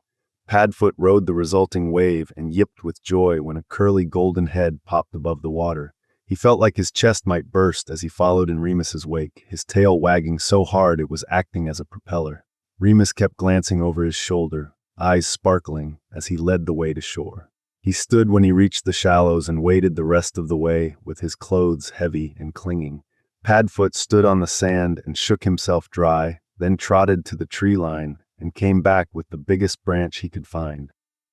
Remus laughed and took it from him, throwing it across the beach for Padfoot to chase. He brought the stick back proudly, head held high and feet prancing, and dropped it at Remus's feet. He sat and looked up at the golden, laughing eyes and thumped his tail in the sand so hard it shook his whole body, and the sound reverberated through his ears. Remus reached down to scratch beneath his chin, and Padfoot leaned into the touch with a whine. Remus smiled at him softly. This is great, love. But could you be serious again, please? I need a little help here. A blink later, Sirius stood where Padfoot had been, and Remus's hand was resting on his hip. Sirius took Remus's chin between his thumb and forefinger, leaned in, and pressed a kiss to his lips. What do you need? Drying charm would be great, if you don't terribly mind. Now why? Sirius gave him another peck on the lips. Would I ever? A kiss on the hinge of his jaw. Want to do? On the soft spot behind his ear. Something so foolish. A nip to his pulse point. As all that. Sirius nuzzled into his damp neck and caught the salt water in the hollow of his collarbone with his tongue. Look at you. I'd be a fool. He pulled back from where Remus was arching into him, drawing a high whine from his throat. His shirt was soaked, the white fabric nearly transparent where it clung to the firm lines of his body. It's uncomfortable, Remus panted. Sirius sucked a bruise into the curve between his neck and shoulder. Well, we can't have that. Sirius hummed, sliding his hands beneath the sodden muslin and grazing his teeth along Remus's neck. Maybe it's better to just lose it. His hands moved over the hard planes of Remus's chest, peeling dripping fabric away from hot skin.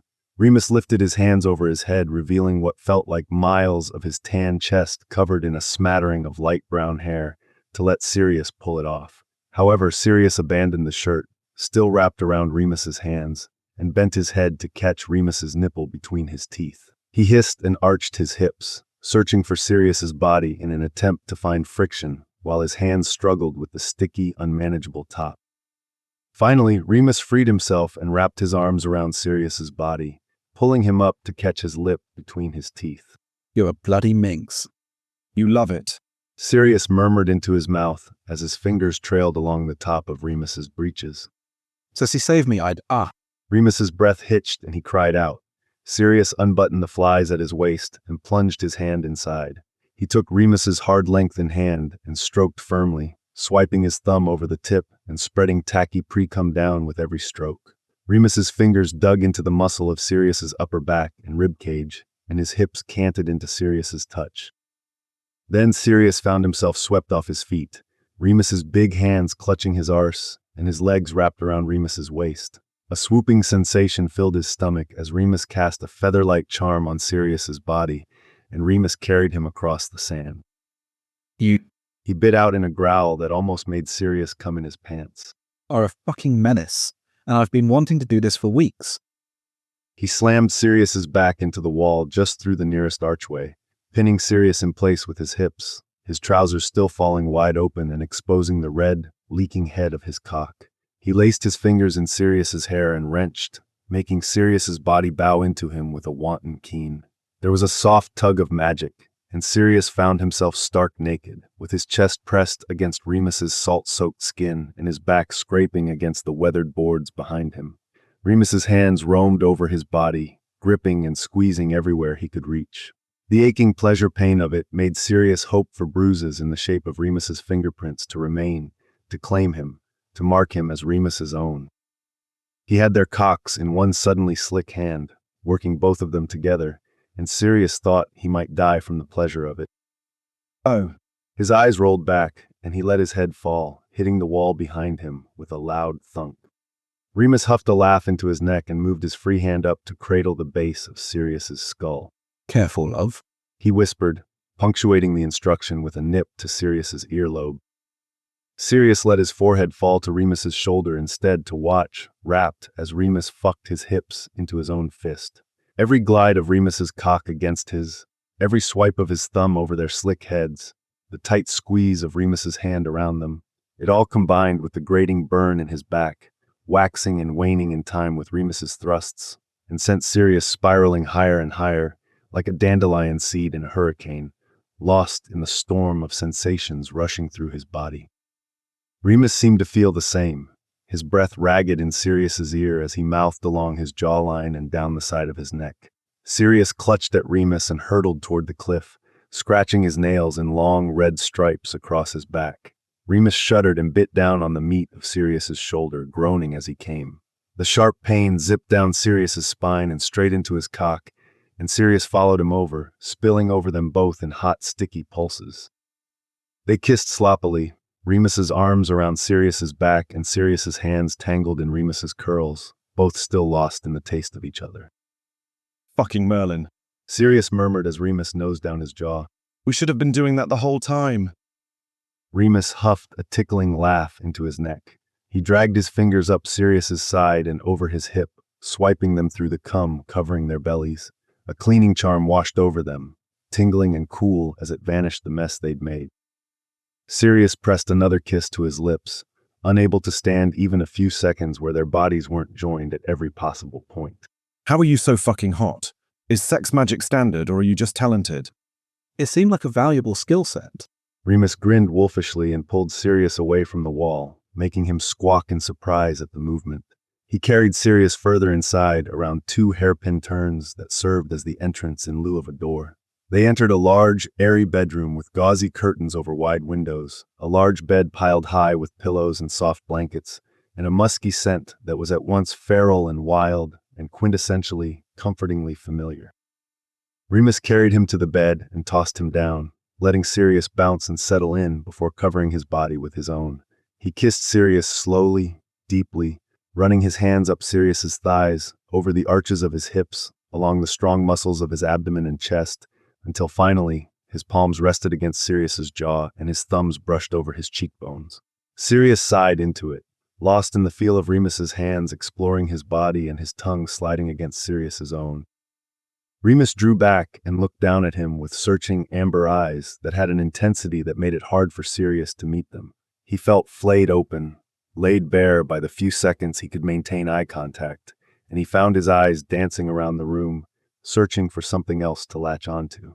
Remus gave him the time, silently stroking his cheek as Sirius took in the stucco ceiling, the light wood window frames, the sky blue tassels on the pillows. Finally, after Sirius was able to calm his racing heart and settle the fluttering in his stomach, he looked back to Remus, whose mouth pulled into a soft, tender smile. You're gorgeous, he whispered, tone low and reverent. You're the most beautiful thing I've ever seen in my life. I want to spend forever watching you fall apart, knowing I'm the one who made you look like that. You're stunning, Sirius, and I'm utterly mad for you.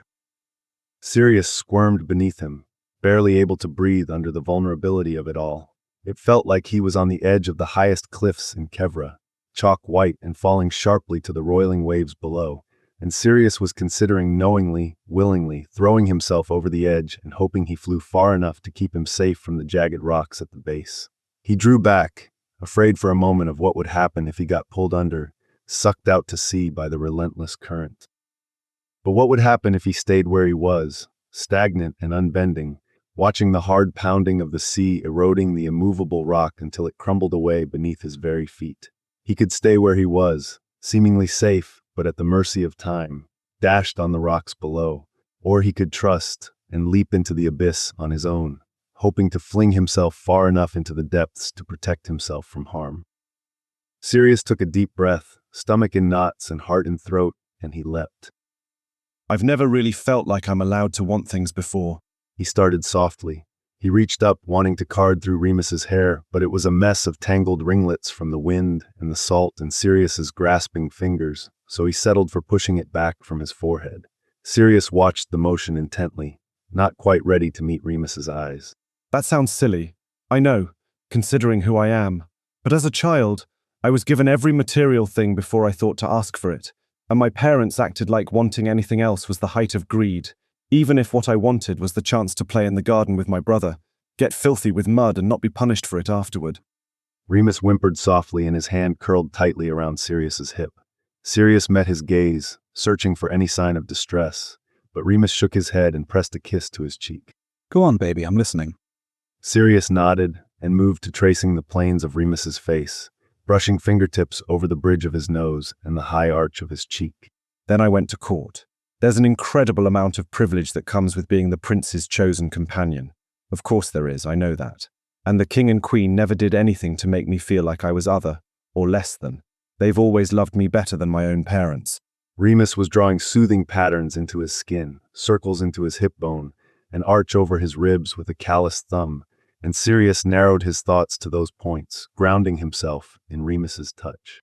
But there's still an attitude, from the other families, from visiting delegation, from the staff sometimes, that you're lucky to be there and easily replaceable. All I ever really wanted was to be allowed to stay, and at some point, that kind of constant existential desire becomes a part of you, and you don't even notice it anymore. It just runs through your veins alongside your heartbeat. But I want you, Remus. I want you more than I've ever been brave enough to want anything. It's the only thing I can think about, an aching, burning need that makes me feel like I might die if I can't have you. He met Remus's gaze, finally, his amber eyes wide and his mouth agape. Sirius's heart raced, terrified that speaking the truth would make him seem desperate, scare away the only person who has ever lit fire in his belly and sent lightning under his skin. Then Remus was kissing him, pressing him into the mattress with his steady weight and twining their legs and fingers together so tightly. Sirius felt like it would be impossible to untangle them, his tongue swiping against Sirius's lip until he let him inside, wanting nothing but to taste him and feel the way their bodies moved as one. Remus pulled back, breathless and panting. You have me. He vowed low and fervent.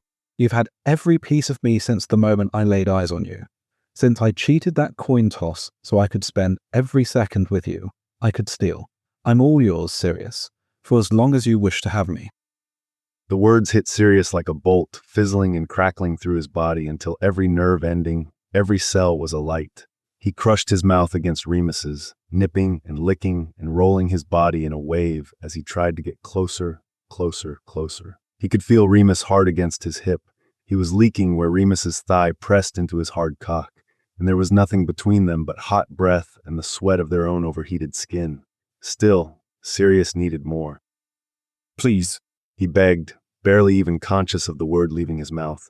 He was too occupied with the feel of Remus against him, the way his slim waist fit perfectly wrapped in Sirius's thigh, Remus's teeth at his neck and hand pinning his wrist over his head. Please, please, more, please, please, please. It was a high, breathy whine by the end. Sirius would be mortified if he had the presence of mind to feel anything but needy hunger. Tell me what you need, baby. Remus commanded in his ear, his firm tone sending a shiver up Sirius's spine. No, tell me what you want. Sirius shivered at the distinction, that Sirius could have anything he wanted from Remus, that he could expect more than accepting what someone else thought to give and be grateful for it. It was out of his mouth before Sirius even realized the thought was in his head. I want you inside me. It was a scary thought, brand new. Sirius had never trusted someone enough to even consider it, much less let the thought spill out in the heat of the moment in a way that made his cock twitch. Remus must have been surprised too, because his breath hitched and his fingers spasmed around Sirius's wrist. Are you sure? Sirius nodded and arched up into Remus, making him groan. Yeah, how hard could it be? He felt Remus smile against his jaw and heard a little snort. Pretty hard, I think, baby. He gave Sirius's dick a firm tug, pulling a grunt of surprise out of him, then settled himself off to the side and propped himself up on one elbow. His fingers brushed the inside of Sirius's thighs, and Sirius felt the cool tingling he associated with a cleaning charm wash through him. Then, a finger trailed over his balls, and he was stroking Sirius with a slick hand. Remus bent his head to place a soft kiss on Sirius's lips. Have you done this before, love? Sirius shook his head and swallowed thickly, suddenly nervous. No, or not like this. I've only ever topped. Remus hummed, a happy little sound, and kissed Sirius slowly, languidly, their tongues sliding together in a pace that matched his hand. I thought maybe not. Just do your best to relax, okay? I'll take care of you. Sirius didn't question it for a moment. Of course Remus would take care of him. It was the most natural and obvious thing in the world. Remus kissed Sirius until he couldn't think of anything but those soft, full lips and the taste of salt water still on Remus's skin. He scratched at Sirius's scalp with blunt, gentle nails until he felt a tingle run from the roots of his hair all the way down his spine. He didn't even notice Remus had stopped stroking him until a finger was slowly, carefully circling his hole. Sirius felt his entire body tense, but Remus kept his steady, soothing rhythm. Hush, baby, it's okay. Just breathe. And you can always change your mind, all right? You say stop, and I'll stop. No questions, no problem, okay? Okay. Sirius nodded and forced his body to relax, taking slow, deep breaths and letting his knees fall open. Good boy. Remus dipped his head to kiss him again, and this time, as he slipped his tongue into Sirius's mouth, he let his finger breach the tight muscle of Sirius's rim. Sirius gasped. Remus caught the sound with his mouth, with a pleased hum, like it was the most delicious thing he'd ever tasted. He fucked his finger in and out slowly, deeper each time, stretching Sirius little by little. Remus carted soothingly through Sirius's hair and kissed him gently. Breathe, baby. You need to remember to breathe. Sirius took in a shuddering breath, and he felt his whole body relax on the exhale. Remus slid in deeper. He felt himself stretch around the second knuckle, and the little bit of burning discomfort he felt at first was replaced by a cautious, passive pleasure. He sighed, and his knees fell fully open on the bed, putting all his trust and satisfaction in Remus's hands. He opened his eyes to see Remus watching him, amber eyes tracing every line of his face, with an expression of wonder. Look at you. He whispered, more to himself than to Sirius. You're doing so good, baby. You're taking me so well. Fuck, I can't believe I get to do this with you. I'm the luckiest person in the world. Sirius closed his eyes and let Remus's soft praise wash over him, a low, comforting rumble in his ear that made Sirius feel safe and wanted. Then Remus crooked his finger inside Sirius, and it sent white-hot pleasure racing up his spine. Sirius arched sharply off the bed and cried out, a thick glob of pre-cum oozing across his stomach. Merlin, fuck! His eyes flew open and he met Remus's gaze, all crinkled, dancing eyes and a mischievous smirk. Hi, baby, do you feel good? Do that again, Sirius demanded, and Remus's smirk grew into a wicked, wolfish grin. He looked like he wanted to devour Sirius, eat him alive, and suck the marrow from his bones. Sirius would let him too, happily. This was the boy Sirius had fallen for so hopelessly, the one who made dirty jokes and stole his mother's ship. Merlin, Sirius was gone for him. Remus made the motion again, not hitting exactly the same spot, but close enough to send sparks to Sirius's toes. He moved faster now that Sirius had adjusted to the intrusion and set about finding the edges of his pleasure with the single-minded focus of a cartographer searching for a city of gold. He didn't stop until Sirius was a writhing, desperate puddle on the sheets, clutching at his shoulder and rocking into his hand, meeting him thrust for thrust. Sirius's cock was flushed red and aching, and he made to reach for it, but Remus growled in his ear. No, patience, love. Sirius groaned, not sure what he needed, but knowing he wasn't getting it right now. Remus pulled almost all the way out, and Sirius hissed at the emptiness. I swear to Merlin, if you stop doing that, I'm going to kill you. You're a bossy one, aren't you? I guess I asked you to tell me what you want. Remus laughed into his neck. Then he slipped in a second finger, and Sirius's brain lost every thought it ever contained. He was lost in the sensation, learning to love the burn of Remus stretching him open, chasing the feeling of Remus's fingers buried inside him every time he tried to draw them out. Remus scissored them apart, stretching him wider, then, just as he added a third, took Sirius's cock in his mouth and swallowed it down. Sirius shouted and balled his fists in the sheets. The tight, wet heat of Remus's mouth was almost too much for him. The feeling of Remus's throat squeezing rhythmically as he gagged and choked around Sirius's head made him gasp and moan. Sirius rocked frantically between the heat of Remus's mouth and the pleasure that lived in his hand. He could feel his orgasm hurtling toward him. His stomach twitched and his legs spasmed, and he was going to Remus pulled off with an obscene pop. He kept fucking his fingers in and out, though more slowly now than Sirius would have liked, and he wasn't pressing against that spot that made him bow his back nearly in half. Remus kissed the corner of Sirius's mouth.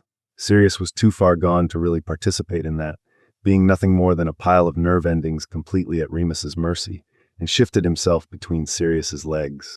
You ready, love? Somehow, Sirius found the ability to form words, though it was barely more than babbling. Fuck, please, Merlin. Yes, Remus, please. Remus slicked his hard, perfect cock, held Sirius's knee into his chest, and lined himself up. He pressed inside, and even with all the prep, Sirius could still feel himself stretching around his thick length. He eased in slowly, inch by intoxicating, excruciating inch, giving Sirius a chance to adjust. Remus rubbed gentle, soothing circles into the meat of Sirius's thighs and peppered the inside of his knee with kisses, unable to keep his lips off Sirius's skin for longer than a few seconds. When he was fully seated and Sirius was more full than he thought it was possible to be, Remus wrapped Sirius's legs around his waist and fell forward onto his elbows. You're doing so well, love. You feel so good. He stroked the hair away from Sirius's sweaty forehead and brushed a thumb over his lower lip. I need you to breathe, baby. Can you do that for me?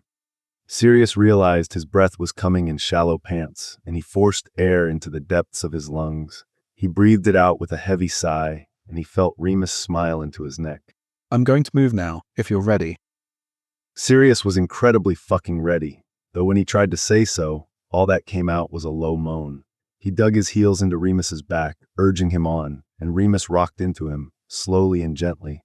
Sirius felt like he might die if he kept going, and he was absolutely certain he'd die if Remus ever stopped. The feeling was exquisite. Miles of their skin pressed together, Remus's hard cock sliding and dragging against his prostate, his vision fuzzy at the edges and his breath hitching. Remus murmured in his ear, telling him how perfect he was, how lovely, how good, and Sirius was grateful. Remus's body was there to hold him down, or he was sure the current of his pleasure would pull him away. Remus picked up the pace. He snapped his hips in a sharp, steady rhythm that hit the perfect spot dead on with every stroke, until Sirius writhed and babbled, his fingernails digging into Remus's skin deep enough to make him bleed. Sirius rocked his hips up and met Remus's tempo, driving them both higher and higher. More, he moaned. Fuck, Remus, fuck harder, fuck Remus. Remus pushed himself up to his knees and flung Sirius's calves over his shoulders. Sirius's eyes rolled back in his head as Remus pounded into him, relishing the squeeze of strong fingers on his hip and thigh. His hard cock bobbed between them, smearing pre-cum across Sirius's stomach from its flushed red head. Remus groaned at the sight and scraped his teeth against Sirius's calf muscle. Come on, baby, I want to watch you. Touch yourself. Let me see you come. Sirius didn't need telling twice. He took himself in hand and stroked in time with Remus's thrusts, swiping his thumb across his slit. He could feel himself reaching the point of no return, his orgasm tightening in his belly. He resisted the urge to close his eyes, determined to hold Remus's gaze as long as he could, watching Remus watch him fall apart. Golden eyes flicked rapidly between Sirius's face and his hand on his cock, something wild and feral in his expression that made Sirius want to offer himself up on a platter. Remus wrapped his arm around Sirius's lower back, pulling his hips higher and driving in deeper, and the change in angle snapped Sirius's control. His vision whited out, and he came harder than he ever had in his life, painting his stomach in thick, sticky stripes and clenching around Remus's shaft. Remus choked, and his hips stuttered, and he rode the wave of Sirius's orgasm to his own end. Remus fell forward and caught Sirius's lips in a messy, delirious kiss as he rolled his hips, fucking both of them through it. Remus's body melted into Sirius, heavy and boneless, whilst he licked and kissed up and down his neck. Sirius hummed happily, one hand buried in Remus's curls, while the other ran across the muscular expanse of his back. His head was filled with the soft cotton fuzz of post-orgasm haze, so wrapped up in the sensation of Remus's soft lips and warm breath against his neck, that it took him ages to realize the breath was whispered praise, Remus trying to imprint his adoration on Sirius's very skin. You're perfect. Kiss. Beautiful. Kiss. I want to live. Kiss. Between your thighs. Kiss, kiss. I love you. Kiss. I love you. Kiss. I love you. Sirius hauled him up and crushed their mouths together, wrapping his arms so tightly around Remus's torso he started to wheeze. I love you too, he whispered, burying his face into Remus's neck. Remus pulled back to look at Sirius's face with a disbelieving, goofy grin. Yeah. Sirius nodded, mirroring his expression and kissing the tip of his nose. Yeah.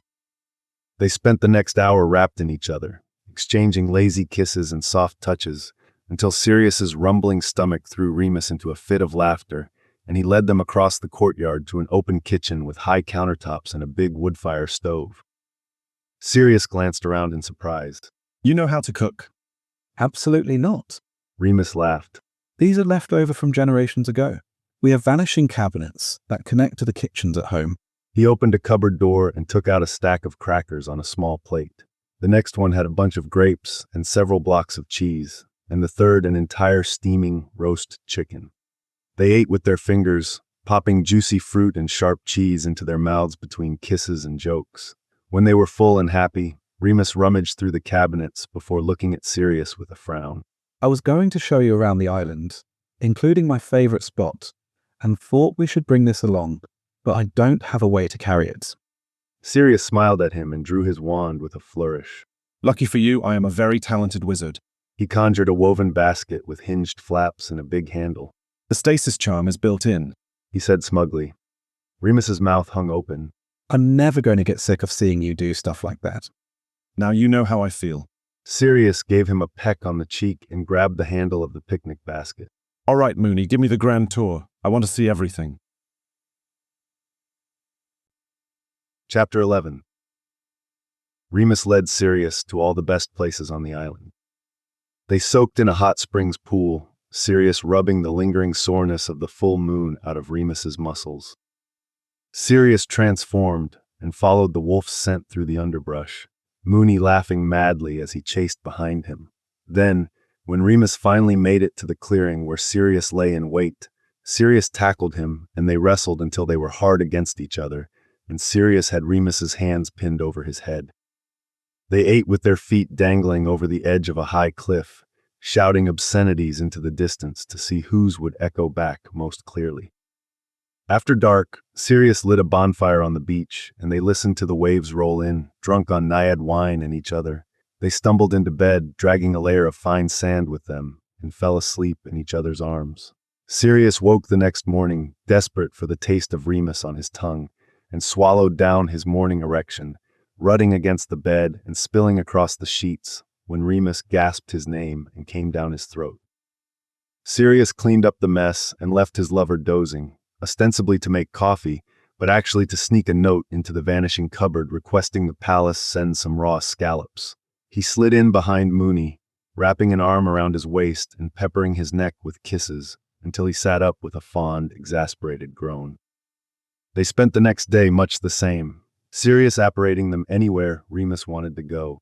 After spending the morning swimming in the pool at the foot of a waterfall and snogging each other senseless on the shore, Sirius made Remus lunch, actually lighting a fire in the rusted old stove for the first time in years. He couldn't perfectly imitate Aberforth's scallop recipe from their first date, but the attempt alone was enough to make Remus's eyes crinkle at the corners from how hard he smiled. They traded kisses over slightly rubbery shellfish and lemon couscous, and Sirius was more than content with his imperfect showing. In the late afternoon, Sirius waved his wand and packed their bags, banishing them to the Hope Springs Eternal from a spot on shore where the waves kissed his toes. He turned to Remus and bit his lip. So, that's it then, right? We're ready to go back. Remus nodded and sighed. Yeah, I guess so. We need to get going if we want to make it back before dark. I'm sure Lily and James have gotten themselves into all kinds of trouble by now. Hopefully the market hasn't been razed to the ground. Yeah. Sirius agreed, looking wistfully back across the marble courtyard to the archway that led to their bedroom. Yeah, you're right. Let's go. But then Mooney decided he really liked the pillows here and wanted to bring them back. So they brought them to the beach, very careful not to let them touch the sand. Sirius banished them to the ship, too, proud of his distance, even if they didn't land in a perfect pile like he intended. Then Sirius realized he was missing a button on his trousers, so they spent half an hour crawling around on their hands and knees in the bedroom, searching for it. They didn't find it, but Remus did give Sirius a blowjob that made him see stars and have to lie down a bit before he could even think about swimming to the middle of the bay. And of course, Sirius couldn't leave Remus unsatisfied, so he returned the favor. Then they spent uncountable minutes tracing patterns onto each other's bare skin, boneless and giddy in love. Finally, they couldn't put it off any longer. Sirius Appa raided them back to the boat. As much as he would have loved to watch a soaked Remus straining against the ropes, he wanted to prioritize his beloved's comfort, and they set sail for Salinos. The setting sun bent and sparkled against the protective dome around the island, and Sirius brought his wand up to slice his hand for the wards before Remus stopped him. No, love. It's a one-way ticket. Blood to come in. Anybody but a transformed werewolf can get out. Remus took Sirius's hand and kissed his palm. And you're keyed into the wards now. No more hurt for these lovely, talented, dexterous hands. Sirius twined their fingers and kissed the back of Remus's hand, content to stand by his side as he piloted them home. When they approached the mouth of the harbor, dusk falling quickly around them, Remus looked to Sirius with downturned lips and a wrinkle between his brows. What's wrong, Mooney? Remus twitched his mouth side to side, then wrinkled his nose at Sirius. Do you actually want to go back? Sirius's stomach flip-flopped. Back where? Back to Selenos, back to Kevra, back to life as a courtier, attending fancy dinners and navigating double entendres over veal. Honestly, the clarification didn't matter. The answer was all the same. No. Remus's face flipped to a grin. He spun the helm and they both ducked as the boom swung across the deck. Me neither. He maneuvered them to a tiny inlet, protected enough to spend the night, but open enough for the waves to rock the boat gently as they passed by on their way to shore. It was a secluded spot, away from the noise and lights of the capital. A light breeze rustled through the trees lining the narrow sandy beach, and the songs of frogs and crickets floated across the water. Remus dropped the anchor while Sirius doused the sails. By the time they were done, the moon was ascending and the sky was littered with more stars than Sirius had ever seen.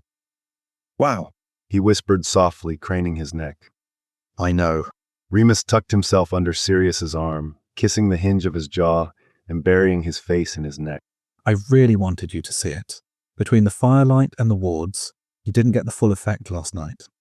Sirius cast a cushioning charm across the deck and summoned their pillows. He sat and pulled Mooney down beside him. Is this the real reason you didn't want to go back? Remus shrugged jerkily. Something else, then? Sirius pressed Remus's body tightly against his side, flung one of his legs across Sirius's lap, and tucked Remus's face into the crook of his neck. Remus seemed smaller somehow, diminished from the bright, daring thing Sirius had spent the last 2 days trailing like a happy puppy. Remus was quiet for long moments, breathing in Sirius's scent and cuddling closer. Finally, just when Sirius was certain he wasn't going to answer at all, Remus sighed. I'm not good at this. At being in charge. Being my father. Sirius's brows drew together. Moonbeam, I don't want to be dismissive here, but that's just patently untrue, love. Remus scoffed, his face still hidden in Sirius's shoulder, and Sirius kissed the top of his head. I'm not joking. You've been absolutely kicking ass since the captain left. There was a snuffly laugh into Sirius's clavicle. He's not here now, you know. Technically, I'm the captain. Why don't you call me that? Sirius pulled away so Remus could see his face. He bit his lip and lowered his voice, looking coyly through his lashes. Would you like that, Captain Lupin? Remus's jaw fell open, and he stared at Sirius for a moment before tackling him flat on the deck and snogging him senseless. He rolled his body slowly and with no real intent. The soft fingers in Sirius's hair and lightly brushing thumb on his hip had none of the desperation of their earlier shags. This felt less like sex and more like intimacy. Like Remus needed someone to use as an anchor to remind him he was real, and he was here, and he was wanted. Sirius would never ever let him feel unwanted. He followed the intensity where Remus led, ebbing and flowing between teeth on his pulse point and nuzzling behind his ear. Eventually, Remus relaxed onto Sirius's chest with a sigh, and Sirius stroked long lines up and down his back. Remus took in a tremulous breath and spoke. It's fucking terrifying. Sirius hummed, keeping the steady rhythm of his movements, even as his heart raced. Sirius had seen so little of this vulnerability before, and he was doing his best to remain calm. He didn't want to react too strongly and scare Remus back into silence. It's just so much pressure, you know. It feels like everything went to shit the second he left. Remus ticked things off with his fingers. Literally the first morning, we lost almost our entire wheat harvest. We're on the verge of rationing the fish. We're barely bringing in enough to keep our own people fed. And now we have to share it with yours. He tensed, as though realizing what he just said to the person sent here as a Kevron spy. He propped himself up on his elbows and looked down at Sirius. I don't mean that the way it sounds. Sirius smiled and guided Remus's head back to his chest. I know, sweetheart. I was here. I know the shortage is manufactured. Though there were things before he left, remember? The disappearing barrels, the baby hydra, and the mer colony. This isn't your fault. It's been happening for a while. Remus groaned in frustration. And I haven't been able to do anything about it. He put me in charge, and I'm failing.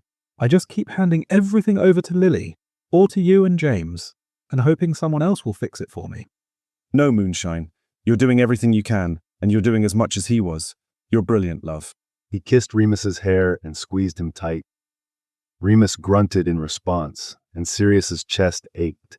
Remus worked so hard to meet his father's expectations and his country's needs, and he was doing everything in his power to keep them safe. Sirius wished he could see the way his people loved him, from Lily's undying loyalty to the quiet respect in Aberforth's eyes at the restaurant, to the exasperated fondness Poppy showed whenever his name came up. People practically swarmed them at the beach to the extent Sirius had to apparate them somewhere more private to give him a chance to relax. He was beloved by his people, plain and simple. Sirius shuffled Remus so he was lying tucked into Sirius's side. You might have noticed, when you did your background research, that my family is obsessed with astronomy, named after the stars, every one of us. He felt Remus nod. And I'm named after the brightest in the night sky.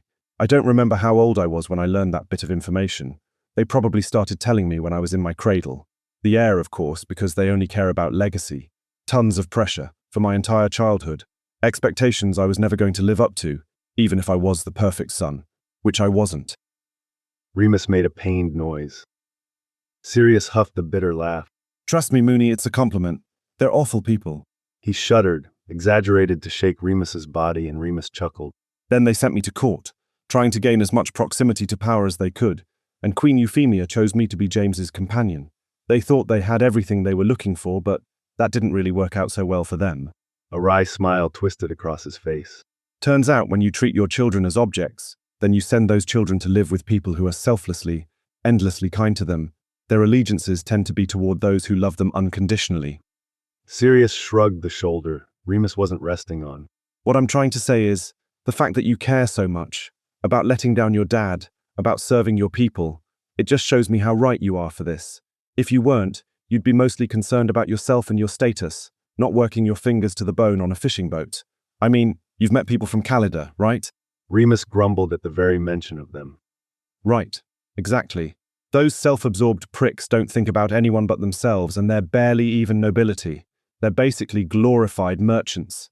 You're a prince, the most privileged of the privileged, and you have more empathy for the kid who counts money at the fish stall, literally, than any of them do for each other. You're a wonder to behold, Mooney.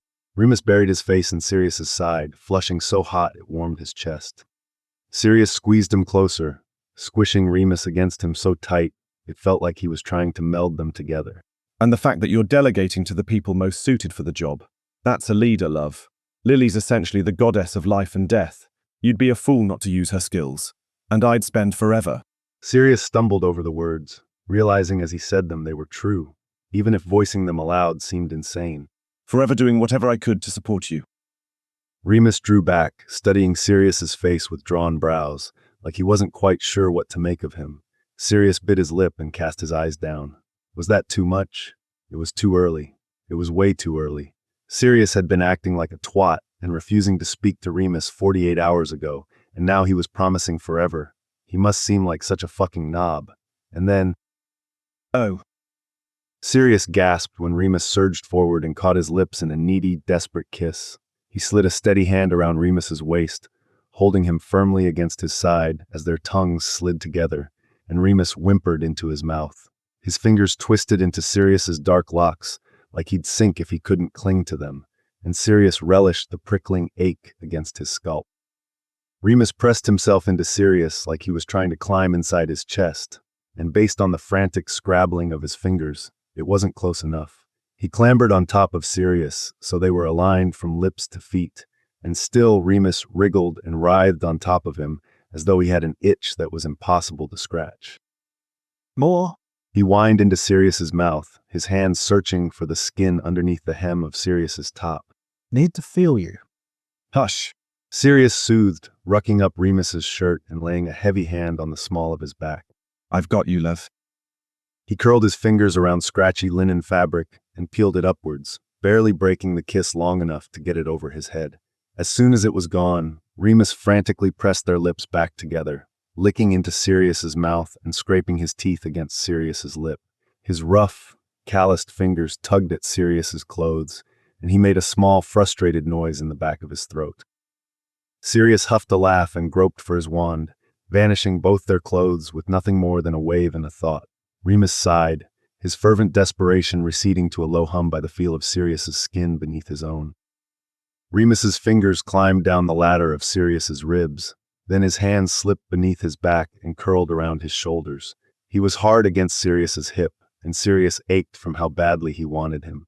Still, he sensed there was something Remus needed from him, and he was determined to hold back until he knew what it was.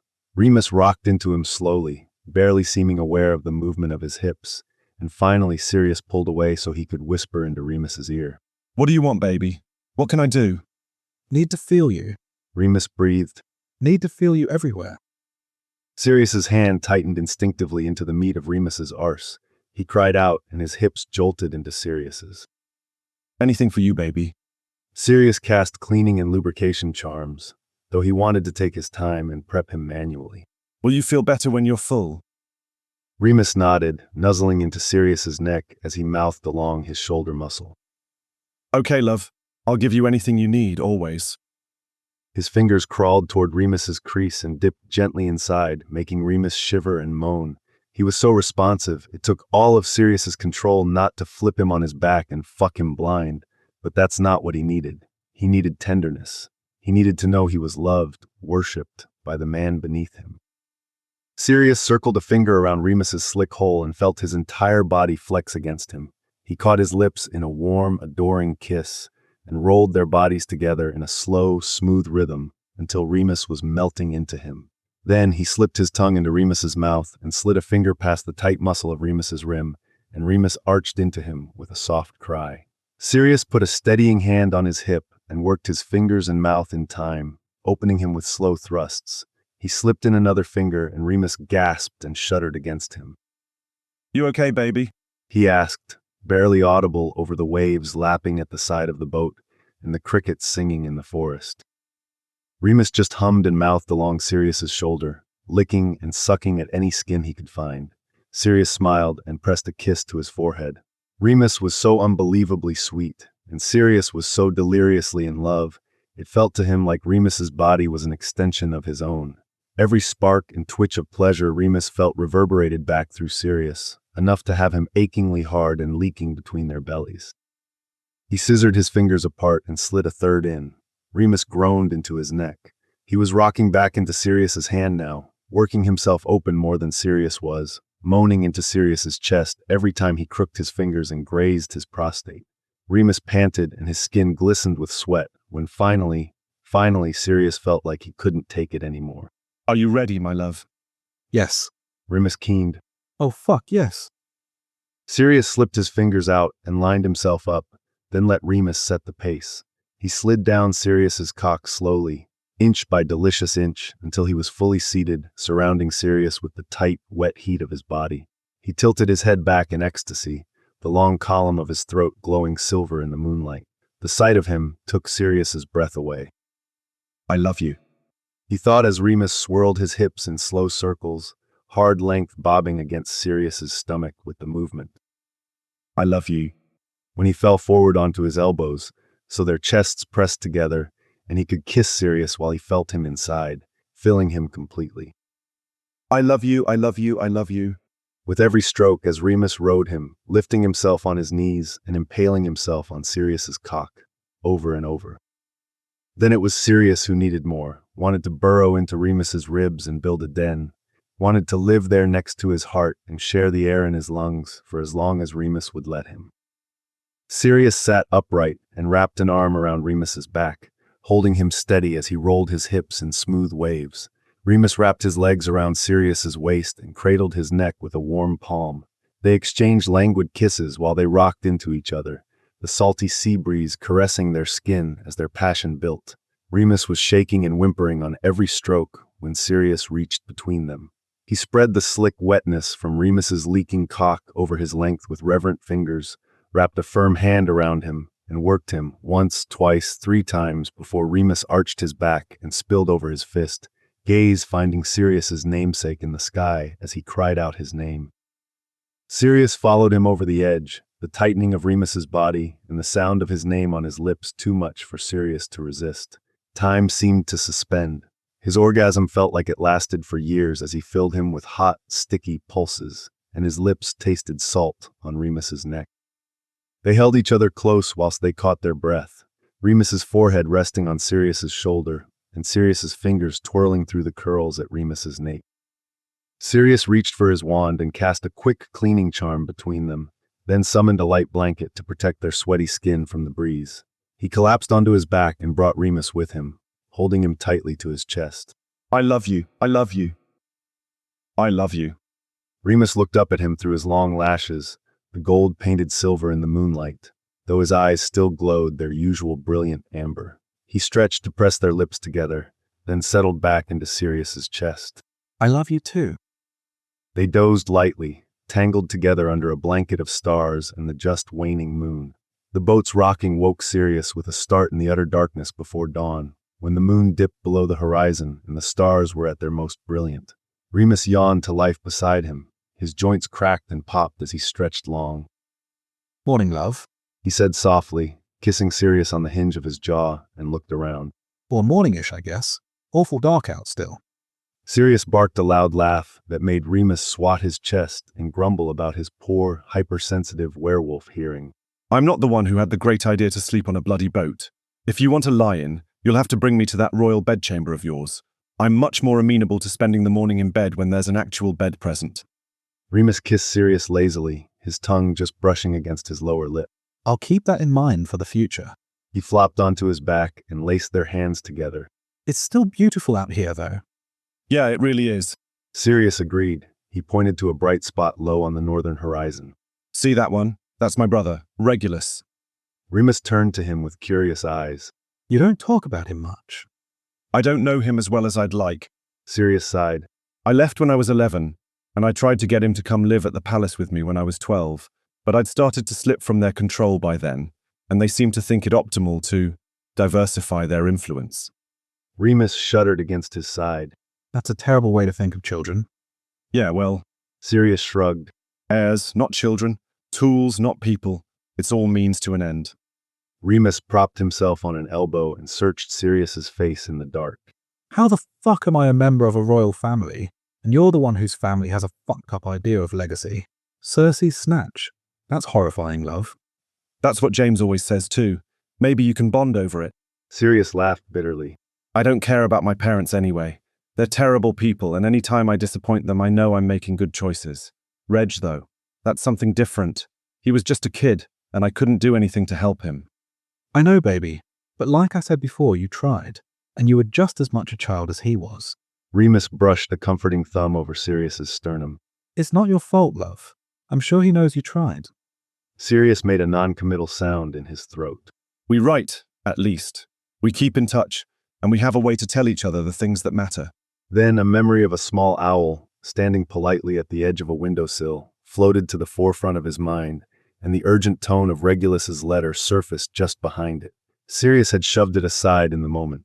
With the panic over the crops and no way to watch the memories, it seemed like a later Sirius problem. But it was later, and things were different now, and Sirius held the Prince of Lycanos in his arms, and a stash of memories that might be able to help them in his trunk. I have a bit of a confession. Remus tensed. Go on. I could, maybe, perhaps definitely for sure, have a satchel full of memories from my brother. Sirius grimaced. I have no idea what's in them, but based on the way they were delivered, they seem important. What makes you say that? He doesn't normally send you mental snapshots of the time you're apart. Sirius barked a laugh. Fuck no. He shook his head. No. He usually sends me seemingly benign letters that I have to decode to figure out who skimmed a few 100,000 galleons from their in-laws' business, or which couple is carrying on illicit affairs with the other's siblings. Remus huffed a laugh. So he's Caledon then? Lives with my cousin, who is a member of the court, yeah. Sirius nodded. And this letter was different. How? Well, it was sealed by a blood ward for one. Oh shit. Remus interrupted. Sirius quelled him with a look. And the memories were hidden with an undetectable extension charm. He didn't want it to be obvious it was more than a letter. He knew I was here, and he took the risk to contact me, even though I explicitly told him not to. Sirius thought about the letter and how Regulus could have expected him to watch the memories when he was out in Lycanos. Then he remembered a story of the Lyconian prince spilling wine on a Caledon noble, and considered how his observant little brother always seemed to know more than he should. Could he have suspected Sirius was with the royal family? I think he maybe wanted me to tell you. He ran through the letter in his head again. He said to give Aunt Sercanus his regards, and he referred to my visit to quirky Aunt Sercanus to tell me he knew where I was. The more he thought, the more certain Sirius became. He nodded, certainty settling in his gut. I don't know what, but I know I'm supposed to tell you. Or your father. But he knows King Lycanides is in Kevra, so it must be you. Remus sat bolt upright. Sirius was only able to see him by finding where his silhouette blotted out the stars. Baby, why didn't you say anything? Well, why in the name of Merlin's saggy left testicle would I expect the fisherman's son to have a pensive? Sirius cried. The whole thing still stung a bit. He didn't blame Remus exactly, and he definitely forgave him. But Sirius wasn't used to feeling like a fool, and the shame of it lingered. And then we were arguing, and I didn't feel like I could trust you. And then when I got over it, we spent the next 48 hours shagging each other blind. When should I have spoken up? Silence echoed around them for a few moments, and then Mooney collapsed onto his chest in a fit of laughter. Sirius's arms found their own way around his waist, and Sirius frowned into his hair. What's so funny? Remus shook with mirth, gasping for air as he tried to catch his breath. I'm sorry, it's just so stupid. Not you, love. He was quick to assure Sirius, popping up to give him a peck on the lips, then hovered inches away from his face. You're utterly perfect. But the secrets? My dad. Who knows what kind of answers you've been sitting on for? How long? 2 weeks, not quite. Sirius answered, trying to remember how long it had been in their panicked blur. After your dad left, but well before I knew the truth. Weeks. Remus said with a peal of hysterical laughter. We could have been working on this for weeks, if he'd just let me do what I wanted. Oh, I am going to be so fucking smug when I write him. He kissed Sirius and tapped him gently on the ribs. Up, love, we have work to do, I'm afraid. Sirius summoned their clothes, and they both got dressed, whilst the sky turned from pitch black to a charcoal gray. By the time they were ready to sail, everything was bathed in soft lavender and burning red, and Remus's eyes were alight with a matching fire Sirius hadn't seen before. As soon as they docked, Sirius apparated them to his and James's once again empty flat and collected the envelope with Regulus's letters and the swirling silver vials. The pair sprinted to a large house set high on a cliff not far from the restaurant where they had their first date. Remus grabbed his hand as they ran through the front door, and he felt a similar tingle to when they crossed into the wards of Remus's Full Moon Island. Sirius gaped at the tall walls and the marbled courtyard. From the outside, it didn't look different from many of the other houses in Salinos. It had the same whitewashed lime walls and clay tile roof as all the others. But on the inside were sprawling gardens and marble columns. A fountain burbled merrily in the center of the entry hall, which was bathed in a golden, ethereal light that didn't match the time of day outside. What the? He breathed, trying to take it all in. Yes, it's very impressive. I'll give you a tour, and you can marvel later. We're working, love. Remus tutted and dragged him down a corridor to the right. Numerous labyrinthine twists and turns later, they ended up in an office with ceiling-high windows, a large cypress desk, and shelves covered in various magical instruments and artifacts.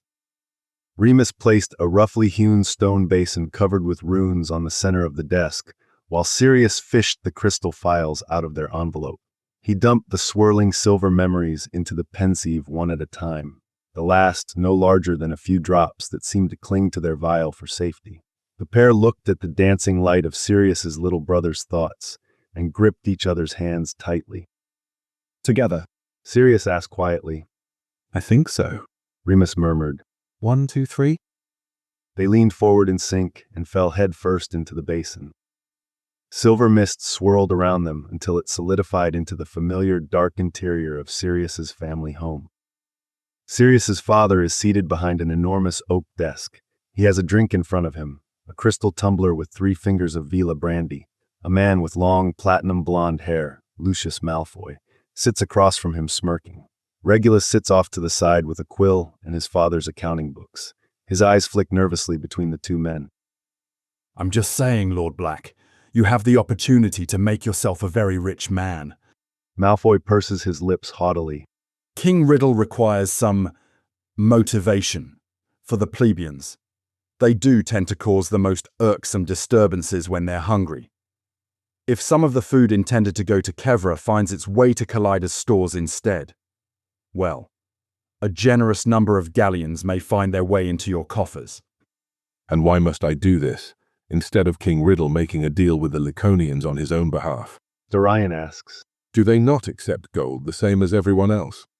His Majesty finds them to be most uncouth and does not wish to soil Collider's reputation by associating with them directly. We have the gold to spare, and frankly, I'd much rather line your pockets than theirs. We are, after all, family. He gives Orion a sly smile that makes Sirius feel like he needs a shower. Beside him, Remus huffs and rolls his eyes. Orion appraises Malfoy shrewdly. Though Sirius can tell by the twitch in his lip he'll agree to the deal. His father has never missed an opportunity to insert himself in a business that doesn't require him if he thinks it'll turn a profit. Sure enough, Orion sticks out his hand. Absolutely, Lord Malfoy. I'll start assembling a business plan. I'll have it to you by the end of the week. Please feel free to owl as you see fit and give our regards to my niece. The two men stood and shook hands across the desk. I most certainly will. The scene dissolved around them and reformed into a long table set with sparkling flatware and bright white tablecloths, surrounded by equally sparkling courtiers. Regulus sits across from a dark-haired woman with a delicate circlet atop her corkscrew curls. The woman looks at Bellatrix with wide, terrified eyes. Lady Lestrange, I'm sorry, I just don't understand how actually creating a famine is helpful to our people. That's because you are a fool, Madame Meadows. Bellatrix scoffs. A flame-tongued pit viper constricts, burns, and poisons. We take what we can from the Kevrans and destroy the rest. And once the vagrants have perished and the barbarians are unprotected, we take them too. Her husband chuckles dumbly at her side. Like those idiot mermen, poaching and hunting at His Majesty's request based on what? A handshake and a hope. Why would he reserve space for them in the new world when they contribute nothing to the old? Hush, Rodolphus. No one wants to see your half-chewed ortolan. Bella sends a lockjaw curse at him and his mouth snaps shut. She turns her attention to Regulus with a smile sharp enough to cut.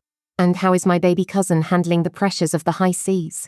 His Majesty speaks highly of your work, though rumour has it the youngest Black is a bit of a soft touch. She simpers at him, pulling her mouth into a condescending pout. If I were allowed to accompany you on a mission, I could teach you how to properly demand respect. All that's required is to make an example of one and the rest fall in line. She sighs. Alas, I am naught but a woman, and so I must manage the home while my husband is out earning glory. Bella's wand hand twitches beneath the table, and Rodolphus flinches. Regulus's fingers tighten around his knife, and his nostrils flare as he looks at Bella with characteristic stoicism. These are stealth missions, cousin. If I leave a trail of bodies, people will ask questions. Bellatrix waves a dismissive hand. Not if you're competent with a memory charm. No one even needs to remember they existed. Who can tell one peasant from another? I would imagine their families would notice if they never came home, Bellatrix. Regulus purses his lips. Some things require precision and restraint, others unmitigated power. I'm sure when we require the latter, His Majesty will call on you. Bellatrix preens and conjures a pixie so she can freeze it and pluck its wings. Yes, His Majesty does trust me ever so much. The scene faded into black, the fire leaving an angry red imprint on the back of Sirius's eyelids.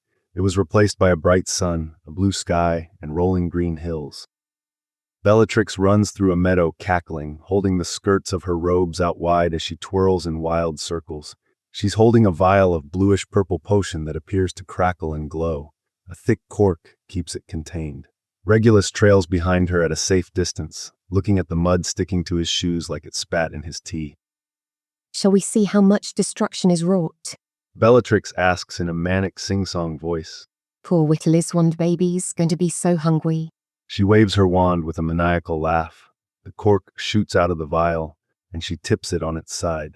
The potion starts to pour out, but instead of dripping to the ground at her feet, it floats through the air and is carried away on the breeze. Merlin's bollocks, Bellatrix. Regulus hisses. He waves his wand, and both of their heads are encased in bubblehead charms. Oh, Reggie. Bellatrix whines. You're no fun. A muscle in Regulus's jaw twitches. I should have let you bloody kill yourself. He mutters. Much easier for me in the long run. The potion begins to settle on the grass downwind from where Bellatrix stands, and everything it touches immediately withers and dies.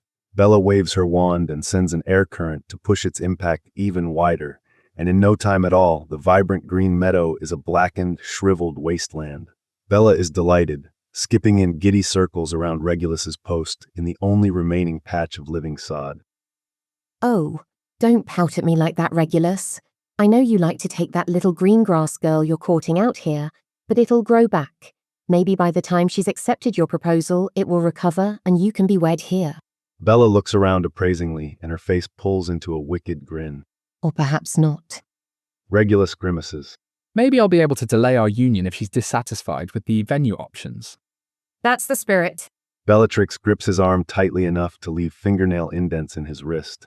She conjures a roll of parchment, seals it, and hands it to Regulus. Now be a good little owl and deliver this to our potioneer on your next mission.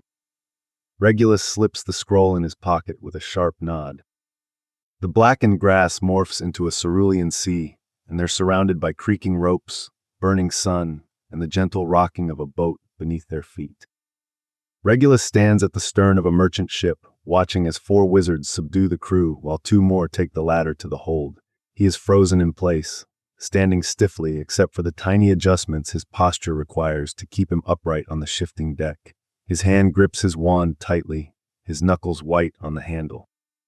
A thick-necked man with jowls to rival an aged bulldog climbs out of the hold and approaches an attractive, brown-haired man standing at the bow. The jowly man bows low, shaking with nerves and refusing to meet the man's eyes. It's hard to tell whether it's out of fear or deference. Your Majesty, we've destroyed 35 barrels of fish and loaded 15 onto our ships to return to Calida. We left behind 40 galleons for the lot. Is everything to Your Majesty's satisfaction? King Riddle surveys the man critically, then raises his chin to look him in the eye with a beneficent smile. Well done, Travers. Your family will be rewarded. You do not own the land on which you live. You're tenants of the Nutt family. Is that correct?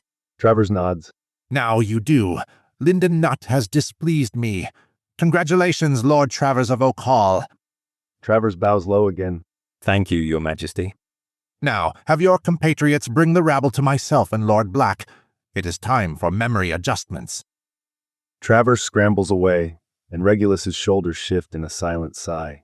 The pirates put members of Merchant's crew under the imperious curse one by one, and bring them to either King Riddle or Regulus. A short, wiry boy with a pointed face and straw-colored hair twitches his wand and brings forward the first crewman. He hovers nearby until Regulus turns to him with a haughty glare. Has His Majesty requested you assist in altering memories, Crouch? The boy shook his head.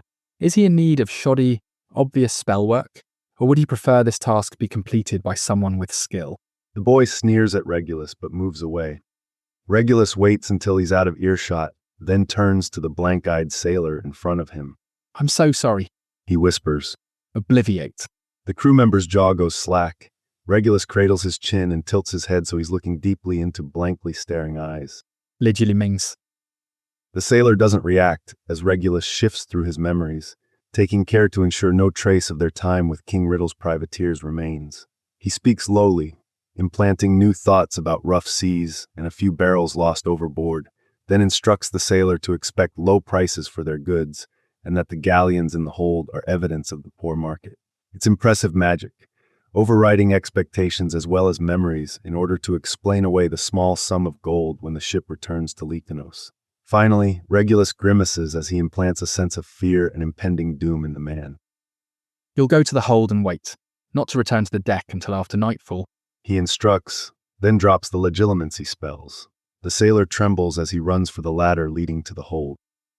Regulus repeats this process over and over until all the sailors have been seen by either himself or King Riddle, then returns to the Caledon ship with the rest of King Riddle's crew. The scene changed again, this time to a room Sirius recognized, even if he hadn't seen it in several years. The emerald hangings and dark bookshelves were the same as in his childhood, though the contents had grown significantly since he was last there. Regulus is frantically throwing things into a trunk and murmuring to himself, "No," to Sirius as he works. Brother, I was discovered. Crouch failed to vacate a sailor's mind quickly enough, and heard me apologize, and the entire scheme came crashing down. The fate of two countries hangs in the balance. You need to tell Kings Fleamont and Lycanides what is happening. I'm relying on you, Sirius. I'll be in Yaktar. You can count on Prince Shacklebolt for backup if you need reinforcements. Regulus summons 5 glass vials from the drawer of his desk and lines them up, then he raises his wand to his temple, and everything goes dark. Sirius and Remus landed back on the floor with a jolt. Remus clung on to Sirius to keep himself upright. They stared at each other in shock, mouths agape and hearts racing. What the fuck did we just watch? Sirius whispered, his eyes wide. Remus's aura crackled with magic, smelling of ozone and metallic heat, and the air in the room whirled around him like a storm. Outside, the golden morning sunlight was blotted out. Instead, rain pounded the windows in sudden heavy sheets. Sirius reached for Remus's hand, but pulled away when a shock arced from Remus's wrist through Sirius's fingers, and a blue-purple bolt of lightning flashed across the sky. It's Calida, all of it, and now we have proof. Remus's voice shook with barely controlled anger. He turned to Sirius with livid, wild eyes. This is it, Sirius. This is why we've been working our fucking asses off, trying to make sure our people don't die. These are fucking war crimes, Sirius. You don't do this. You don't target civilians. What the fuck is wrong with them? I know, baby, I know. Sirius was anxious, unsettled. His skin felt too tight, and his head ached, and he was terrified for his brother's safety. And Remus was livid, and he should be, and Sirius didn't know what to do. He was certain, though, that whatever it was, he and Mooney would do it together. Sirius pulled him into his arms and held him close, hoping to ground Remus's sparking energy. It's okay, sweetheart. We'll work it out. Remus sighed. First things first, I should probably write to my dad. Chapter 12. As soon as Sirius and Remus finished watching Reg's memories, and after Sirius repaired the scorch marks on the king's desk from Remus's surprise lightning storm, they started drafting letters. They didn't have much time. Who knew where the Caledons were, and if Reg had made it to Yaktor? Sirius apparated back to his and James's flat to grab the vanishing communications box, and by the time he came back, Remus had summoned Lily and James and gotten them up to date. James charmed a giant map onto a tabletop and transfigured the pieces of Remus's old chess set into troop markers. They had new shapes, but they still trusted Remus's judgment and followed his commands without question. Also, they had a truly impressive vocabulary of foul language they employed liberally, which added some levity to tense battle planning. Lily watched Regulus's memories herself and set to plotting out where the pirates were most likely to strike based on geography, sea currents, and shipments with suspected loss. Sirius was awed by her strategy and intelligence. She worked methodically, plotting the lines on James's map and drawing color-coded targets to establish a pattern.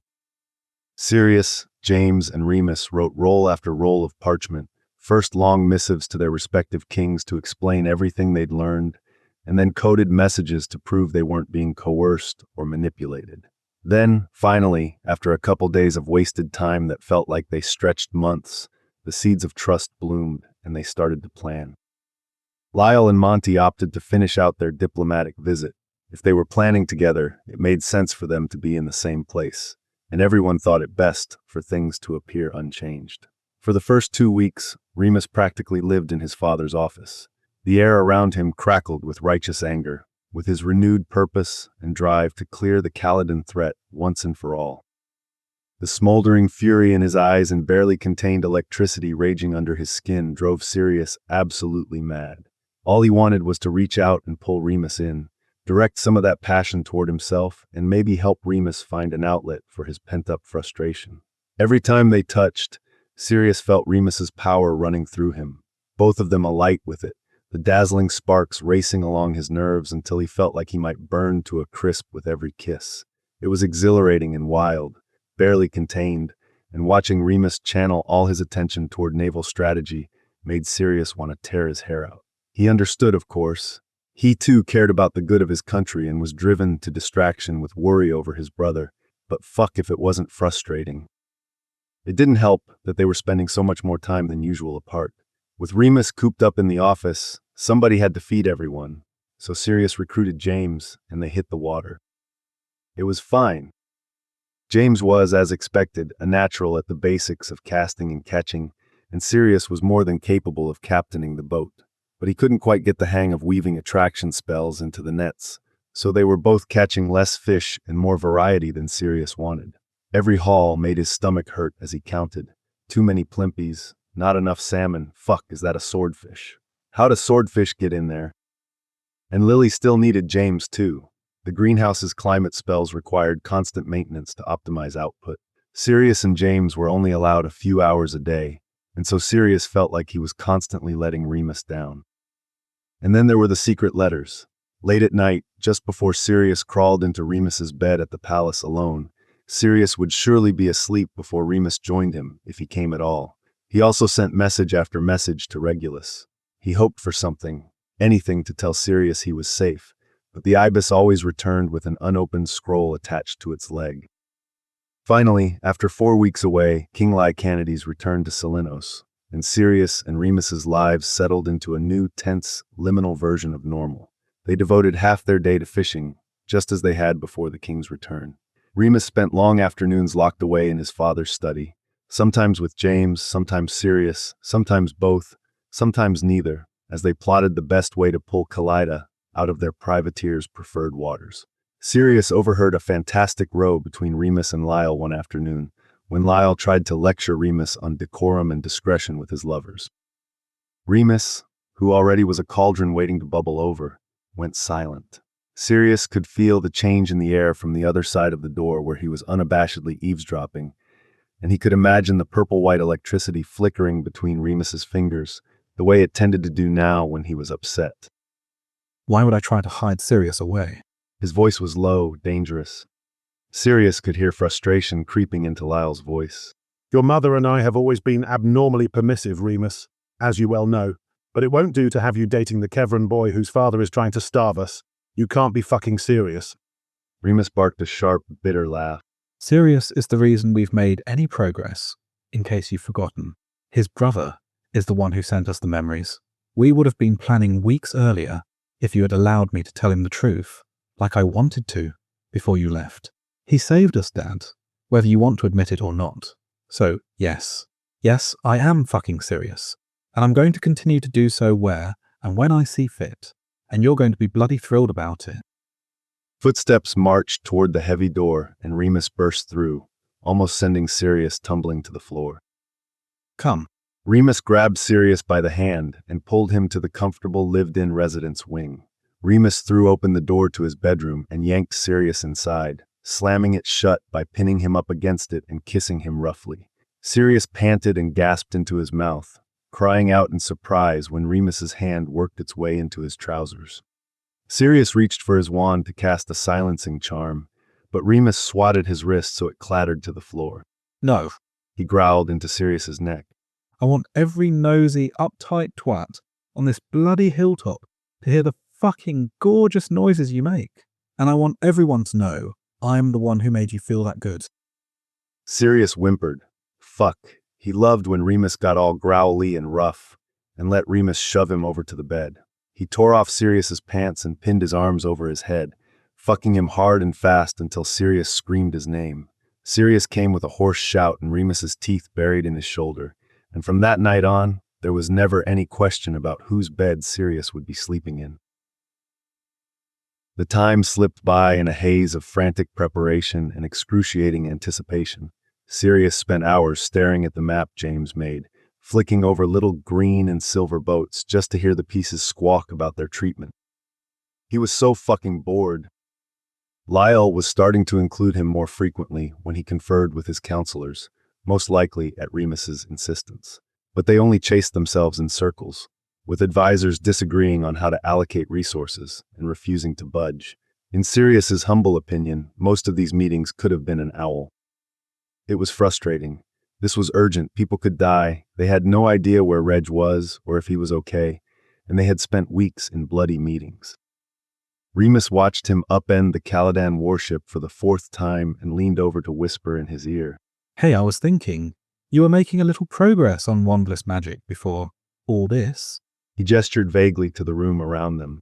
Want to practice tonight? Oh, baby, you noticed. Sirius cooed. Remus rolled his eyes.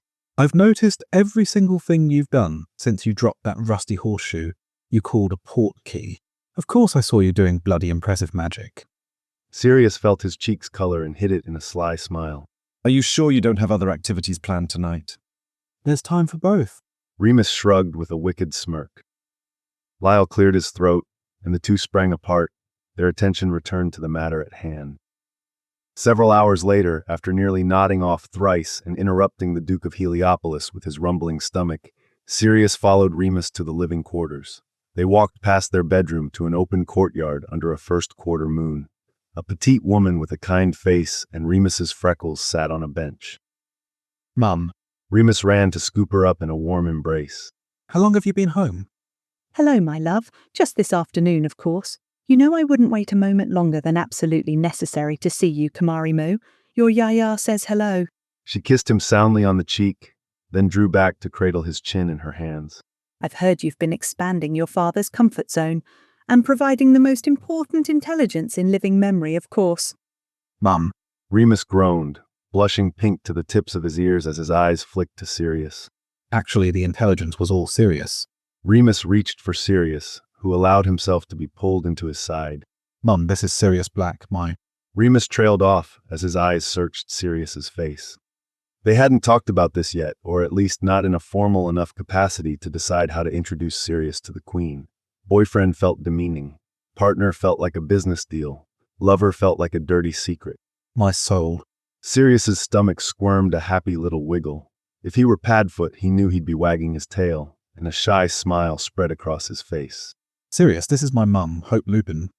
Sirius bowed low and kissed the back of her hand. A pleasure, Your Majesty. The Queen let out a high, clear peal of laughter. Oh, aren't you just a charmer? None of that now. I spent the first 19 years of my life kicking around goat shit. Please call me Hope, love. Sirius straightened his back and looked into the crinkled eyes of her smile, so very similar to her son's, and felt a warm comfort he'd only ever felt with James's parents. If you insist, Hope. I absolutely insist, Sirius. You're part of the family. We don't do that hoity-toity royalty nonsense here. She pulled him down and kissed him on the cheek. I remember you from your first day here, you know. All sharp cheekbones and unbridled enthusiasm. Sirius riffled through the pages of his memory. The market. You were there in the afternoon. I sold you your very first shrimp. Hope nodded and pinched his cheek. Now, I'm sure you boys have something better to do than entertaining an old lady. I'm just going to sit here and read my book. She squeezed each of their arms. Actually. Remus looked at her with an apologetic grimace.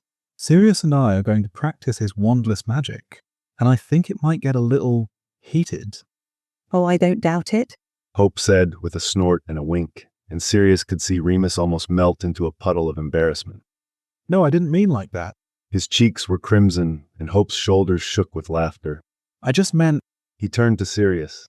I was planning this as a surprise, but I've noticed you have a bit of a knack for fire, and I thought maybe if we started you with something that comes naturally, it might be easier, since that's how it works for us.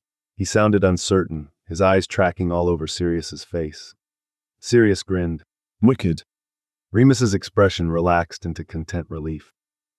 Hope smiled at them warmly.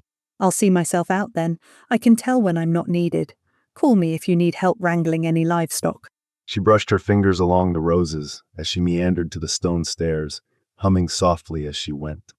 Once his mother had retreated to safety, Remus turned to Sirius with mischievous eyes and a confident smile. So fire, yes. Yes. Sirius agreed. That was one of the last pieces of magic I remember doing after I got my wand, actually. James and I used to try to set fire to the library curtains with our minds during History of Magic, and eventually we could. Remus threw back his head and laughed. I bet you two were impossible. I pity anyone who had to try to teach you anything. Oh, like you were any better? Sirius prodded. I seem to recall a story from a lady Skeeter about a Laconian prince who spilled an entire carafe of wine out of nerves. Having met you, I'm pretty confident it was intentional. I was a pleasure to have in class. Thank you very much. Remus lifted his nose in the air, but Sirius could see his lips twitching. Sirius arched a brow. That wasn't a denial, love. Like a dog with a bone. Mooney shook his head and changed the subject. Okay, do you remember how it felt when you set the curtains on fire? Warm. Sirius laughed. Remus whacked him on the chest. Smartass. Sirius grinned. You know what I mean. Where was it warm? Where did it come from? My chest, mostly. My stomach, when I was particularly angry. It almost made me feel like I was glowing, if that makes sense. Like it lived under my skin. Remus looked at Sirius from beneath lowered lashes. That's how you make me feel, he confessed, biting his lip. When you touch me, it's like slipping into a warm bathtub. When we kiss, it's like closer to embers in a stove, hot but smoldering, low in my stomach. And when we... Ahem. There was a loud throat clearing from the balcony above their heads. Remus's head snapped up. Oh, hi, Mum. Didn't realize clearing off just meant spying from upstairs. I'm your mother, Kamarimu. Of course I'm going to spy, though I'm not sure it's really spying if I make no effort to hide. You're just not very observant. Remus huffed, and Hope let out her pretty peal of laughter. Please pretend I'm not here. Sirius, what does it feel like when Remus touches you? Remus turned back to Sirius. You don't have. Electricity, Sirius said immediately. Like there are little shocks running everywhere you touch. And when you kiss me, it's like I couldn't tear my lips from yours if I tried. Don't get me started on when. Sirius.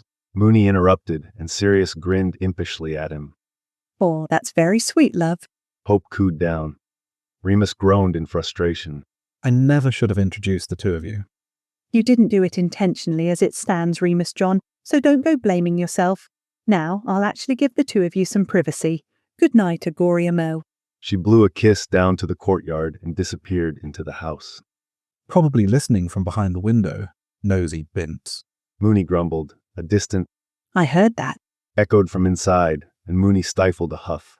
Sirius leaned in and kissed him softly, the spark between them bringing a tingle to his lips. When Remus pulled away, his cheeks were pink and his eyes shone. Do you want to practice anything tonight?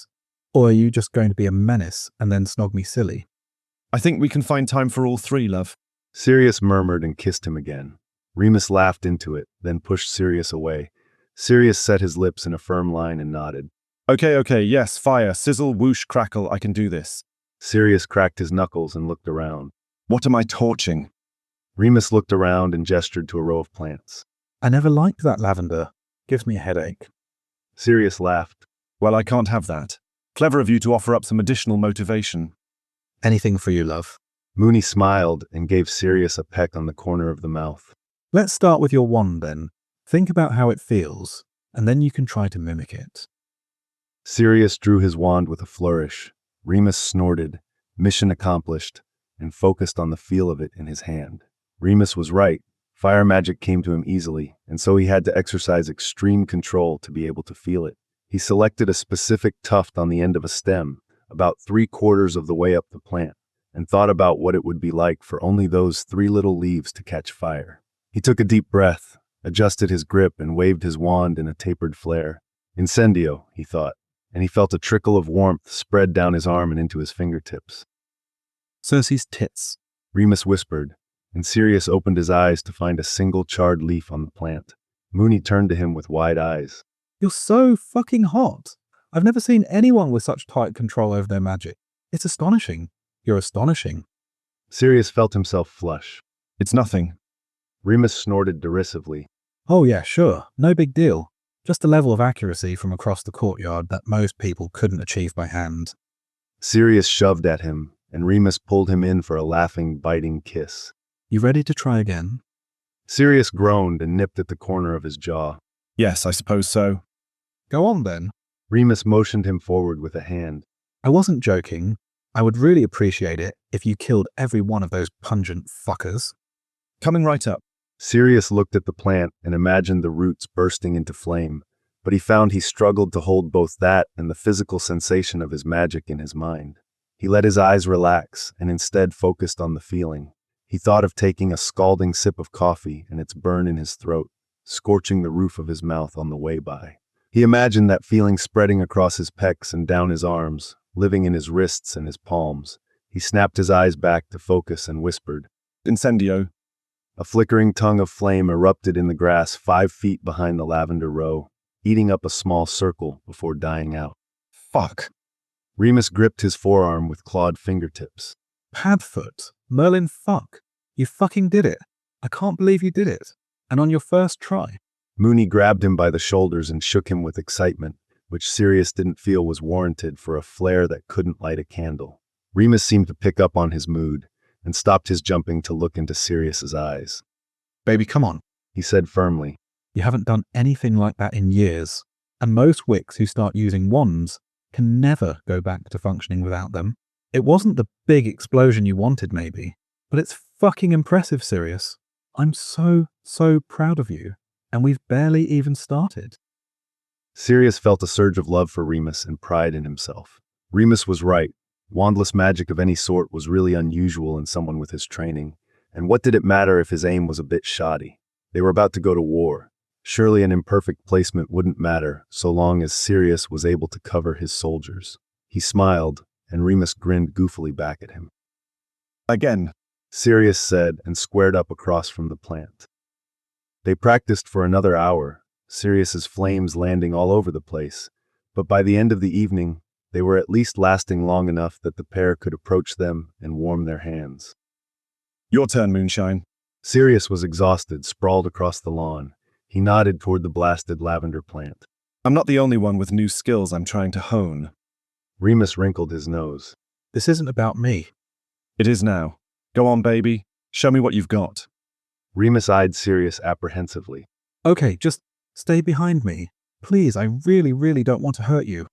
Sirius dragged himself to standing and plastered himself against Remus's back, kissing up the long column of his neck. Remus melted into him with a soft sigh. I'm not sure the distraction is helpful, he said wryly, then lifted his hands to cast.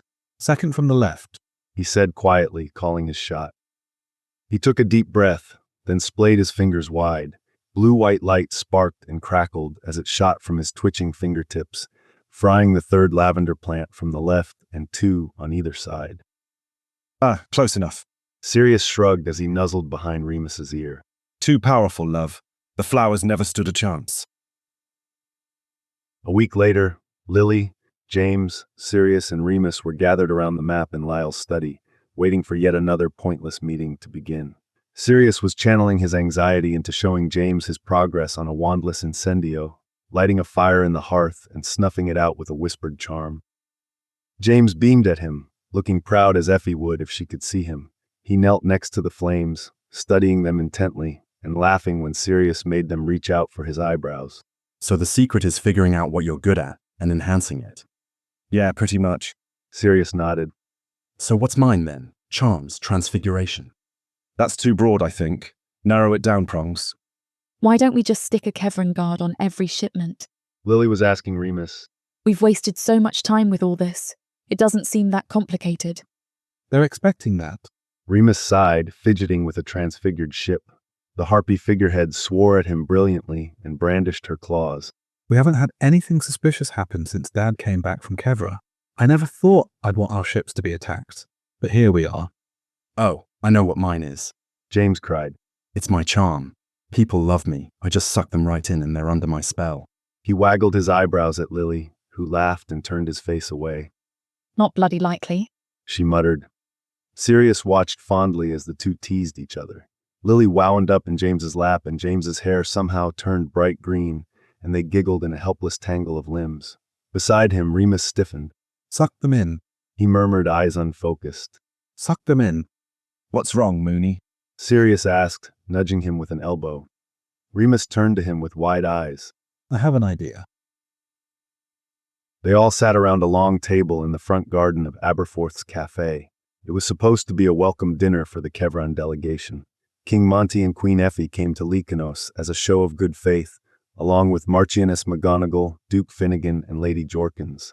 Sirius and James took their usual places around the table, with Remus and Lily a few seats away. It ached for Sirius not to be allowed near his Mooney, and he could tell James was itching to have Lily by his side as well, but the distance was all for the best. None of them were ready for wide publicity of the more than cordial relationships among the heirs, and the presence of Lady Jorkins would ensure word would spread. It was a diplomatically successful meal, course after course of prawns, sea plimpy, and couscous, all deliciously seasoned, topped with goat cheese and perfectly cooked. There was a minor snafu when Marchioness McGonagall had to go to the royal healer after Remus's lemon juice accidentally squirted in her eye, but she returned half an hour later with a faint pink in her cheeks and no lasting damage. Kings Lyle and Monty seemed to be getting along well, their relationship established after the Laconian ruler's extended stay in Kevra. Queen Hope stayed in Lycanos during that visit, taking the opportunity to spend a month with her mother while her husband was out of the country. As such, this dinner was Hope and Effie's first proper introduction, and they were getting on like a cauldron on fire. The wine flowed. Hope goaded Effie into not one but 3 shots of ouzo, and both were flushed and giggling. Sirius delighted to see it. Though Effie was amiable with the other fine ladies who visited Kevra, she was always stiff and formal with them compared to her general nature. She seemed to be enjoying Hope's company, and he found himself, embarrassingly, imagining a future of state dinners followed by cozy breakfasts with both of their families. At least, that was the case until dessert. Aberforth presented an elaborate array of ice creams and associated toppings. Hope built a sundae, layering pomegranate, mint, and dark chocolate over the ice cream. Trust me, She said, handing it off to Effie. you've never had anything like it. Effie scooped a large bite with a long-handled spoon and popped it into her mouth. Hope, darling, I'm afraid your cream has gone a bit off. It tastes rancid. A furrow formed between Hope's brows. She took a bite and she frowned at Effie. No, this is perfect. It's goat's milk ice cream, so the flavour may be a bit of an acquired taste, I'll admit, but I think you'll find it's rather superior if you give it a chance. A taste no one in their right mind would acquire, I assure you. Effie snorted, the most undignified Sirius had ever seen her. Excuse you, Queen Euphemia. Hope said, scandalized. That is my family's work you're disparaging, and we're rather proud of it. I'd urge you to show some respect. Oh, I'm sorry, I didn't realize. Effie apologized graciously. Then she turned and in a failed attempt at a whisper said, Monty dear, if you could force down this shite for me, I'd rather appreciate it. Hope stood, her chair toppling over, and the entire table gasped. She leaned across the spread and pointed a finger in Effie's face. Listen here, cauldron cunt. Another table-wide gasp. If our delicacies aren't up to your oh-so-spectacular standards, maybe you don't deserve anything from us. Effie's jaw dropped. Who are you calling cauldron cunt, you barnacle bitch? Hope let out a scream of rage and picked up her empty goblet. Sirius thought she was going to throw it, but instead she held it out to Aberforth, who had come outside at the first sign of the commotion, staring Effie down the entire time. Aberforth, the Queen requires transport home. She's had too much to drink, I'm afraid. A port key to Kevra, if you will. Hope, I'm not sure. I am, Lyle, so hush. The king's mouth shut with a snap. Aberforth hesitantly took the cup from Hope and squeezed it with white knuckles. It flashed a brilliant blue, and he handed it back to his queen. 30 seconds, Your Majesty. Hope huffed and flung it onto the table between herself and Effie with a resounding clang. Get out of my country. You're going to regret this. Effie warned. Lycanos can never hope for aid from Kevra again. This entire country could sink into the ocean, and I would cast an aguamenti over the remains. James, Sirius, Monty. The Kevran delegates scrambled to gather around their queen, each getting a finger on the goblet. Sirius caught Remus's eye as he joined the huddle. He chewed his lip, and his eyes flicked quickly over the group. I'm sorry, Sirius mouthed. I'll be back. He felt a tug like a hook behind his navel, and everything went dark as he was pulled through space. They landed with a jolt in the Kevran Palace's entrance hall.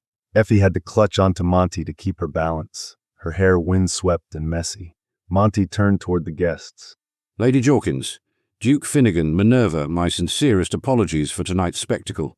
Please feel free to choose a bedroom on the second floor. Arthur will show you the way. We can conjure any clothing or personal items you may need.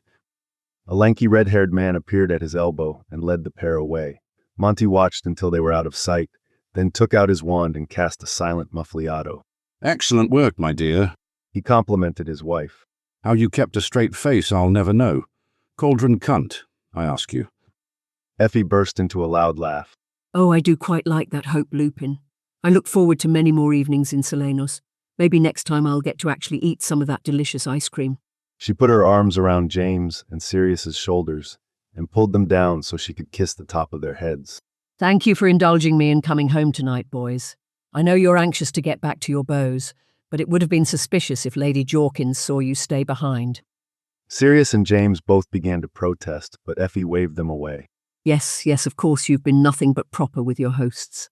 That's why the prince's eyes kept straying to Sirius all night, and James prepared Lady Evans's after-dinner coffee without asking how she takes it. We'll port key you back in a couple days. Lily and Remus were waiting for James and Sirius when they returned to Lycanos 2 days later.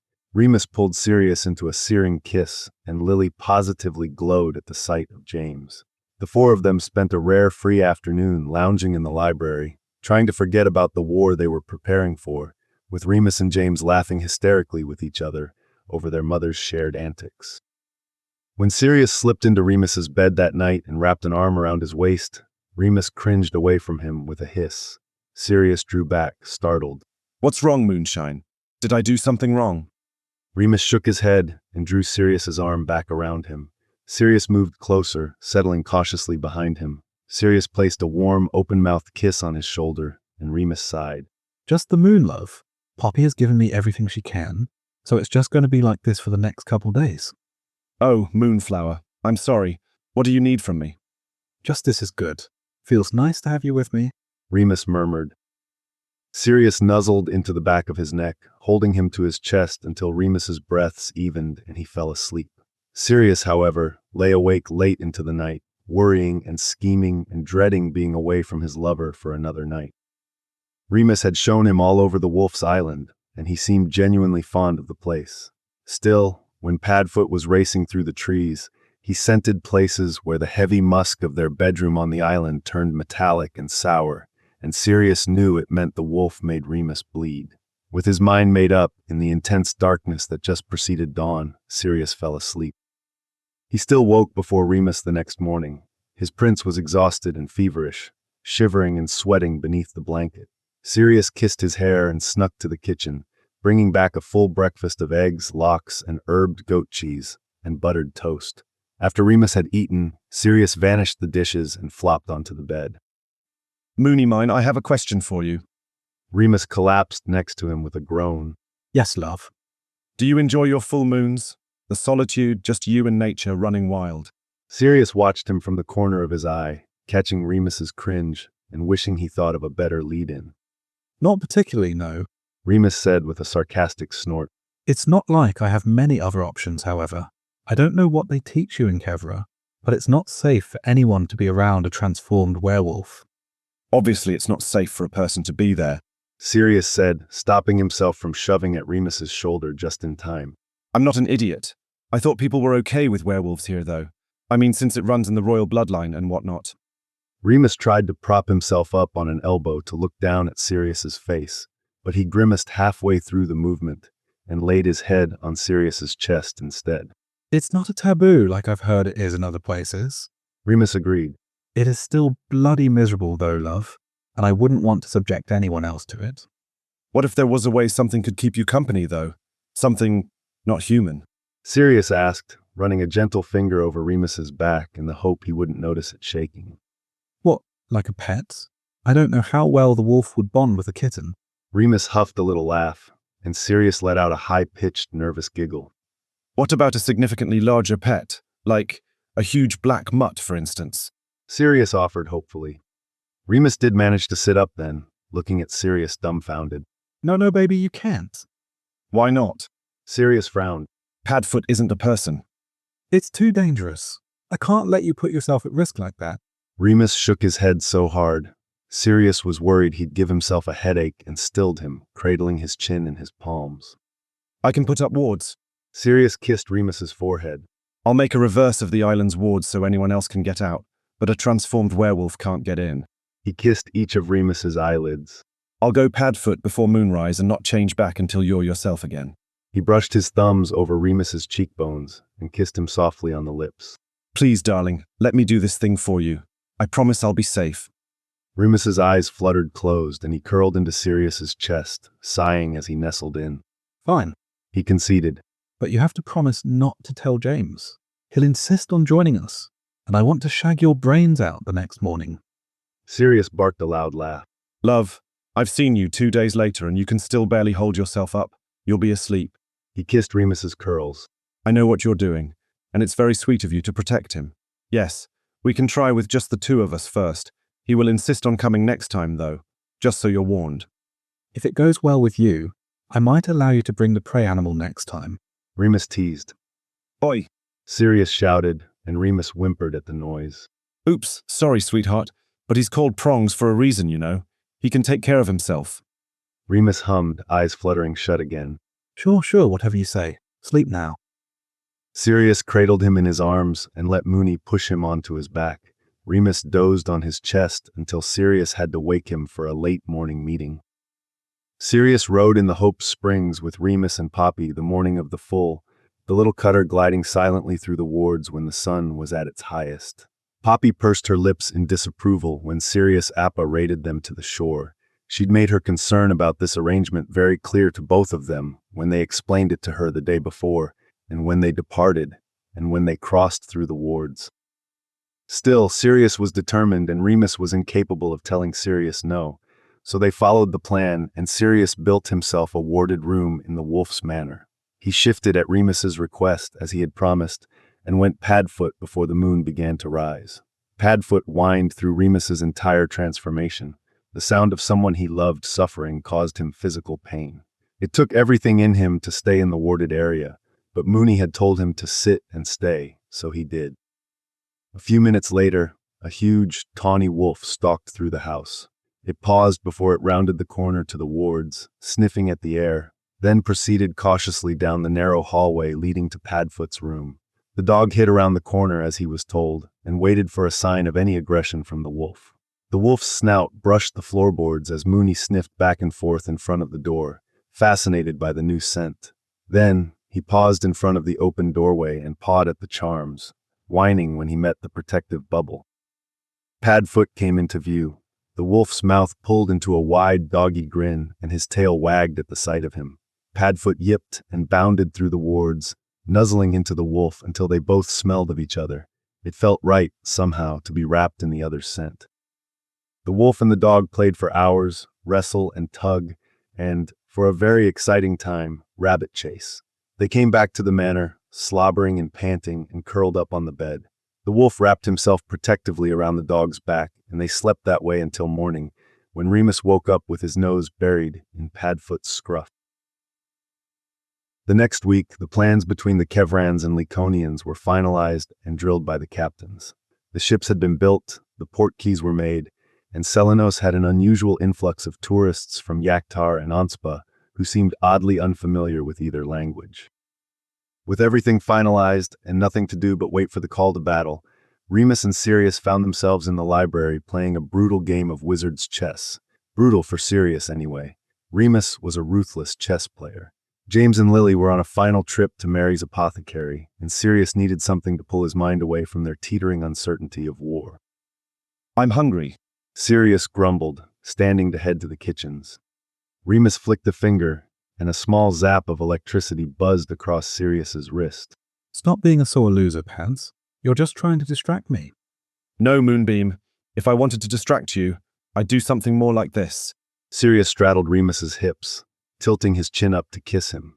Remus sighed into it, opening his lips to let Sirius's tongue slip inside, shuddering and thrusting when Sirius ground into him with a groan. Then Sirius pulled away and settled back into his own chair. But I wouldn't want you to think I was a sore loser, so let's finish the game. He grinned wickedly across the chessboard, and he could see the precise instant Remus decided to sweep it off the table so he could bend Sirius over it instead. At that moment, however, the library door banged open and James floated in, looking dazed. Lily followed behind, her face pale and her jaw clenched. What's wrong? Remus asked, rushing to pull Lily into a soft armchair by the fire. Is Mary okay? Did something go wrong? What's happening, Lils? You're scaring me. Sirius went to James, who was murmuring softly to himself. What was that, Prongs? I missed it. Lily let out a loud groan from her seat, and James looked between her and Sirius, panicked. Lily, it's Lily. She, Pads Lily. He babbled, eyes wide. I'm pregnant. Lily cried, burying her face in her hands. I can't fucking believe this. We were so bloody careful, stupid fucking fertility magic bullshit. James flinched, and Lily's breath caught. Hey, no, I'm sorry. That's not what I meant. I'm just surprised, that's all. She reached out a hand, and James crossed the distance between them in 2 steps. He sat on the arm of her chair and pulled her head into his chest, stroking her hair. She looked up at him with shining eyes. I'm happy, James. I promise. I wasn't expecting it, that's all. And then Mary made us that tea, and it smelled so foul, James. And she just knew, and she made me take the test potion, and I... Lily laughed, disbelief coloring her expression. She looked at him with shining eyes, a slow smile spreading across her face. I'm pregnant, James. I'm having a baby. We're having a baby. We're having a baby. James shouted, taking Lily's smile as permission to let his own excitement run rampant. Did you hear that, Pads? I'm going to be a dad. He gasped and put a hand to his chest. You're going to be an uncle. Uncle Padfoot. Uncle Padfoot. Sirius breathed. His heart leapt, the idea of a tiny James or Lily toddling around both terrifying and the most perfect, amazing, wonderful thing he'd ever thought of in his entire life. His eyes snapped to Remus, who was carefully hugging a sobbing Lily. Their eyes met over her shoulder, and Sirius grinned. I call Godfather. 6 weeks had passed since Remus and Sirius had watched Regulus's memories, and finally the Laconians were ready to put the plan into action. They loaded barrels onto a merchant ship, thanked the captain for his service, and sent him out of the harbor. Then they waited. Chapter 13. What's taking so long? James groaned, tugging at his hair by the roots.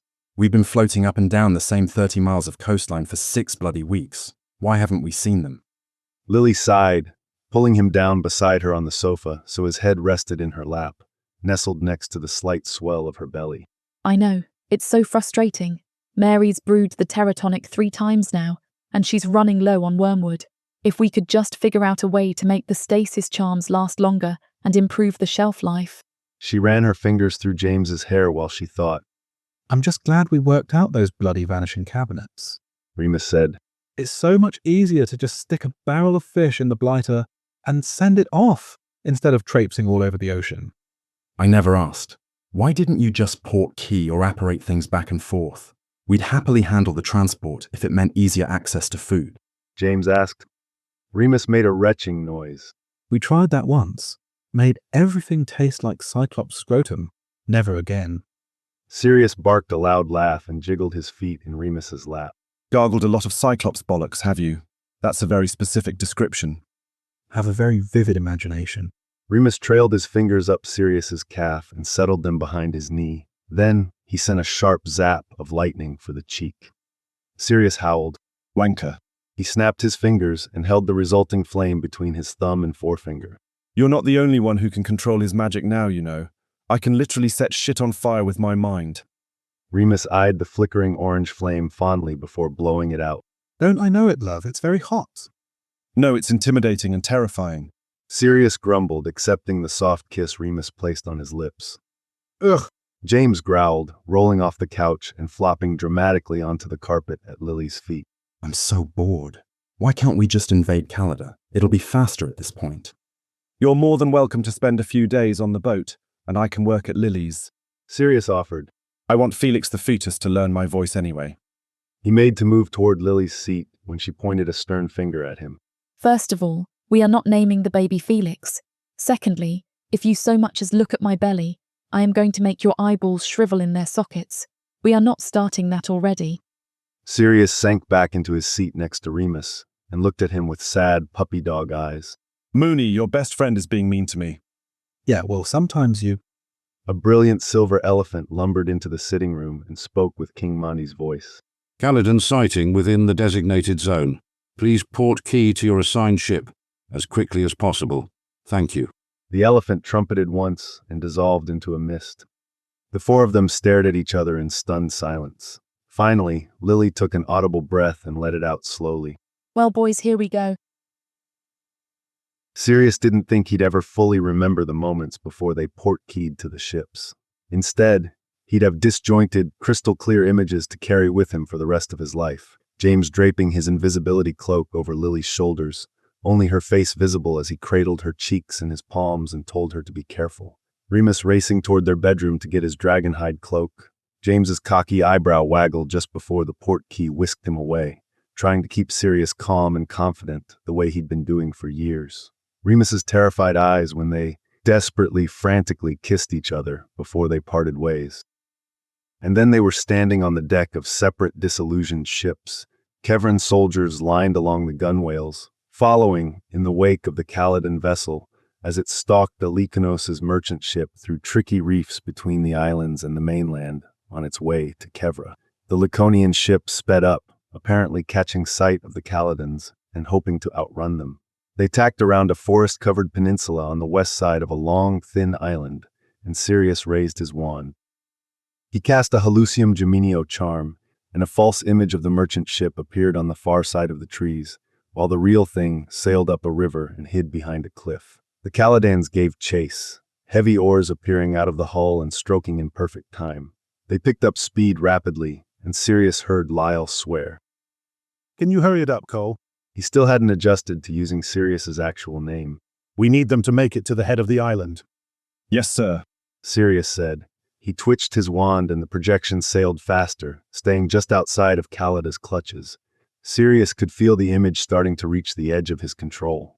One sail flickered, then a brief moment where it seemed like two boats were superimposed over one another. Sirius breathed a sigh of relief. The ship was in James's range, and he took over the projection. James has it, sir. Excellent. Good work, son. Sirius shoved down the breathless fluttering he felt at his partner's dad calling him son. There would be time for that later. Right now, he needed to focus. Lyle lifted his hands, and a gust of wind pushed them forward. Wind charm ready? Yes, sir. Sirius cast the Ventus charm he'd perfected over his time in Lycanos, and their ship shot forward. They anchored off the tip of the peninsula where Sirius side-along apparated Lyle to the edge of the beach. Remus's vessel slipped past, nearly invisible under the disillusionment charms placed on the deck, and all the crew members as they followed the Caledons. They were only halfway up the island's shore, plenty of time for Lyle to alter the currents. Sirius dipped his hands in the water and splashed some on his face, trying to calm himself after the stress of providing the bait. It was warm, as it always was in Lycanos, and it washed gently over his palms in waves so small they barely even broke. Lyle waded into the surf on the north side of the beach, trailed both hands through the water in a wavy pattern, then cupped his hands and shoved them outward from his hips. Sirius couldn't see a change on the surface, but he stuck his hand in the warm sea and felt it tug at his fingers, beckoning to come in deeper and be carried away. Lyle crossed the beach and knelt at the edge of the waves on the south side of the island, and Sirius came to his side. What are you searching for? The current, Lyle said gruffly. Stronger here than the north. Shouldn't need as much help. He stuck one hand in the water and smiled. Oh, you're perfect, aren't you? Barely even need a push. He crooned. Sirius had to bite back a laugh. Lyle sounded exactly like Remus had when he was talking to the baby Hydra. The king swirled his hand in the sea, flicking his wrist on the end and murmuring to himself before standing up to look at Sirius. That should do it. Back to the ship, Cole. Sirius apparated them to the deck, no small feat when he couldn't see it, and resumed his place by Lyle's side. They worked together to speed their ship up the coast, the captain and his crew deftly handling the familiar waters. They caught up to Remus, who was holding back, just keeping the Caledons in his sights, in a matter of moments. The Caledon ship rounded the front of the island, and Lyle chuckled softly beside him. Are we ready, sir? Sirius asked, and Lyle nodded. Perfect. Forley, A petite woman tapped him on the back to signal her presence. send the message. Expecto Patronum. A brilliant silver otter burst from her wand and dove into the sea, the light barely visible as it swam from Lyle and Sirius's ship to Captain Longbottom on Lily and Remus's. All around them, the Kevran soldiers cast bubblehead charms over themselves and their assigned Laconians.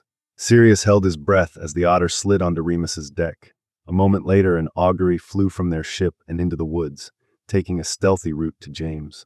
A few moments later, a sharp bolt of blue-purple lightning split the sky over their heads, and Lyle nodded to the ebony-skinned woman standing next to him on the deck. If you please, Mary. She pulled the cork out of a large glass bottle, and a gray cloud swirled out, creeping over the side of the boat and across the water. A similar fog slipped from the decks of the other ship, mingling together and spreading until it looked like a storm had formed around them. Sirius waved his wand and pushed the mist toward the Caledon vessel. On his deck, Remus was searching for the edges of his new power. Lightning shot from their prow and arced through the fog, crackling and booming thunder following in its wake. Sirius smiled proudly. Remus was thorough and had been insistent on mastering the thunder too. A storm with lightning and no thunder isn't convincing, love. They go hand in hand. Lyle leaned over the edge of their boat and motioned toward the water, his arm undulating in barely controlled waves. The sea below them started to roll and roil, big, angry waves racing ahead of their ships and speeding along with the storm. Caledon soldiers rushed around the deck, battening down the hatches and shouting to each other to man the sails. They waved their wands and picked up speed, trying to outrun the clouds coming for them. Sirius grinned. He pushed into his Ventus even harder, and the potion crept forward. Finally, the gray cloud engulfed the Caledon ship, its tendrils wrapping it tightly and obscuring their vision, and Sirius waited. It took less than a minute for the screams to start. Shrill shrieks of utter panic emanated from their deck, and pops echoed across the water as the rank and file apparated away in fear. A dragon. A Hungarian horntail coming right for us. We're going to be burned alive. I see it. It has a clutch of kappas on its back. There's a kraken. It's gonna pull us under. Sirius studied the water at that one, checking if Remus had called anything up from the deep. But no, the only thing around the Caledon ship was the crashing waves Lyle sent. Everything else was a hallucination brought on by the potion.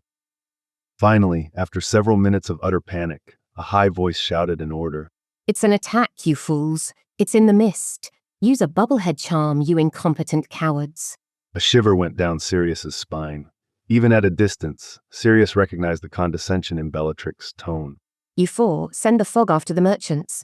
The imbeciles won't know what to do with it. Everyone else, curses to all sides for cover. We don't know where it's coming from. Dozens of different colored jets of light shot out from the Caledon deck, most falling harmlessly into the ocean. 3 must have found their targets on Remus's ship. Sirius heard cries echoing across the water, and their disillusionment charms flickered and fell away. His own, then, Kevran's. Another curse found a mark in a Laconian at the front of Sirius and Lyle's ship. The man fell to the deck, writhing in pain as the skin on his hand blistered and turned black. There! Shit, fuck, they weren't supposed to find us that fast. Sirius muttered. Doesn't matter. They're too close. They won't be able to turn out now. It matters to me, Sirius thought. He threw a shield charm over the front of the ship, keeping one eye on the panicking Caledons as he gave orders for Captain Moody to pass on to the Kevran soldiers. Remember, they need to protect their Laconian crewmates, he instructed. We can't sail the ship without them, and they've been selected for their offensive abilities. The Caledons won't know how to fight wandless magic. Their job is defense and versatility, got it? I'm aware, Black. Moody growled. If the disillusionment charms are draining their energy, they can drop it when necessary. Otherwise, they should keep it as long as they can. It's harder to hit a target you can't see. Moody stared at him blankly, then barked to their men. To your positions. Shield charms up in 3, 2, 1. Protego. The Kevron shields were raised just as a new set of shouts came from the Caledon ship. You heard His Majesty. Turn us, you oafs. Bellatrix screamed. The helmsman spun the helm, and the mainsail swung across the deck, knocking over several soldiers as it passed. But Lyle was right. It was too late. The ship was caught in the whirlpool he'd created as the opposing currents came around the island, swirling together into a maelstrom strong enough to sink a warship. The ship tried to turn, and the oars worked frantically to pull them out of the sea's sucking spiral. A slim, dark-haired figure stood on the edge of the ship and pointed his wand at the hull. The boat started to lift itself, and Sirius heard, No, you bloody don't. Echo across the water. He watched, terrified, as Remus tossed a ladder over the side of the boat and climbed down into the waves. Sirius held his breath for as long as he could, eyes stuck to the spot where Remus disappeared, but he didn't resurface. Sirius waited the longest 10 seconds of his life, then started to panic. He looked at his men, but they were hurling curses at the Caledon ship, obeying Captain Moody's barked orders like the well-trained soldiers they were. They didn't need Sirius. They'd barely even notice if he disappeared. He turned on his heel and apparated to the other ship. He landed with a crack where the rope ladder connected to the hull and was immediately swatted on the shoulder. What are you doing here? Lily hissed. He's down there. He needs me. What if he's drowning? Sirius looked around wildly. Lily was still in James's invisibility cloak, and he had neither the time nor the focus to even guess where her face was. Lily made an annoyed sound in her throat, but Sirius could clearly hear fondness hiding under the exasperation. He is climbing up right now, you maniac. Are you always this bad at following instructions? Sirius craned his head over the side, and sure enough, Remus was scaling the rungs faster than Sirius would have thought possible. In a matter of moments, he clambered over the edge, and Sirius pulled him into a tight embrace. You scared the shit out of me, and you're soaked. What were you doing? He pulled away and cast a warming charm over Remus, then dried his clothes with a jet of warm air. Reinforcements, Remus said shortly. Are you sure that's the most important use of your magic right now? He gestured to the Caledon ship escaping the whirlpool, the wavering disillusionment charm on the ship Sirius just left, and the streaks of light darting between them all. Absolutely, Sirius said without hesitation. Remus's needs came first, always. There was a crack over Remus's shoulder, and James appeared with his crew of 3 at his heels. Quite the fight, eh? He said cheerfully, tossing a stunner behind him with barely a glance. He was in his element, the action and excitement turning his cheeks a dark maroon, but Sirius could see the tightness in the corners of his mouth. Haven't seen Lily by chance, have you? I thought the point of this bloody thing was that you couldn't see me. Lily, still invisible, griped over his shoulder. I know my offensive strengths are only good in close combat, but I need to be able to actually move to use them, Potter. A relieved half-smile pulled at James's lips, and he wrapped his arms around thin air and kissed Lily's invisible forehead.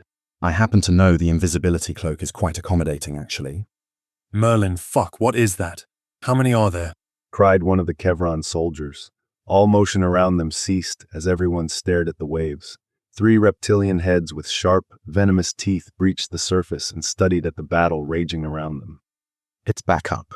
A slow, wicked smile spread across Remus's face. He chirruped loudly and sent a bolt of lightning to the Caledon ship's mainmast. All 3 heads turned with interest.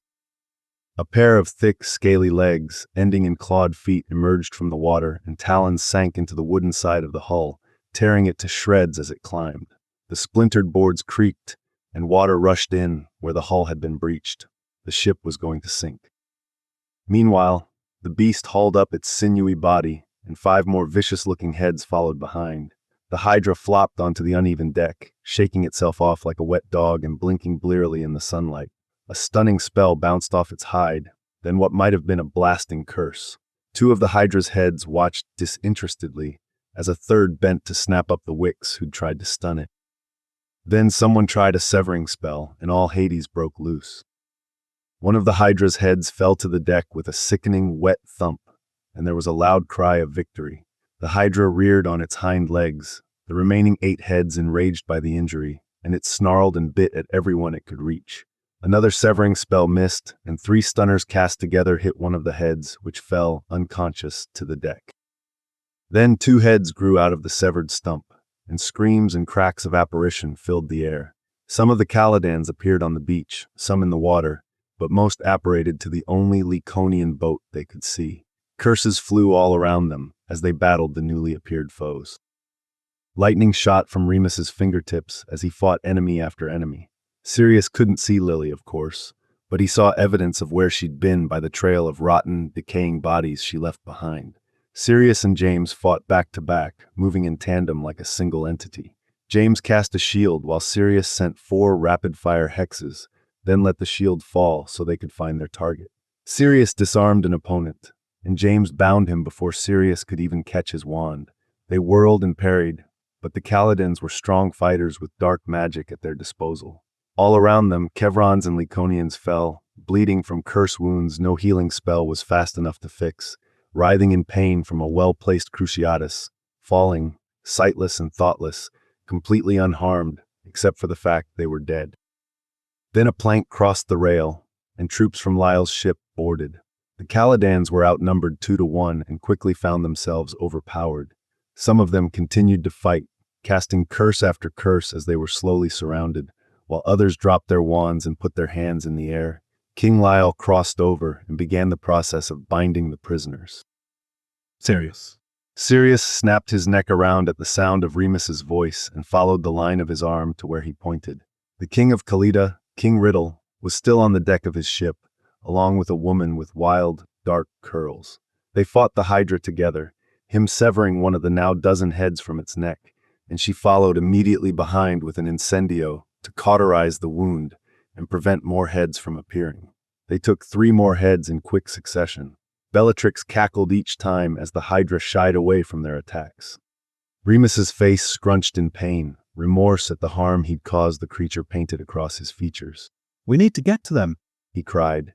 Sirius ran to him and wrapped his fingers around Remus's wrist, and after a moment of intense pressure they appeared on the Caladan deck. Look, my little traitor cousin wanted to come play. Bellatrix mocked, shooting 3 consecutive curses at Sirius as he gained his footing and Remus ran toward the Hydra. "I'm Kevrin, you bitch." He blocked the Expulso curse and Entrail expelling curse and dodged a jet of purple fire, then hurled a Tarantalegra jinx, a stinging hex, and a stunner. Bellatrix shrieked with laughter. Tarantalegra is child's play, you cretin. Fight like you mean it. Sirius growled and sent a blasting curse back, missing Bellatrix but blowing a massive hole in the deck. Bellatrix cackled. Yes, baby cousin. Make it interesting. I've been so very bored with the heathens. They're such easy targets. Bella threw a severing spell toward Remus's turned back. He was sending bolt after bolt of lightning toward Riddle, the electricity crackling across the water that seeped through the cracked deck. But Sirius blocked it with a quick shield charm, then had to leap out of the way of one of the Hydra's snarling heads. Sectum Sempra! A head fell to the deck with a wet, sickening thud, and Bella distracted Sirius with a jelly legs jinx while she hit the Hydra's neck with an incendio. Sirius wobbled behind a fallen mast and muttered a quick finite incantatum, then took stock of the situation. Remus was protecting himself, but he was distracted trying to calm the Hydra enough to direct it toward Riddle and Bellatrix. Sirius put a shield charm around him. The deck of the ship was destroyed, creaking and groaning as the breached hull filled with water. With Sirius out of sight, Riddle and Bella quickly severed and cauterized 2 more heads, and Remus looked like he was going to be sick. Immobilis, he thought, and the freezing spell caught Riddle in its grip. Bella shrieked with rage as she raced toward her frozen king, and the Hydra lunged toward the sound. It sunk a fang into her bicep, and her cries turned to pain. Remus waved his arms, and Sirius's stomach was in his throat when the Hydra set its sights on the Laconian prince. It lowered a head toward Remus with a cheer-up, cocking the others to the side like a questioning dog, and Remus stroked its nose fondly. Bellatrix collapsed to the deck, poison rushing through her body and blood pouring from her wound. Sirius bound her hands and took her wand, then cast a spell to wrap her arm tightly in a bandage. There was a crack to Sirius's right, and James appeared. Need some help. Trixie looks like she might need a medic. Yeah, she'll probably need some transport. Wouldn't want someone like her to escape justice. He tapped the wand in his pocket. Wonder how many Cruciatus we'll find on this, if we run a few priori incantatum charms. Bellatrix's eyes fluttered open, and she spared the energy to bare her teeth at him, conveying her ire even with dull eyes. Sirius sidled over to Riddle and plucked the wand from his hand, cast an impediment jinx to keep him mostly still, then went to stand shoulder to shoulder with Remus. He reached down and twined their fingers together, squeezing them tightly to steady Remus's shaking hand. Remus looked Riddle over, an expression of disgust on his face. Surrender, Riddle. Abdicate the throne. Serve an appropriate sentence for espionage and piracy, and we'll let you live. Riddle had frozen with a cold, impassive look on his face, but his lip curled into a sneer. Never. Then I cannot help you. He made a clicking noise to the Hydra and squeezed Sirius's hand. Sirius silently lifted the impediment jinx. It didn't seem right to leave Riddle with no way to defend himself and no way to escape. Then Sirius turned on the spot, and the pair disapparated. By the time they reappeared on their own ship, with James and a bound and bleeding Bellatrix right behind, the Hydra was bearing down on King Riddle. Sirius made himself watch as one of the heads tossed him in the air, and the other four tore him apart. Remus shuddered, then raced to the rail to empty the meager contents of his stomach over the side. Sirius came to stand beside him and stroked his hunched-over back. Remus straightened, a light sheen of sweat on his forehead and tears pooling along his eyelids, and wiped his mouth on the back of his hand. He looked at Sirius cautiously, like he was afraid of what he'd find. I did that, he whispered. His lower lip wobbled and his voice broke. That was my fault. Sirius whimpered in sympathy and wrapped his arms around him. Remus buried his face in his neck, and Sirius could feel wetness gather in the hollow of his collarbone that had nothing to do with the sea's spray. You offered him his life. You tried to show him mercy. You didn't even mention the war crimes. He made his own decision, love. Remus snuffled into Sirius's neck for a few moments more, while Sirius twirled the soft curls at the nape of his neck around his fingers, watching the Caledon mast splinter and crack. The ship groaned one last time before sinking below the waves. Finally, Remus stood straight, shoulders back, as he went to face his father. Remus and Lyle had a quick debrief that ended with a grimace from Remus and Lyle, clapping a strong hand on his shoulder. Then, Remus walked past the healers treating injuries in soldiers and prisoners on his way back to Sirius at the bow. James and Lily had disappeared off somewhere together, presumably to have some privacy as they checked for injuries and snogged each other senseless in the euphoria of relative safety. How are you feeling, baby? Sirius asked softly, taking Remus's hands in his own and kissing the back of his knuckles. I don't know. Tired, relieved, worried that after this there'll just be something else. My mouth tastes like arse. That's one thing I'm certain of. Oh, you should be so lucky. Sirius teased, and Remus laughed.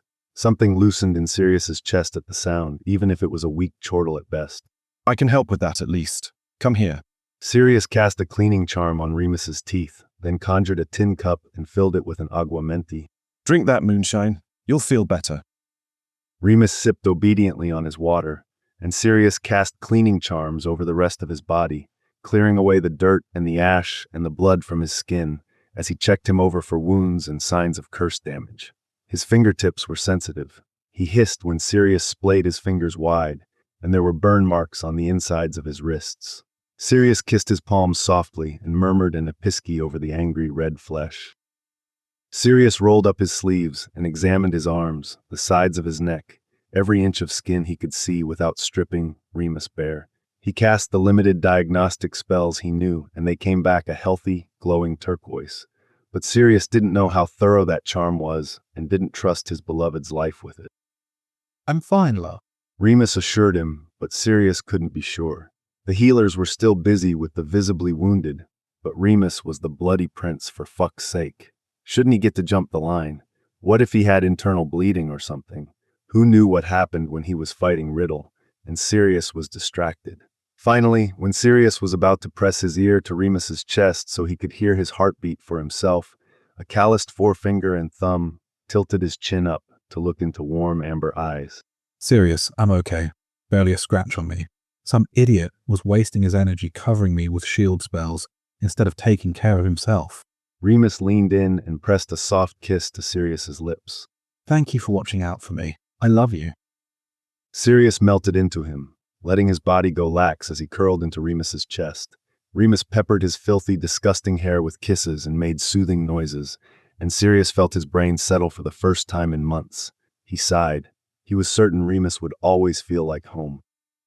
A sharp yank on both his arms tore him away from Remus, toward the rail, and into the tip of the unfamiliar, stubby wand in Bellatrix's hand. She jabbed him in the back with its point and shoved him to his knees, then bound his hands and feet together. His back arched and his shoulders screamed in protest. His hands were nearly resting on the heels of his boots. Oh, is it not so fun when you're the one bound like an animal? Bellatrix mocked, an exaggerated pout sitting prettily on her lips. It pulled into a sharp, dangerous grin as she laced her fingers into his hair and wrenched his head back. Too bad for your little pet. He's going to have to watch while I gut you like a pig. Let him go, Bellatrix. Remus shouted. Sirius could just see him in his peripheral vision. His hands were up in what Sirius now recognized as his pre-lightning stance. It would be too hard, though. He and Bellatrix were too close together, and the way lightning arced and spread was too unpredictable. Bella's fingers loosened as she laughed madly, goading Remus. Or what, you impotent clot? Remus's eyes flickered a rapid triangle between Sirius, Bellatrix, and the wand she had to his throat. Sirius could see the indecision there, the terror of hurting Sirius in an attempt to save him. How'd you even get that thing? Sirius asked, jerking his head toward Bella's wand in a bid for time. Bellatrix rolled her eyes. Please. The fools were confiscating them, then carrying them around in their back pockets. They were asking to have one stolen. Oh, Sirius was definitely going to have to teach the Laconians about the importance of wand placement. Clearly they hadn't grown up with Moody's dire warnings about blowing off a buttock. Well, experience is the most brutal teacher, I suppose. Next time, they'll just snap them. Bellatrix snarled and jabbed him harder. Your pathetic little boyfriend will be distraught. She sing-songed. He won't know what to do. He won't be able to save you. He'll blame himself forever. Oh, how sad for him, to see the one he loves suffer. She drew her wand back with glee, as if performing on the stage. Watch as pretty little Sirius screams and cries before his blood. Ah. The hems of her robes went up in licking, curling flames. Incendio. Sirius thought again. The fire spread rapidly up the skirt and bodice. Bellatrix thrashed and wailed as she tried to put them out with a panicked Aguamenti. Sirius's bindings went next, just enough to separate his wrists from his feet so he could fall forward. He lay on his side and worked his hands free, then scrambled to draw his wand. He didn't need to. The fire was too widespread, engulfing her in a bright ball of licking flames. She twisted and writhed, trying to douse it with her stolen wand. She threw herself over the edge in her panic, landing with a splash in the waves below. Remus rushed forward and untied Sirius's feet, while James and Lily ran to peer over the rail. Suppose we should send down a ladder for her then? James looked a little disappointed, like he was hoping the Hydra would come back and snatch her up. Remus sighed. Yeah, I suppose we should. Epilogue. 2 weeks later, the rulers of the continent had been in a continuous flurry of meetings since the battle. The Caladan prisoners were originally taken to Lycanos for holding, but within 2 days they were sent to the international courts in Anspa. Given the instability of Calada, with their sudden lack of ruler and no clear line of succession, and the scope of King Riddle's attacks, the risk of leaving punishment in Laconian hands alone seemed like a recipe for war. The Anspan government was known for even-handed justice and had been the seat of international neutrality for generations. The trials for those captured had been an ongoing nightmare, a tangled web of motivations and denials that was impossible to unweave with perfect accuracy. Some of the earlier cases were easily handled. King Riddle had a tendency to pluck particularly talented Wix commoners from their families and force them into his service under pain of death, and the coercion and terror was clear. Others were much more complicated. Lucius Malfoy managed to convince the court that his pregnant wife was in danger if he hadn't complied with the king's wishes and was allowed free, much to Sirius's chagrin. Sirius wasn't actually invited to the meetings. Technically, he was there as Remus's consort, which felt squishy and nice in his stomach, but oddly dismissive on the whole, considering he'd been groomed as the Kevron prince's advisor for nearly a decade. He didn't let himself dwell on it, though, as he spent most of his time with the primary witness against the highest level of King Riddle's supporters, Regulus. Sirius and Regulus hadn't spent this much time together since before Sirius joined the Kevrin court, and they'd never spent any time together away from their parents at all. Sirius soaked up every second they could get, bursting into Regulus's room as soon as he woke in the morning, hovering outside the door to the courtroom as he testified, and learning more about the man his baby brother had grown into. As it turned out, Sirius really liked his brother. He'd always known he loved him, of course. He'd spent his entire childhood trying to protect him, after all. But they also fought constantly, and Sirius never understood why someone as smart as Regulus bought into their parents' bullshit, and Regulus never understood why Sirius couldn't just keep his head down, and they both thought the other lived a cushy life as Walburga's favorite. Now, the space to get to know each other without the influence of their parents allowed Sirius to realize they'd both been wrong. Walburga's favorite was Walburga, and any alliance between her sons was a threat to be avoided at all costs. Fortunately, Regulus had met someone steady and trustworthy who provided an alternative for their parents' ideals and opportunism. The Yaktari royals, the Shacklebolts, had come with their children to the Caledon court, and Bellatrix dragged Regulus along. Sirius assumed the goal was for Regulus to attract the Yaktari Princess Raihana. Instead, he was seated next to Prince Kingsley, who was ready to do the only reckless thing in his entire life by the end of the meal. He ended his engagement to the Onspawn princess within the week, and neither he nor Reg looked back as they ripped their old lives to shreds. It was impressive and brave, and Sirius felt himself swelling with pride every time he thought about it. As they sat in Regulus's quarters one night, Sirius worked up the courage to tell him so while he practiced a wandless tickling charm and Regulus read Laconian historical fiction.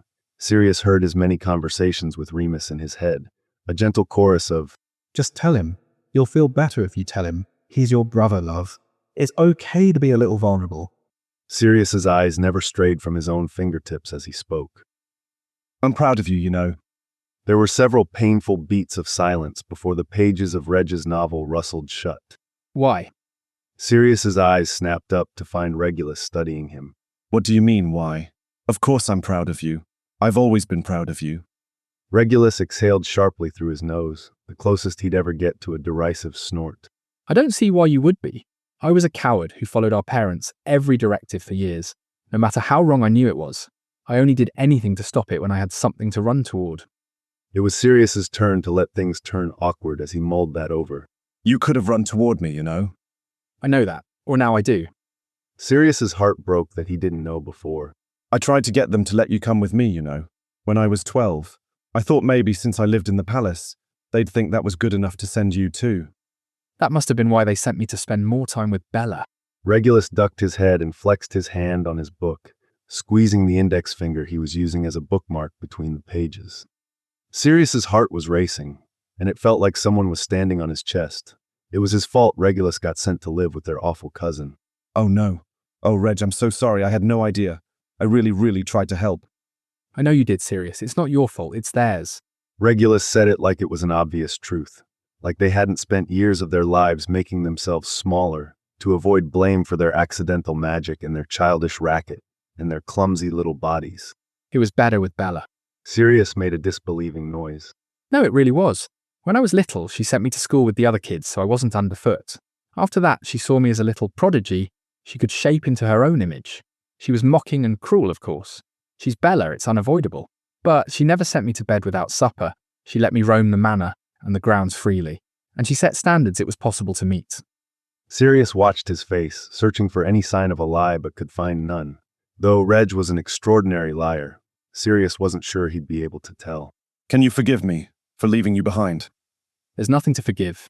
Sirius frowned and shook his head, and Regulus put his book down with a sigh. He crossed the space between them and knelt by Sirius's chair. "I know you did your best, Sirius. You were just as much a child as I was, and none of it was your responsibility. I'm happy you got to have a loving childhood, and I'm learning what that feels like now. I don't resent you. The only people to blame are our parents." "I'm glad you got out." Tears pricked at the corners of Sirius's eyes, and he sniffled. "You're so fucking brave, Reg. I'm so proud of you, and I'm so glad you got out." "Me too." Regulus looked away while Sirius got himself under control, then stood and patted the back of Sirius's hand. "May I please go back to my book? We needed to talk about that. But now that we have, I'd prefer to never think about our childhood again. Sirius let out a wet little laugh. Yeah, all right. I was about to ask you what Prince Shacklebolt looks like naked, so... Ow. A stinging hex ran across his knuckles, and Sirius rubbed at the welt. Regulus looked at the spot with smug satisfaction. Restrict your fantasies to your own heir to the throne, and leave mine out of it. Thank you very much. Regulus's final act of bravery before he returned to Yaktar, and his prince was to provide evidence against Bellatrix. Sirius brought the memories Regulus sent him, and Reg provided many more snippets of meetings between King Riddle and his most loyal lords and ladies, Bellatrix chief amongst them. She was sentenced to life in prison, threatening Regulus and Sirius with revenge the entire way out of the courtroom. Everyone watched her go, mouths agape. Well, I never, murmured Queen Euphemia. A throat cleared loudly at the end of the table. An elderly, withered man with a long white beard stood and called the attention of the table. If I may present a proposal to the International Court. You may speak, Lord Greengrass, agreed Onspa's Queen Abbot.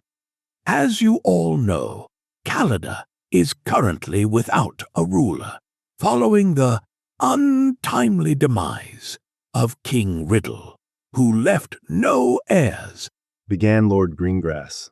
There was an awkward titter around the room, and Sirius saw a few eyes stray to Lyle and Remus.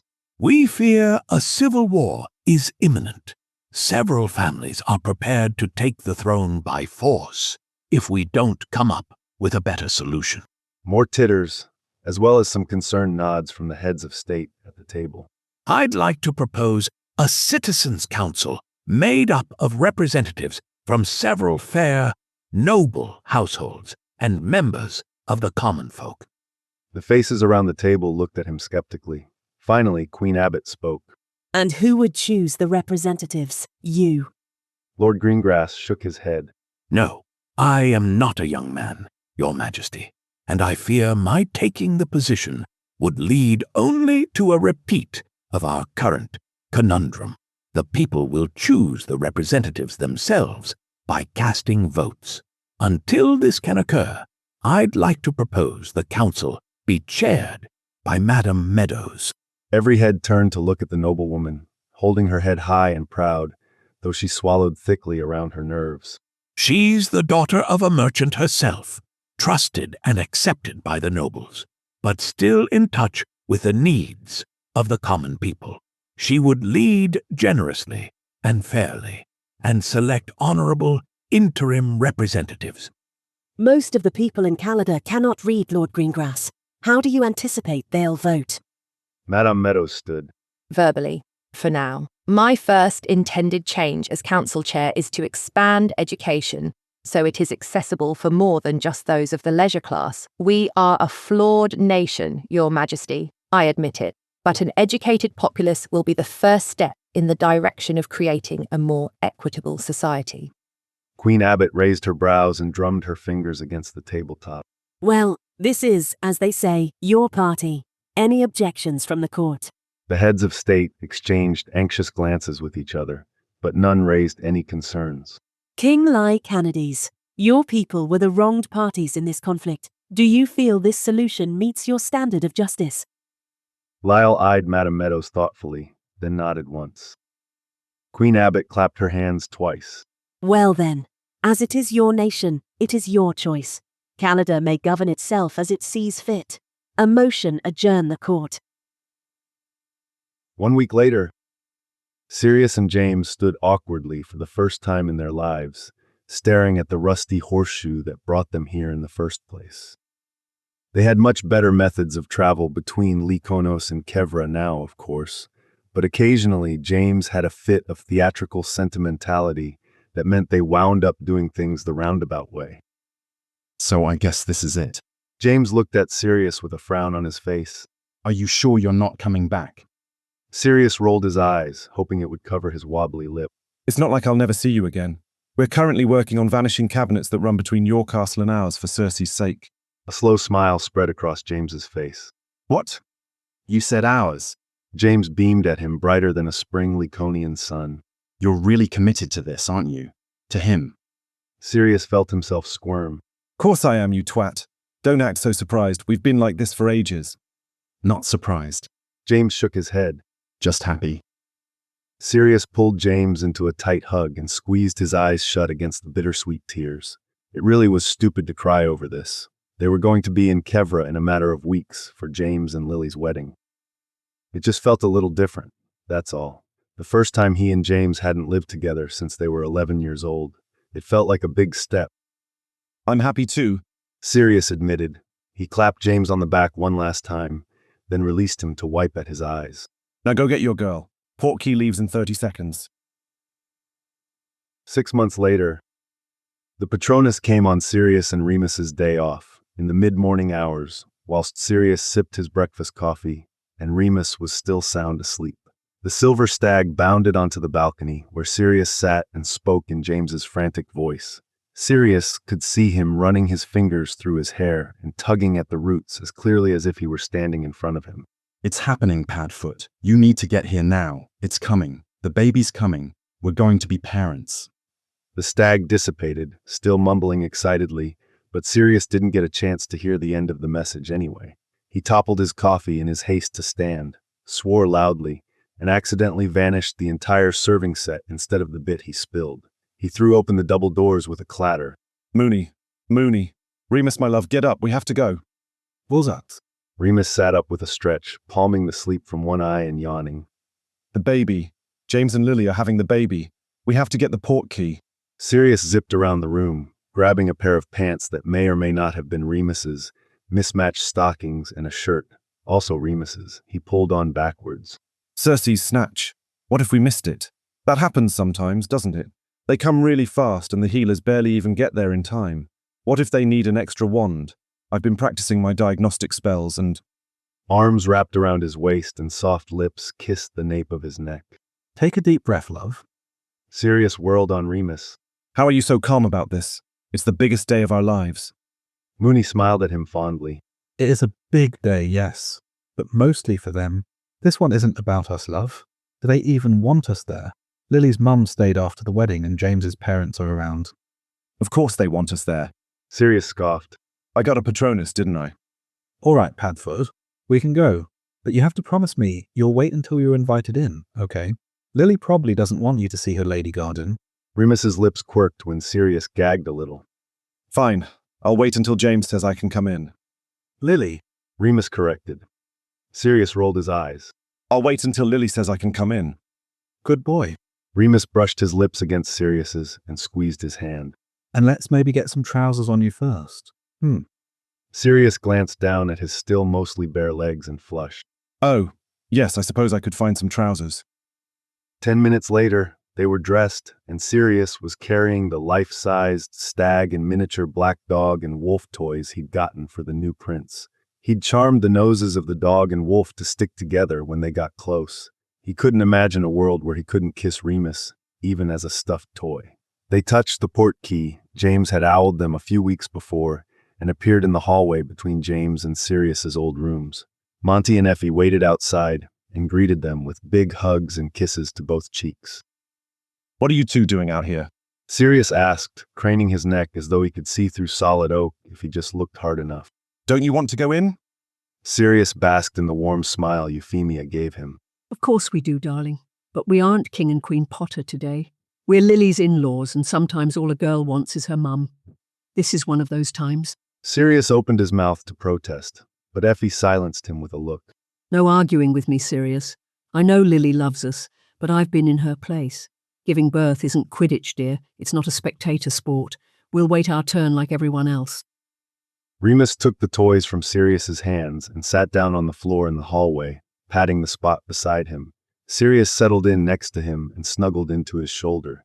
Then he stood and paced, then put his head in Remus's lap and let him stroke his hair, then threw the wolf down the hallway and practiced his wandless summoning charm. After eons 3 hours passed, there was a cry from within the room. Sirius jumped to his feet, gathered their gifts, and burst through the door. Padfoot, James cried in a whisper. Come meet Harry. Hazza, your godfather is here to see you. He was sitting next to a sleeping Lily in the large bed, one knee pulled beneath him and a pillow propped up his elbow. He held a bundle of blankets in one arm, and he couldn't keep his eyes off it for more than a few seconds at a time. The room smelled of a fresh cleaning charm, and the healers were nowhere to be seen. Sirius dropped his gifts to the floor and crossed the room in 3 strides. He bent over James's shoulder and peered inside the blanket. A wrinkled, ruddy face, messy black hair, and barely open eyes looked back, and Sirius felt tears prick at the corners of his eyes. This was James's baby. It was part of him, and part of Lily and Effie and Fleamont, and so many people he loved so much he could barely breathe for the weight of it. All those people, Sirius's entire world, narrowed down to one pair of chubby cheeks and some little snuffling noises, resting in the crook of Prongs' arms. He lifted his hand and ran a careful finger down the newborn's cheek. "Hi, Harry," he whispered, barely getting the words out around the lump in his throat. James nodded to the rocking chair at the side of the bed. You want to hold him? Sirius's eyes snapped to James's face. "Can I?" Of course. James beamed at him, pride radiating from every pore of his body.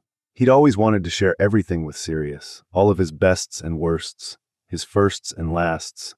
Sirius was by his side for all of it. He wasn't sure why he was surprised Prongs wanted him there for this one too. Sirius sat in the chair and James slowly, carefully passed the bundle to Sirius. Make sure you support his head now. Perfect. You're a natural, Padfoot. Sirius barely heard him. For the first time since they'd met, James was hardly an afterthought in Sirius's mind. The only thing that existed for him at the moment was the tiny body he cradled in his arms. "Hi, sweetheart," he breathed, unable to tear his eyes away from the sleeping baby's face. "Hi, darling. Your Uncle Padfoot loves you so, so much." His voice broke, unable to contain all the emotions Sirius didn't even know how to name. "We all love you so much."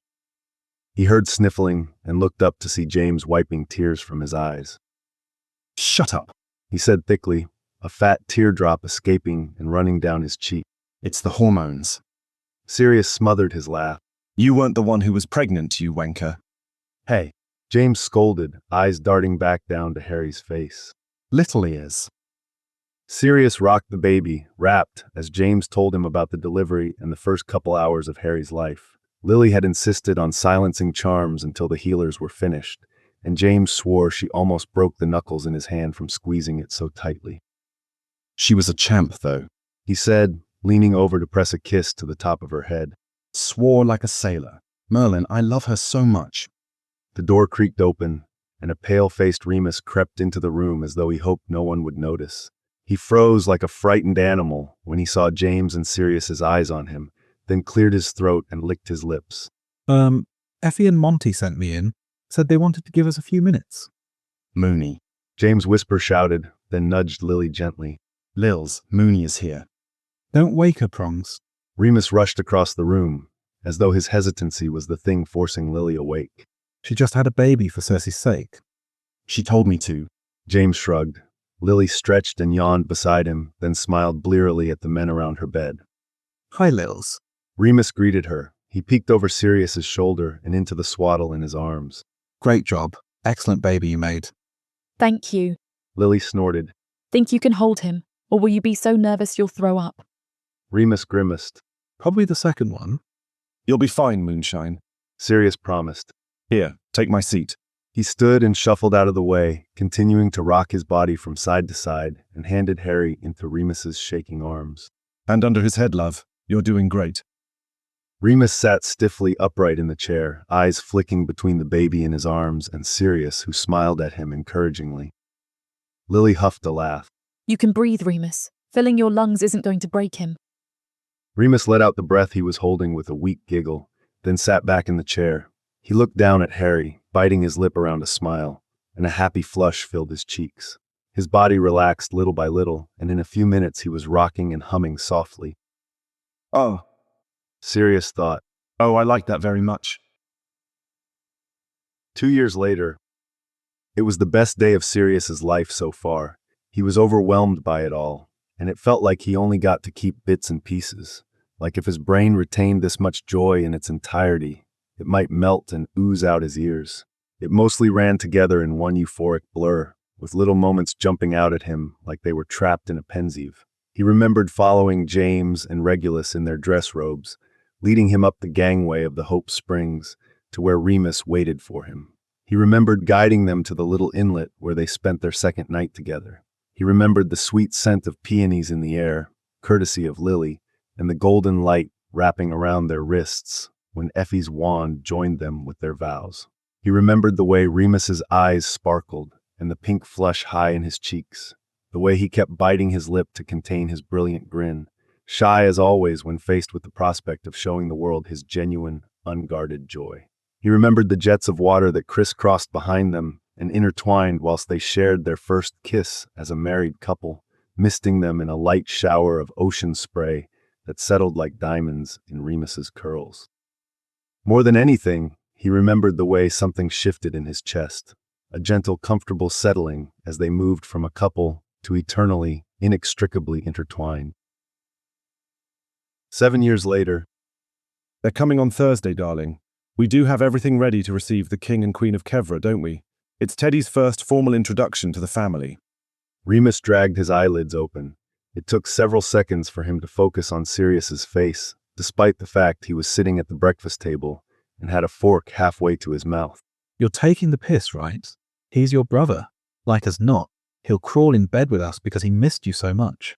Harry definitely will, at least in the mornings. Sirius shrugged. Remus wasn't wrong. Remus yawned and stretched, his back cracking as he arched over the chair. It was their first full moon since Teddy was born, and King James, Queen Lily, Prince Harry, and the Queen Mother were coming to babysit and dote on the new Lyconian prince, while his father spent a night running feral through the familiar forests of their island. Or curled up as canned balls, asleep at the foot of the bed while the night air rustled the billowing white curtains. Probably that one, given that neither of them had slept longer than 3 hours a night in 17 days. So, we have a week then, cutting it a little close, arriving on the day of the moon, aren't they? Remus's voice was thick and scratchy, though Sirius wasn't sure if it was because he was constantly on the verge of falling asleep or because the only way to keep Teddy from screaming was to sing raucous Lyconian folk songs until all hours of the night. Sirius laughed. No moonbeam. 2 days from now, it's Tuesday. Remus cocked his head to the side and frowned, a little wrinkle forming between his brows. It's Thursday, love. No. Sirius shook his head. Saturday I was on night duty, and then Sunday we spent the day with your mother and she let me take the most glorious nap. And then... Sirius counted out the time in his head, everything hiding in an exhausted fog of feeding and nappies and a metamorphmagious baby who thought sleep was for the weak. Fuck, it's... Padfoot, Mooney. The door to their cottage, a pretty little whitewashed thing just down the hill from the palace, banged open, and Harry hurtled through. The bloody wards didn't even chime to warn him, so now he was going to have to fix. Oh. Right. He disabled them in a fit of frustration when a fox running through the bushes at 2 a.m. woke a just barely asleep Teddy. Teddy, who was now awake and crying at the sound of the door banging shut behind a very excitable 9-year-old. Remus pulled his tired limbs out of his chair and picked up Teddy, soothing the baby who was so angry at his rude awakening that his hair was now tomato red, just like his face. Harry threw himself into Sirius's lap, who gave him a tight squeeze and a kiss atop his messy head. The door creaked open again, this time more quietly, and a set of broad shoulders and wild hair entered the room. Hazza, what did we say about the noise? James Whisper shouted at his son as he held the door for Lily and Effie. I'm a prince, not a bludger. Harry droned in a monotone. Lily laughed, apparently deciding the baby was awake and the moratorium on noise was over for the time being. You are indeed a prince, not a bludger. But what I think we said was, don't wake the baby. Harry's face fell as he watched Mooney swaying Teddy back and forth. He looked at Sirius with wide, apologetic green eyes. Sorry, Padfoot. It's okay, Prongslet. I had it coming. I did that to your mum and dad the first few times I met you. Sirius ruffled Harry's hair fondly. We're excited to see you too. We understand. Harry squirmed away from Sirius's hand and instead went to stand beside Remus and peer into the bundle of blankets in his arms. Why is his hair like that? Orange usually means hungry, Remus said, bending lower so Harry could see. Do you want to feed him? Harry's eyes darted nervously between Remus and his parents. James smiled at him in encouragement, while the corners of Lily's mouth twitched up in an attempt to hold back a laugh at the look of utter terror on Harry's face. Remus leaned in with a conspiratorial whisper. You're allowed to say no. Harry let out a big breath. Not right now, thanks. Lily snorted and held out her arms to Remus, fingers wiggling. Good. More for me. Gimme, Lupin. Remus crossed the room, placed Teddy in her arms, and kissed her on the cheek as Sirius handed her a bottle. Sirius and Remus were unusually hands-on for royal parents. Sirius grew up in a household where he knew his house elf better than he knew his mother, and he wouldn't wish the experience on anyone. It was his first priority to make sure Teddy knew just how wanted and loved he was. For Sirius, that meant doing the hard parts, like making a bottle while Teddy screamed in his ear for 3 minutes in the middle of the night, or trying to figure out what each specific cry and coo meant, which got much easier at 2 weeks, when they noticed patterns developing with how his appearance tended to change based on his needs.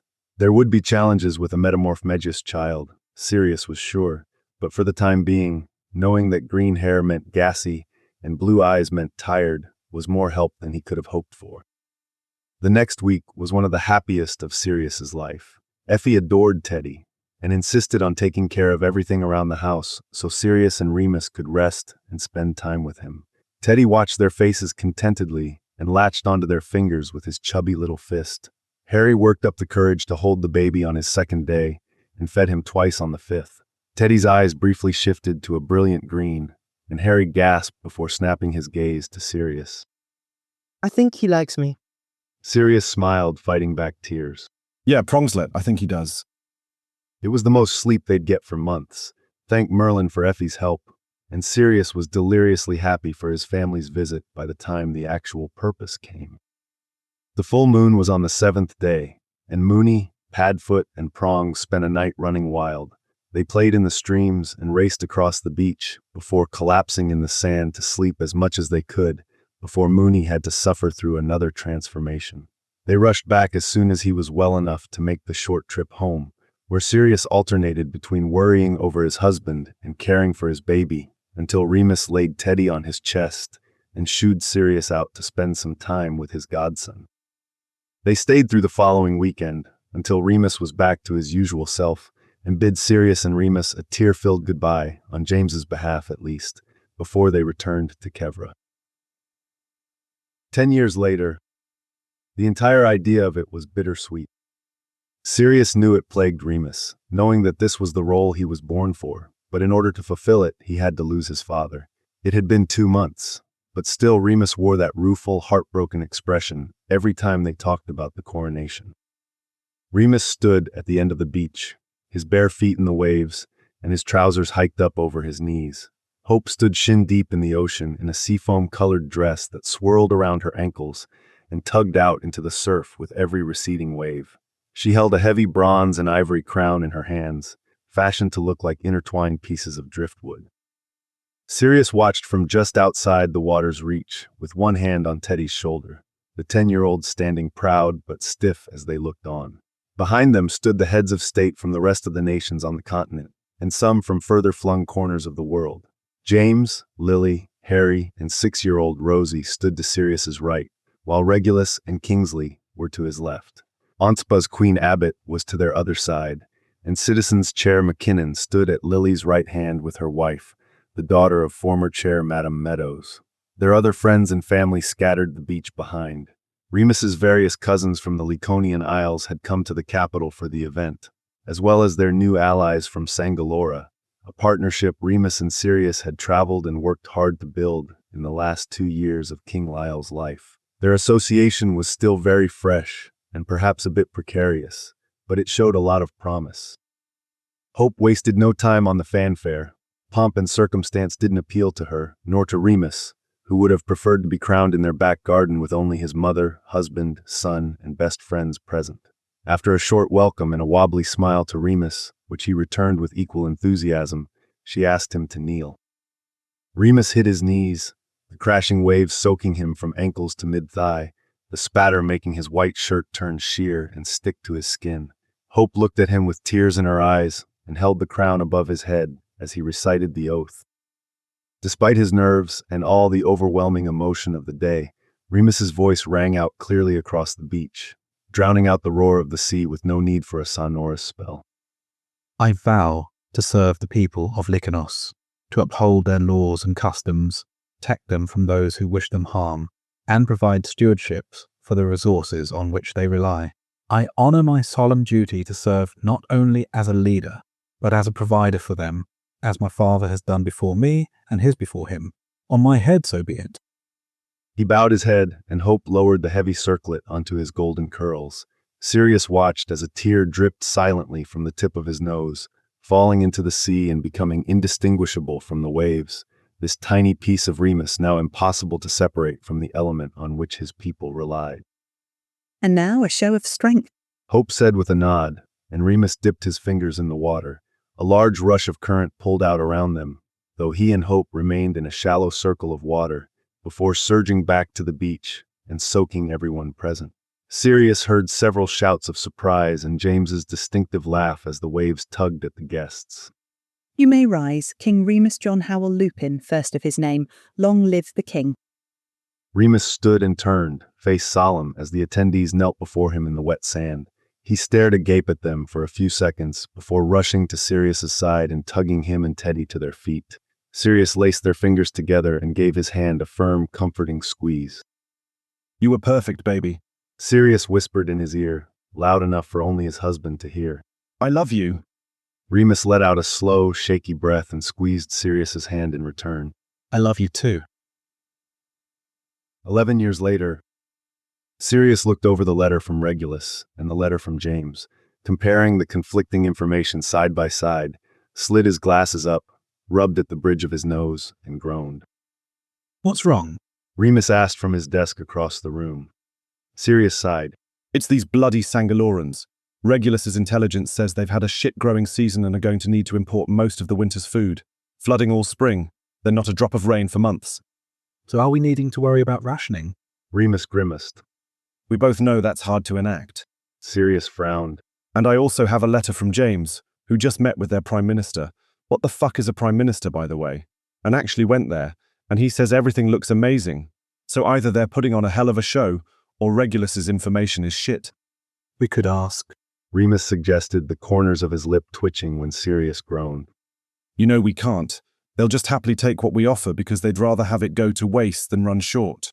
Their relationship with Sangalora was good and mutually beneficial, but they didn't seem to quite understand how delicate an island ecosystem was. They were entirely too willing to take advantage of Remus's generosity. That is a conundrum. Remus cocked his head to the side and studied Sirius for a moment. What if we did a little of our own research? Sirius's brow wrinkled. What do you have in mind? Well, it shouldn't be dangerous, right? A vacation, really. Barely even an intelligence mission at all. I suppose. Sirius arched a suspicious brow. I feel like you're leading somewhere. Remus shrugged and put on the innocent face he used to pretend he wasn't up to some major bullshit. Nobody would suspect a 21-year-old. Sirius barked a loud laugh. No. We are not sending our son to Sangalora. What if Regulus is right? It's still summer. It's months until they'd need us to intervene. He'll eat some new food that makes his stomach hurt, portkey home, and see the healer before he can shit his brains out. I blame you for the delicate Kevrin stomach, by the way. Remus leveled a stern look at Sirius, who rolled his eyes. And I feel like you're really only looking at the negatives here. What about the best-case scenario? Remus sat his chin in his hand and batted his lashes coquettishly at his husband of 27 years. Sirius blushed, then flicked a finger at him, making the candle on his desk flare and reach for his overgrown graying eyebrows. Still, he could feel the stupid, goofy, love-struck smile tugging at his lips even after all this time. He sighed, putting on a show of exasperation, and Remus smirked. He was always a smug bastard when he won. All right, call him in. Finite. Thanks for listening to this text-to-speech podfic composed by Burning Aurora, Kaliana, and Flowerhawk.